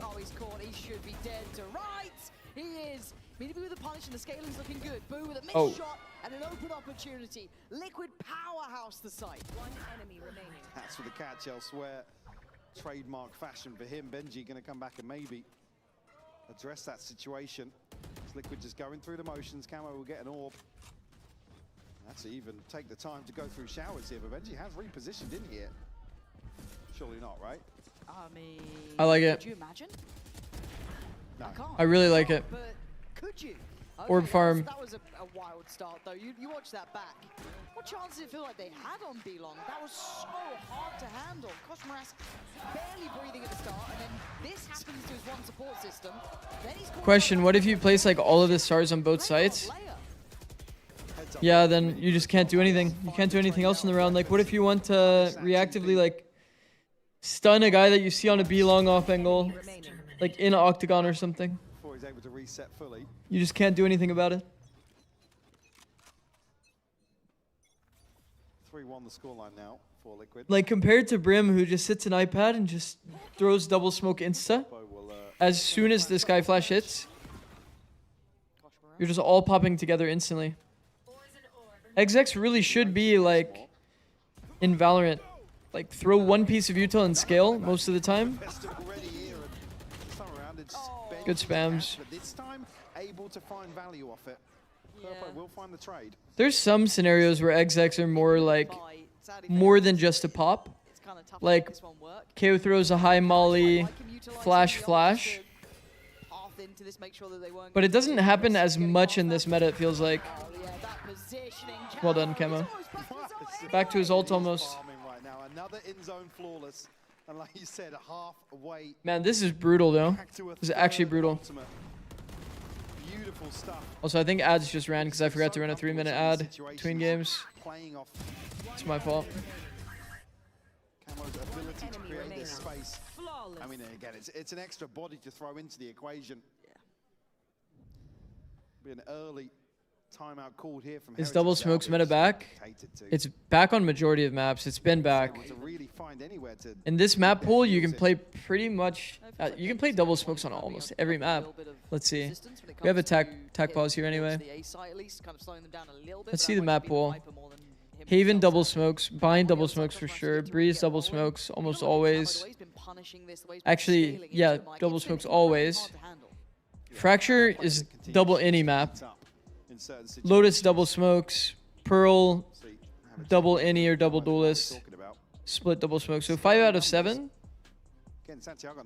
5 out of 7 are like for sure double controller maps. I mean, probably held his own more so than some of the other members of Liquid for sure. Obviously, in terms of this transition, looking. What's the reason Nats isn't using the default wall? And becomes the focal point in Some people just have different preferences for the wall. I'm not really a big fan. Not really a big fan of like the I believe you're talking about the wall that goes across and gives like a path into pocket. I'm personally not a fan of it. I've never seen a team actually utilize it like well. Right side of the map for it too. Not going to go through. That should be. So yeah, I don't know. I'm pretty sure Dog might have even seen him maybe on that, but Benji's going to find Camo, so that's one avenue of the attack. What's wrong with Chamber on Bind though? I thought 100T had the best Bind in NA and they were running Crowd Chamber. Stunned out initially, but slowed down. During that Bind meta, like with Cryo on Chamber, right? On the B site, Benji already making. I would argue that Cryo could have gotten more value if Cryo was playing your. 3 players there. Very Pit here doesn't really give them Just Chamber doesn't offer you much on attack. progress towards sight here, but we'll cut the sight lines. And keep it Even if you're doing a lot of contacting, you'd rather have Euro on your comp in that meta. And I think Chamber's mix-ups and the areas where the enemy team contacts rather than using utility is only really short. Oh my god. Don't make a meal of it. Don't make a meal of it. Don't make a meal of it. Yo, his barrel was sticking through the smoke, by the way. Oh my god, that did not There is a real world that Koshmaros actually dies for free. that was necessary. Just needs to kind of play his life here. Wayne gets him down for free. I'd be a bit more concerned, but I don't think that's going to be the case. Yeah. Knowing the operators there backs away as the In this meta, to be fair, I think that Chamber has more merit.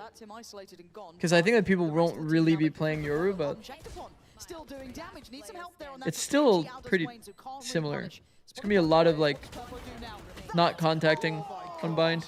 God, you can feel that in your bones. Almost had it then, snapping back, but Benji lives to fight another day. Just barely some chip damage done. Winning from the man disadvantage. 53 waits for Boo to offset that pressure ever so slightly. Great reposition here from Oh, actually, this was an equalizer kill. I thought this was the first blood of the round. Totally off guard. It's actually my bad. Back of this denial from the flash. Nice flash.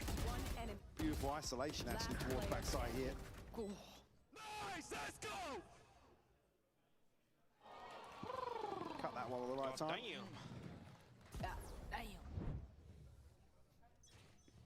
I've not got the glasses on for it. Still time yet. So, oh, why is Koshmaros one away? Woot's got his ready, Boo's one off, Benji right there, and Rien's two away. So actually very close to the full hand coming in for Heretics, which could be a lovely turning point. And the judge being banked on to keep some space here. I've got your trail. Seekers to be invested. Here will identify the judge. Gosh, Maras actually caught here with the near side as well. But Minibu's found way. Nats has found one as well. Yeah, Koshmaros just looks a little bit lost then. One for one. Back to maybe a more comfortable position, but kind of understandably so now, considering how much time they have. And slip that smoke. Yeah, look who's weighing down below. Hello. Nats is waiting. Bye-bye. Such a Nats classic play, bro.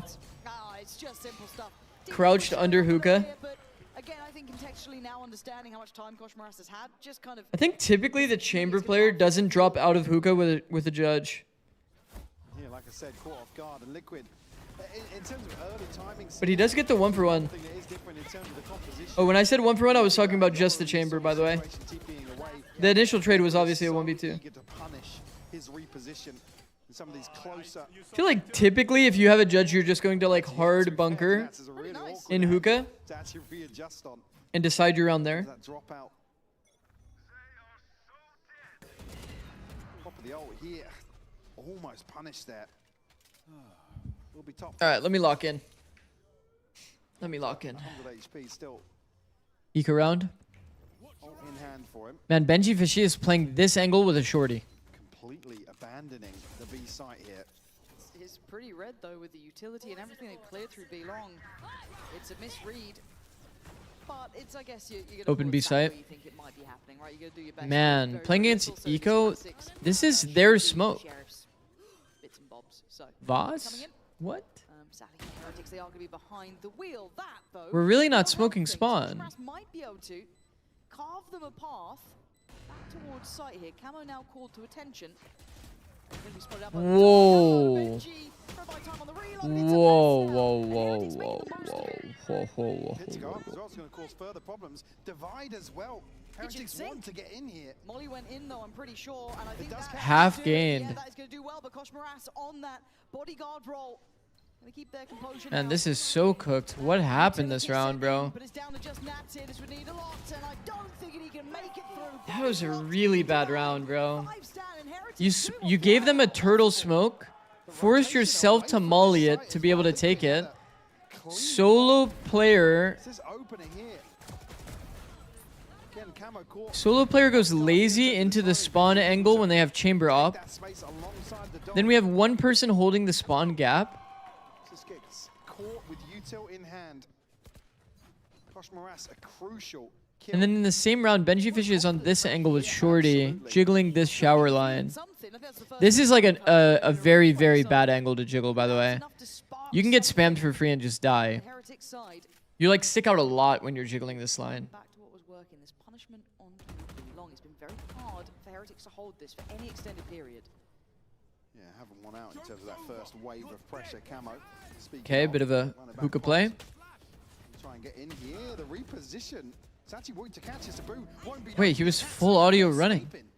Okay, finally, Heretics awake. There must have been comms or something, fade ulting him.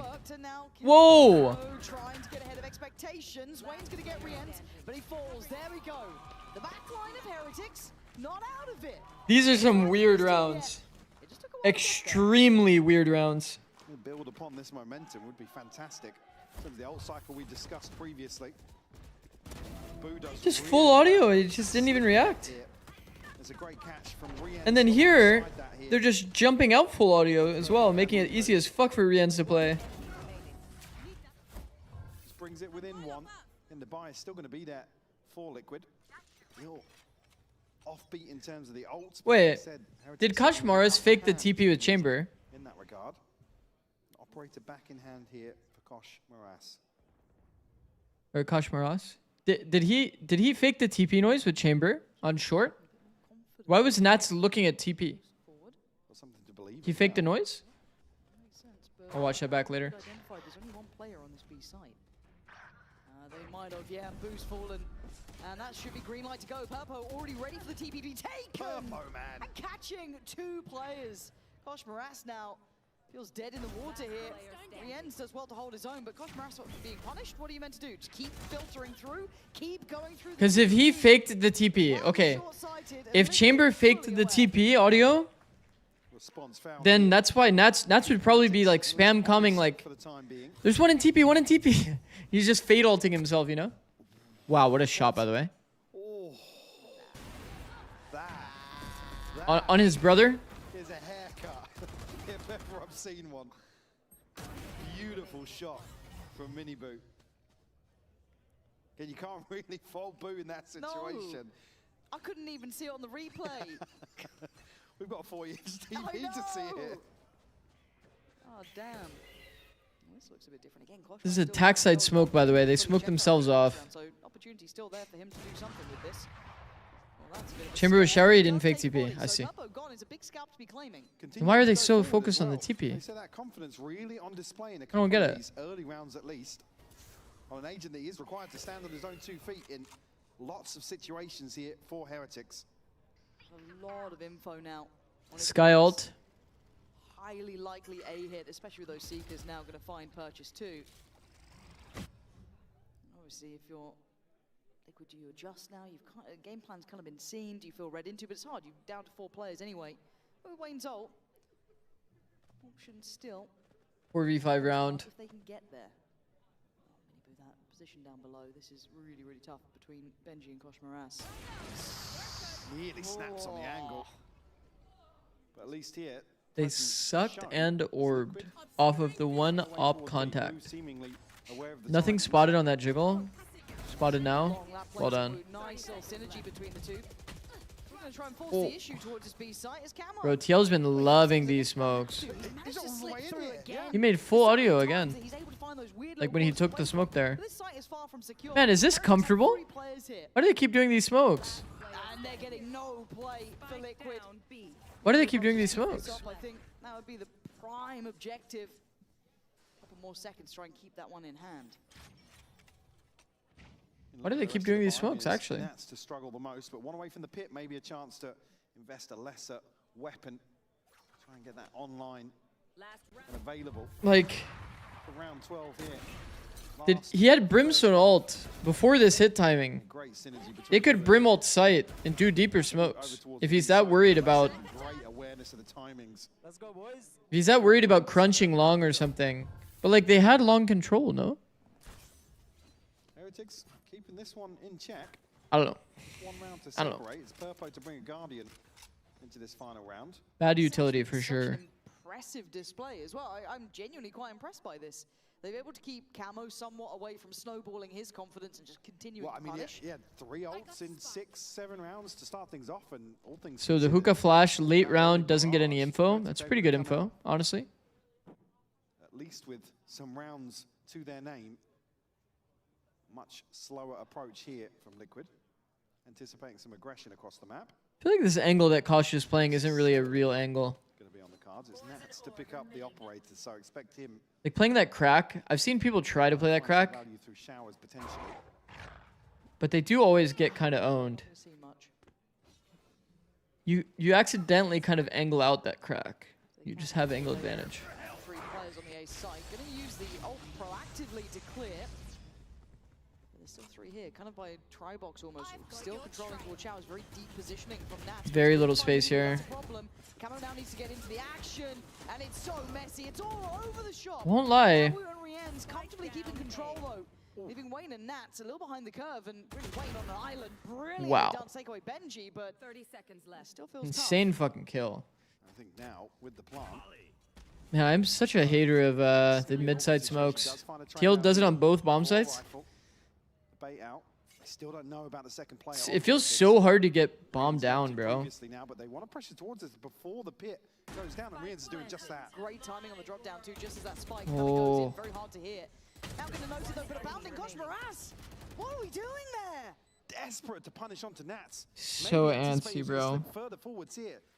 Do have a snake bite to work with. They're repositioning all the way. So to showers. antsy. Rienz is reloading. Brutal, isn't it? His teammate is like jump entering for his boy, but it's in Narnia. Yes. They're not like part of a pair yet. Money on Nats, don't you, with those Now sort it's of just things? full cooked. And for Rienz, I think that penny's dropping of the predicament he's in. Hard to pry these players out of position. Nats getting back right at the right time. He can check on this. Wayne, I think, just did. And Rienz, the options become 0. A mistake Yeah. at the end made some. I feel like when players do that, it's because they perceive it to be good team play. Prevent Nats from slipping further forwards on In this both one. cases, a bit unaware of Just while we watch through this, where his teammate is and how they are feeling in the round, if that makes sense. It's like I would say that Kosh in both of those instances are pretty like tunneled. Pretty tunneled and pretty hectic.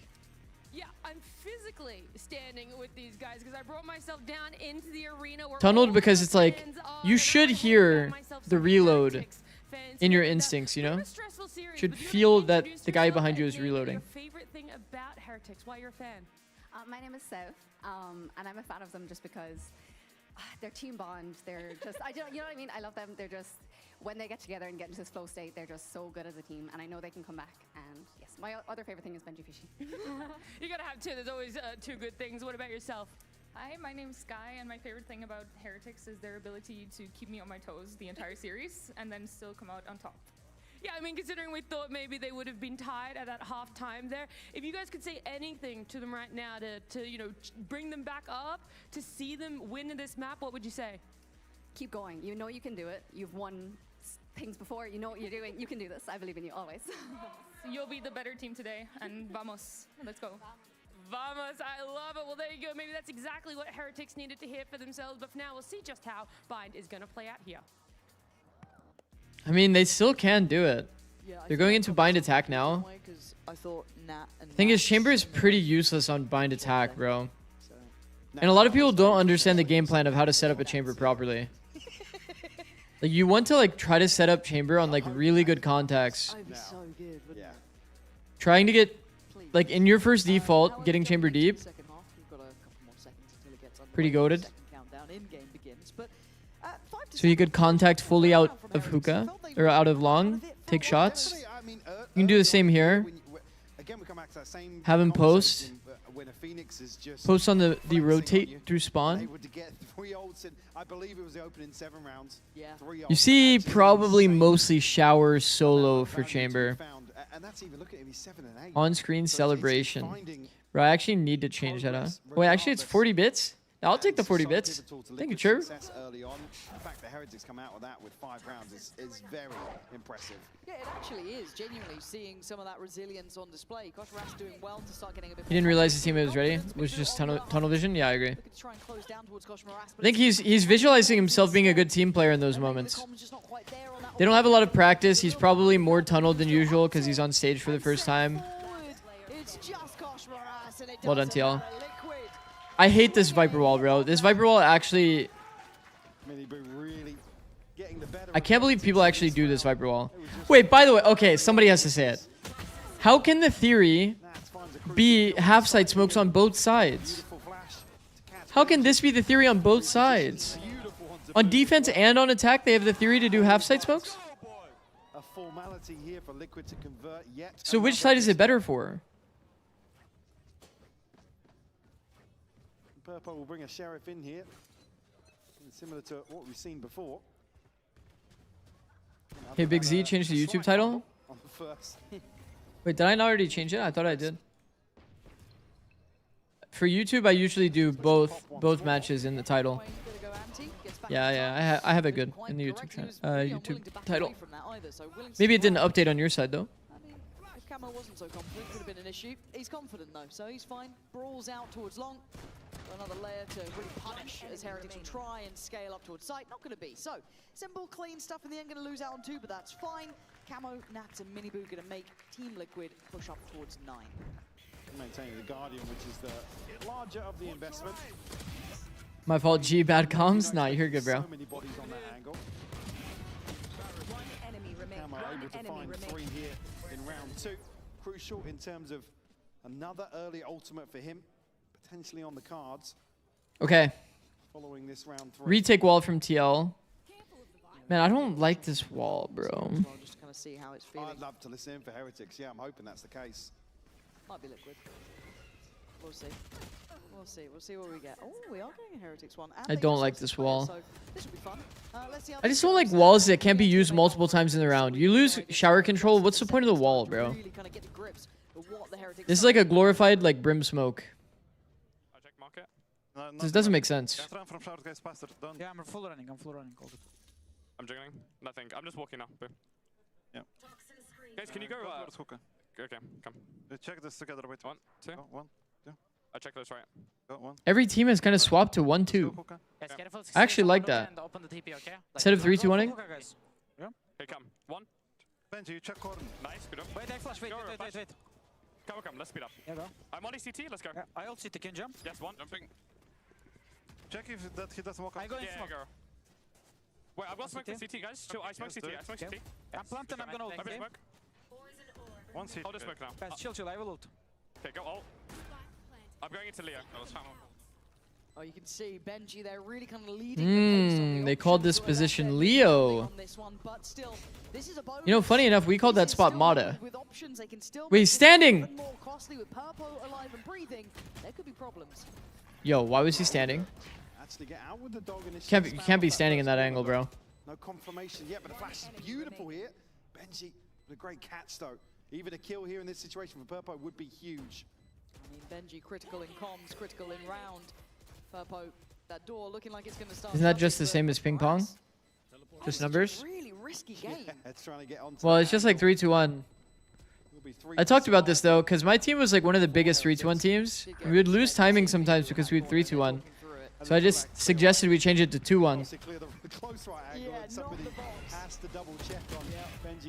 I think 100 Thieves has a different system now, right? It's ding dong. Beautiful for Riaz actually. Reposition off that. At least Heretics here prevent things from snowballing early on. Won't necessarily be Ding dong sounds so dumb, man. Yeah, I mean, you have like different jokes within teams, right? Different callouts that are like troll. Different keywords that are troll. It's all just random, bro. Just one away from an ult though. Again, my eyes go back there. Chicken was a keyword that meant 2 different things for different teams. Chicken for EG was like pineapple, like the current pineapple comm, meaning like I have timing, like don't peek. But then chicken for other teams meant like somebody needs to hold the dart. We'll freeze here.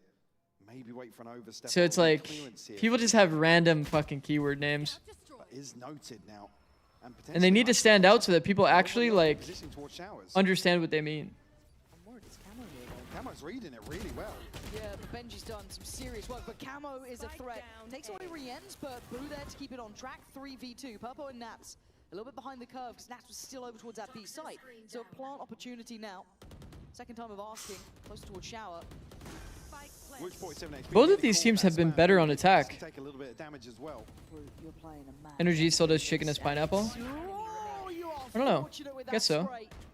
To take away Nats is Purpo now. Not sure. Once again, not really with a big chance. Didn't Steel start to call it chicken on who breaks the dart? You've got to really back this. That's what, I mean, I don't know if it was Steel, but Asuna told me that keyword, so. Really commit to this after When did the Woot hate start? I have no idea. There's Woot hate? We'll give this one up, try and hold on to the rifle here. Not going to be really feasible to purchase alongside this mini boot. The next wealthiest at 1,500 credits. Energy also calls Teo drone crab for some reason. Why do we need to call out for a drone? Zasco, that's actually... Mini boot 2 away from the ultimate, so there's always a chance, but... That is actually important, though. This less to buy with many tools. Wayne What if someone says, can you drone long, and the Silva misunderstands? They play double drone. really the first domino to fall in this situation. Also, if you're playing against a Teo Silva, if you're playing against a Teo Silva, and you want to know who used what piece of util, it's just better to clarify, right? Same reason why people call Viper Orb an orb, why people call Jet Smoke a cloud. Having like specific terminology for it is pretty important, right? If you use the word wall instead of high tide for harbor, then what if there's harbor plus like Viper on the same comp? The opening game here, certainly want to get him. If you've not had the script, You have to be really specific and have different words for every piece of utility. really get him feeling confident in terms of. Actually, I didn't think that through. The Teo would be the most. Yeah. No, I mean, it's understandable. Definitely understandable. It is kind of funny. You hear different like words, like why would they say cloud instead of just smoke for Jet? Within a team setting, everything is like super optimized like that, for sure. Really, for him, it's just comfort, right? This is just reps. That's why you never hear like harbor wall Kind of alluded to that. or wall. Bro, imagine you play against Sage, Deadlock, Sage, Deadlock, Harbor, Viper. It would never happen, but you'd be saying wall every single round. On the other side, obviously, for Liquid, they are still in the lead here, but with the purchase they have, you'd imagine that Heretics can make it up to 8. Then everything kind of becomes possible, right? At that point, you're starting to look at the ult, you're starting to look at everything else. But by all means, Heretics are doing the right things here. Danger man. Yeah. Okay, hero rifle for Purpo. To maybe punish the. And Purpo's part of the 4 stack. We want to see Purpo get value here, but the thing is, right, like... Okay, he's holding contact. What is the trap, though? What is the activation of the trap? Create a bit of a disturbance. Camo's just going to peek off of him? Like, why wouldn't you give your rifle to not Sky so that Sky could be, like, the one that flashes, no? Does that just make sense? The quick evacuation down towards B long. Also, this trap was not very successful. They didn't really let them get into a punish zone before they add util. It's kind of like a pretty poor setup. You have a super deep contact point. Right place, wrong time. Woot going to clear him comfortably. Little stall with the molly. Has to be respected. It's just going to buy time, though. It's a little inevitable at this point. Purpo down incredibly low here. Great stall, though. Got caught by a blind shot there, but caught nonetheless. A little bit of a switch out. Trying to pop up Wayne, who's, well, I mean, it just seems cursed. Yeah, Purpo's in trouble as well. Oh my god, what a shot, though. Got yours. Still goes down swinging, but this is nice from Heretics. Considering there was a little bit of a fight towards long, they controlled that well. They hadn't made any mistakes towards that, kind of took their time and built back in together.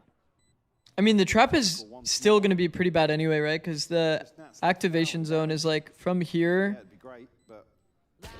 to like this line. So like the first person taking contact is not even really that committed. No, still breathing. I feel like the contact being a guy that's like actually hard off angled up like deep space, it's kind of pretty nice, pretty necessary. That deeper activation is not actually that good. Maybe it's a good fight individually. Piece to the Heretics puzzle. And as we stand, that's 3 in succession for Heretics. A necessity to get this scoreline back now at 8-9. On the brink of a. Who was in the corner? It was Neon. Which also doesn't really make sense, right? You'd want your Neon to be contact, high key. And then you'd have like double flash, Phoenix and Sky. Could be money. Could be actually money. Camo and Minibo both with ultimates to invest and activate everything off contact? Fucking hell. The advantage elsewhere from Wayne and Nat. Phoenix flash. The orbital strike. Whoa! It's a risky look there. Gonna draw the eye of Woot, but stack. What up, Showtime? How's it going, bro? Will freeze outside the site once more. Again, did catch Chemo's ult. rotation timing previously. And there are 4 here. Miniboo kind of indecisive with this op, man. Presence will be noted, but Got spotted toward B. Plans to go back A, hold for the contact short, maybe. Problem is, Nats is like super deady holding only U-Haul. So they're just leaving a shower gap. Do we see this Viper wall, by the way? Nats will be the one to be holding down the ship. Support, obviously, as you said, from Miniboo up towards heaven, but he's not going to have anybody unless anybody drifts out right side of this wall.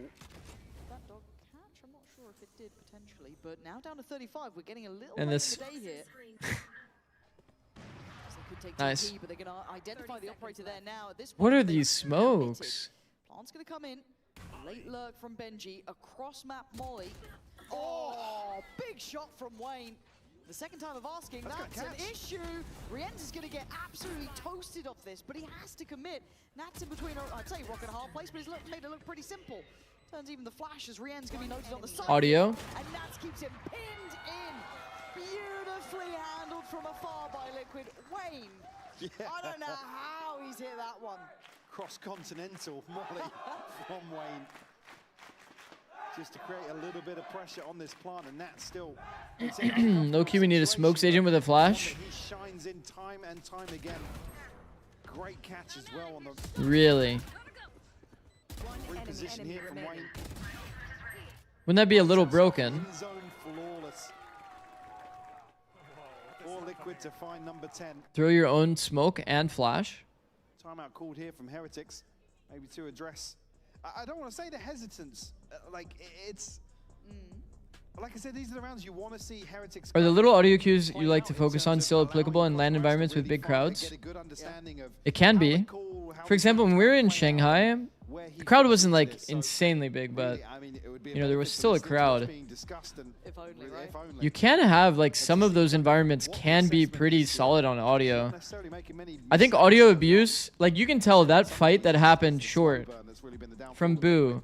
Boo can never really win that fight.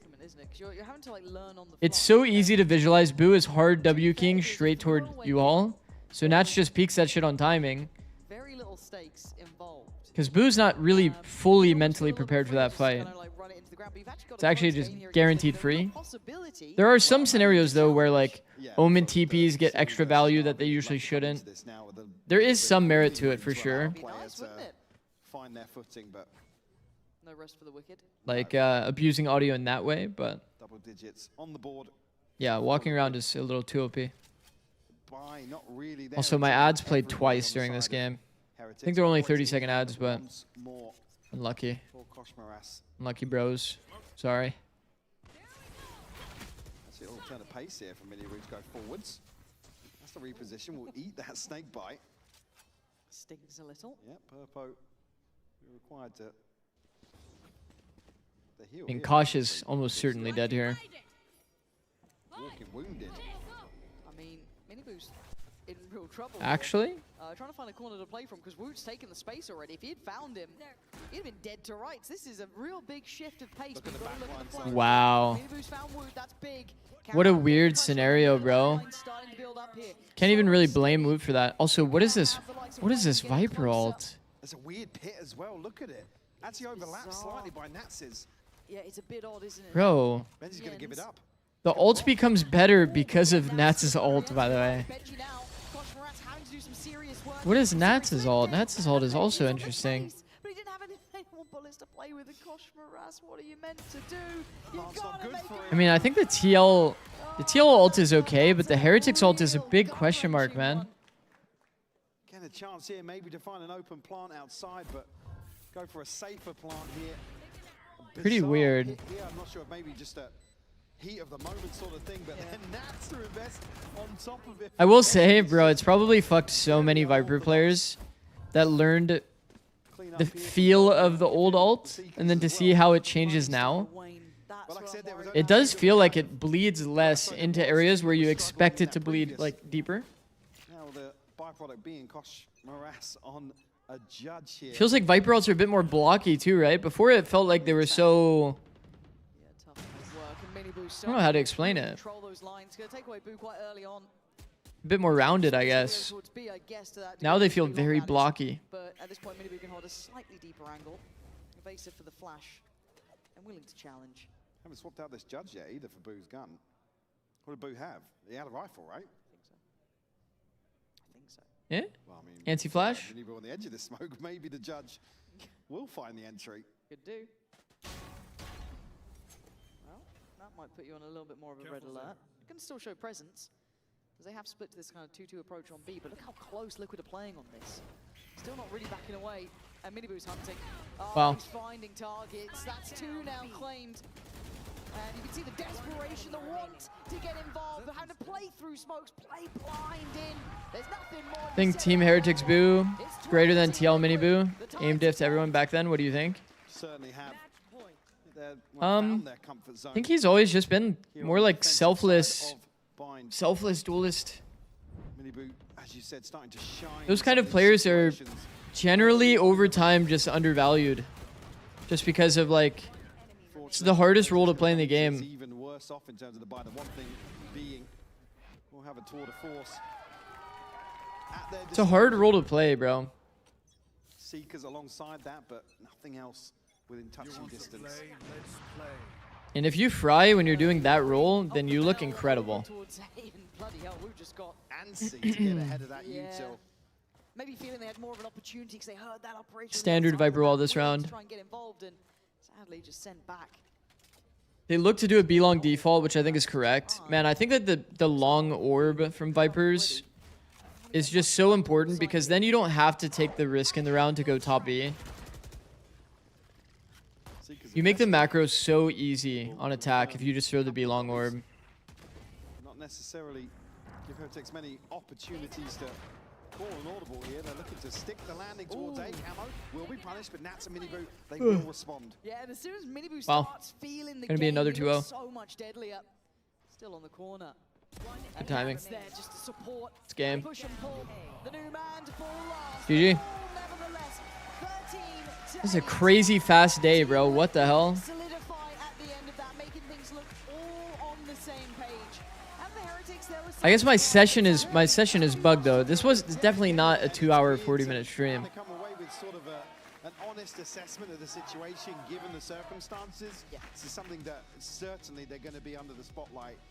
Looking into week 3's match, it's concerning, but at least here, I mean, unless Kosh Morass comes out. 4.5 hours, yeah. So it was something like that for sure. It's just difficult to really digest. But now they have the week they want. Well, that's exactly right. Since this was a quick one, time for ranked? Nah. Fix what you can, put themselves back on the same page. This is building blocks for them. They knew what they were working with, right? You're not coming in unaware of that. It's now time next week okay. to really put I'm going to play devil's advocate. Devil's advocate, okay? We lost both pistols. Isn't this 9-8? Like not really, but like. No, this was, I mean, it's not like the worst shit I've ever seen. If I was Team Heretics, then you're probably just going to look at having to change everything, right? I think what's tough for them, we can only really speculate. We can only really speculate what happened. But we can definitely talk about what they can do for the future. If they picked up a Neon player, I could definitely see a world they go into more double duelist on the maps that are good for double duelist. Double initiator on some of these maps where Woot can instead play KO, I think could be valid if Kosh is a Neon player primarily. And then that could look like a bit more natural of a fit. 0.98 rating. I mean, that could be a more natural fit, maybe. But I do think that Chamber is like... Bro, I think Chamber is so high in execution, and... It's an easy slot in because he just started playing with the team literally after, like, I think 2 days ago. He just flew in, so... it makes sense that they would play him on Chamber this week. But next week, I would be very shocked if they don't come in with some sort of new identity. Are you watching other regions, by the way? I usually watch Sliggy, but I'm glad I found you today since he's off. Yeah, I'll be mostly watching EMEA and NA, but I'll probably have the odd like APAC game in there because I have permission to stream APAC as well.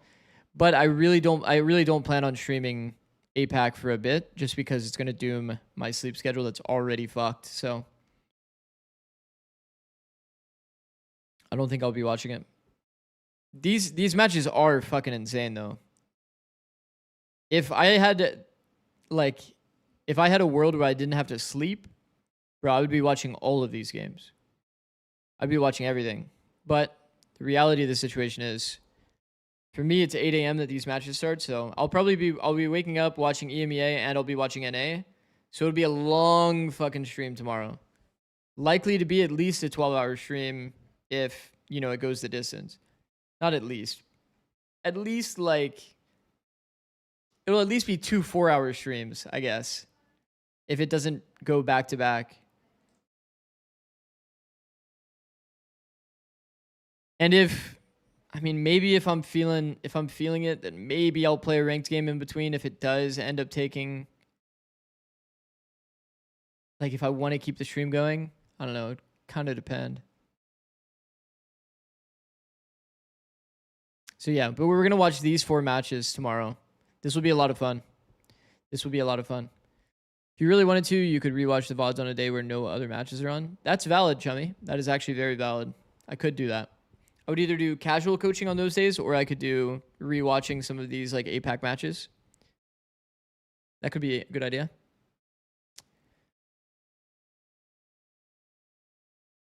Heretics said that Woot is staying on Duelist, but after this game, they should make changes. Interesting. But yeah, I'll be watching EMEA and NA. Those are my priorities right now. It just makes sense for my sleep schedule. And they kind of go back to back. So they kind of like bleed into one another pretty well. But I will be prioritizing NA, so if this Gentlemates K-Core game ends up going over into NA time, I'm sorry, but I'm going to NA. All right, guys. It's been a blast. Thank you, everybody, for watching. It's been a good time. I'm not going to be rating anyone. Just going to close it out. And maybe I'll do a YouTube short today. I may take a break from it, though. I did it the last 2 days. If you haven't seen, getting very, very close, chat, to 10K subs. So I'm very grateful for all the support. If you're not already subbed, you could be one of the people that push me over 10K. Also, 95 videos is kind of crazy, no? It's actually a lot. A lot of it is split between lives that we've done alongside all of the YouTube shorts. We have a lot of content on the channel now. Pretty goated. And then the TikTok's doing well also. 5K followers. You get monetization, for context. You get monetization at 10K. So we're about halfway there. Pretty goated. All right, thank you, everybody. Have a good one. Have a good rest of your day. Peace.